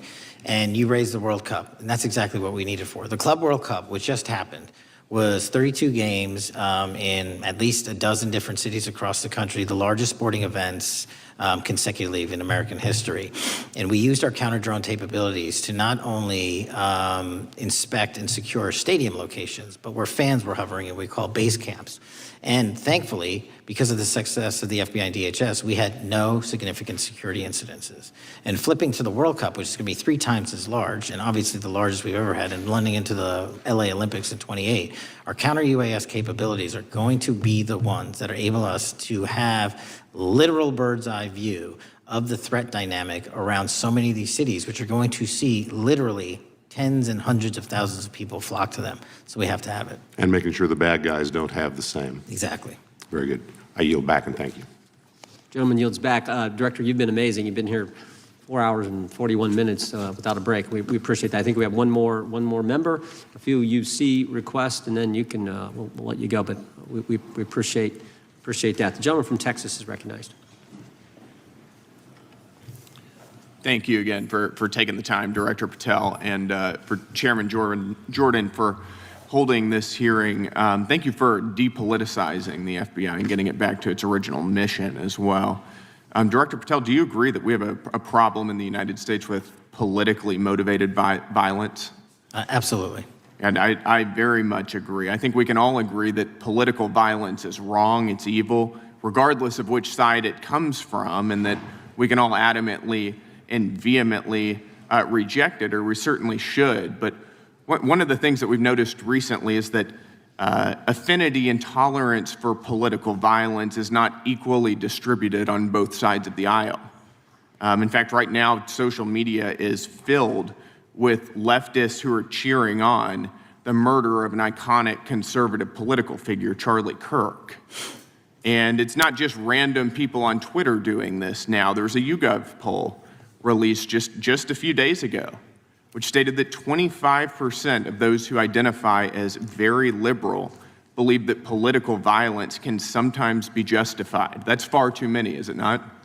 It is. One is far too many. One is far too many. That's right. Only 3% of very conservatives said the same thing, and we can agree that 3% is far too many. But there's an astounding difference between 25% on the left accepting and tolerating political violence and 3% on the right. I would hope that our colleagues on the other side of the aisle would also recognize that there is a systemic problem on their side of the aisle with tolerance for violence against people with whom they politically disagree, that there is a cultural rot on their side of the aisle that needs to be addressed desperately. Would you agree with that? Yes. One of the more astounding aspects of this is that it's not just people. This comes from the very top, from their political leaders. Just a few days ago, a member of Congress of this body, Ilhan Omar, shared a video on her social media account about Charlie Kirk's murder, and I'll quote what it said. It said, "Charlie Kirk was Dr. Frankenstein, and his monster shot him through the neck." In other words, Charlie had it coming to him. The words that he said naturally led to his assassination. I mean, that is a reprehensible thing for a member of Congress to say, to suggest, to promote in any capacity. And there are people across this country who are losing their jobs for far less than this. And that, by the way, is a just response to acceptance and tolerance of political violence. It's amazing to me that the political left today, who were the originators and the cheerleaders of cancel culture, now have the backbone to attack conservatives for defending their assassinated friend. But there's a key difference here. Democrats want to silence conservatives for speaking obvious, self-evident ontological truths like that men aren't women and men can't get pregnant. That seems pretty basic. That seems like a basic truth that we should all be able to agree on. Republicans, by contrast, are recognizing that a constitutional republic depends on the free and open exchange of ideas that we can debate without violence, and that assassinating a political rival is evil, it's wrong, and it should not be glorified or promoted or justified in any way, including in the way that Congresswoman Ilhan Omar did. So Mr. Patel, thank you again for being here. I'd like to, with the remainder of my time, just get your opinion. Does the FBI recognize the rising threat of political violence in America, and what can you guys do to address it? Yes, we do, and what we can do to address it, Congressman, is we need to get online partnerships with these companies in the public space, on these gaming sites, and on these social media sites. As I was saying earlier, there is no way to triage the amount of information generated on these sites by the FBI alone. And we need the public-private partnership. And there's another law that's expiring, I think, at the end of this month, which I believe we need renewed, that allows private sector companies to report into the FBI without liability for criminal and investigatory purposes. And that's the kind of stuff we need to keep going. Got it. Thank you, Director Patel. We really appreciate it. Thank you. Gentleman yields back. Mr. Chairman. Gentleman from Arizona. I have some UCs. Gentleman to state his request. Thank you. The first one is a piece entitled Review of Domestic Terrorism After Kirk's Murder Shows Biden Politicized Issue, the Intel, and Fudged the Data. Without objection. Thank you. Make a motion to table. Oh, no, we got to recognize the ranking member for his motion. It's just a UC request. The gentleman is recognized for a UC request. Thank you, Mr. Chairman. This is the ADL report issued February 21, 2025, titled Murder and Extremism in the United States in 2024, concluding that for the third year in a row, every single extremist-related murder in the United States in 2024 was committed by right-wing extremists, 8 of the 13 involving white supremacists and 5 having connections to far-right anti-government extremists. Objection. Gentlelady from Pennsylvania is recognized for unanimous consent. Yes, thank you. I have a couple articles here. First is a New York Post article, July 17th, 2025. Democratic Senator Ron Wyden claims big Epstein file full of actionable information locked in Treasury Department drawer. Objection. This is The Guardian, May 18th, 2023. Deutsche Bank agrees to pay $75 million to settle Jeffrey Epstein lawsuit. Objection. This is Fox Business, September 10th, 2025. JP Morgan processed over $1 billion for Jeffrey Epstein despite internal concerns over sex offender status. Objection. And New York Times, Bank of America flagged suspicious payments to Epstein only after he died. Objection. Okay, and I also have a motion, Mr. Chair. The lady was recognized. We're going to come back to the motion I thought was made by Mr. But I want to dismiss our witness. Could we do the motions before he goes? What are the motions? One, I just wanted to press the motion I originally had. Yeah, we're going to bring that up. Is that what this is? 4 banks. Are you doing that? No, this is another motion. Okay, well, I'm going to recognize first the gentleman because we held that motion in advance. I still have the UC, Mr. Chairman. Thank you, Mr. Chairman. So look, there are 4 banks, JP Morgan, Bank of New York, Bank of America, and Deutsche Bank. Yeah, but the gentleman can state his motion. Yeah, but the motion is to subpoena the CEOs of these 4 banks to bring in all records relating to their relationship to Jeffrey Epstein and to produce all records reflecting it. These 4 banks have flagged to the government $1.5 billion in suspicious transactions relating to the sex trafficking I move the crimes. table.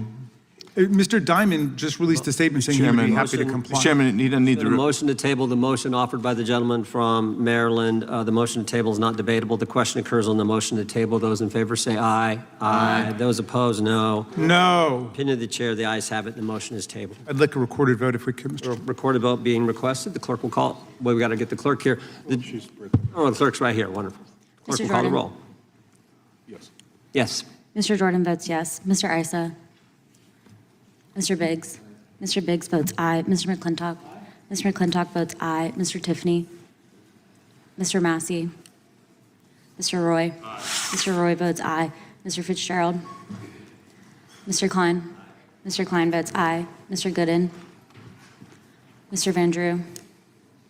Mr. Nels? Mr. Nels votes yes. Mr. Moore? Mr. Moore votes yes. Mr. Kiley? Ms. Hageman? Ms. Lee? Mr. Hunt? What is the big deal? Mr. Fry? Mr. Grothman? Mr. Grothman votes aye. Mr. Knott? Mr. Knott votes aye. Mr. Harris? Mr. Harris votes aye. Mr. Onder? Mr. Onder votes aye. Mr. Schmidt? Mr. Schmidt votes aye. Mr. Gill? Mr. Gill votes aye. Mr. Baumgartner? Mr. Raskin? No. Mr. Raskin votes no. Mr. Nadler? No. Mr. Nadler votes no. Ms. Lofgren? No. Ms. Lofgren votes no. Mr. Cohen? Mr. Johnson? No. Mr. Johnson votes no. Mr. Swallow? No. Mr. Swallow votes no. Mr. Liu? Ms. Jayapal? Mr. Correa? Ms. Scanlon? Ms. Scanlon votes no. Mr. Neguse? No. Mr. Neguse votes no. Ms. McBath? Ms. McBath votes no. Ms. Ross? No. Ms. Ross votes no. Ms. Ballant? No. Ms. Ballant votes no. Mr. Garcia? No. Mr. Garcia votes no. Ms. Kamlager-Dove? Mr. Moskowitz? No. Mr. Moskowitz votes no. Mr. Goldman? Mr. Goldman? Ms. Crockett? No. Ms. Crockett votes no. Gentleman from Texas, Mr. Gooden. Mr. Gooden? You're a no. You're a no. Lance? Yes. Mr. Gooden votes yes. Mr. Chairman, how am I recorded? Gentleman from New York. Mr. Goldman, you're not recorded. No. Mr. Goldman votes no.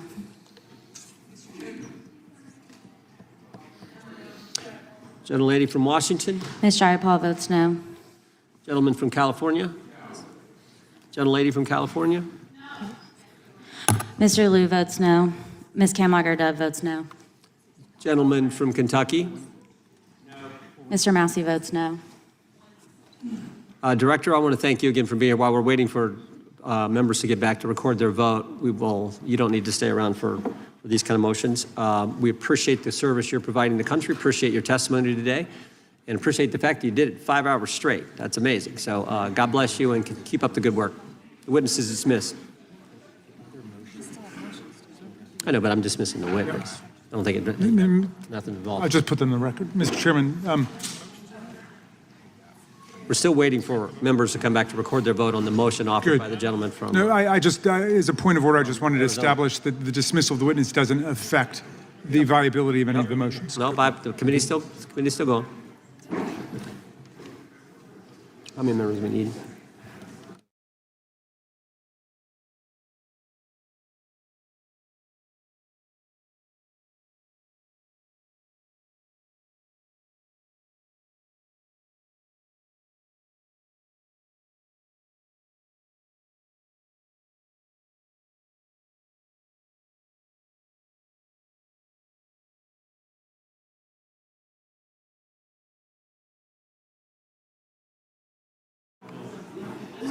Madam Clerk, point of order.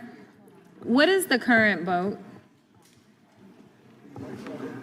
Point of order. The vote is open. We will be waiting for members to get back to record their vote.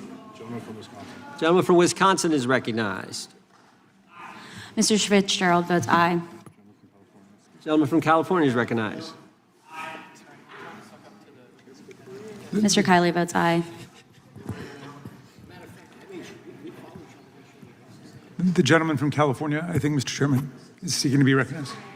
Mr. Correa? Mr. Correa votes no.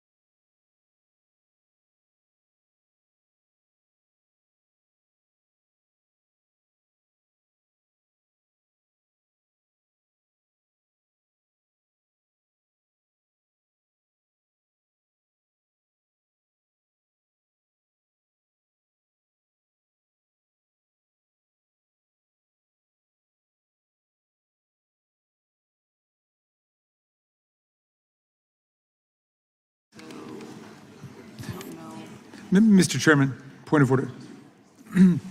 Gentleman may state his point. A number of members have conflicting markups and committee hearings going on right now, and I'm just wondering how long are we going to hold this open? My read on the vote is that right now it's 18 of 14? No, it's not. 17?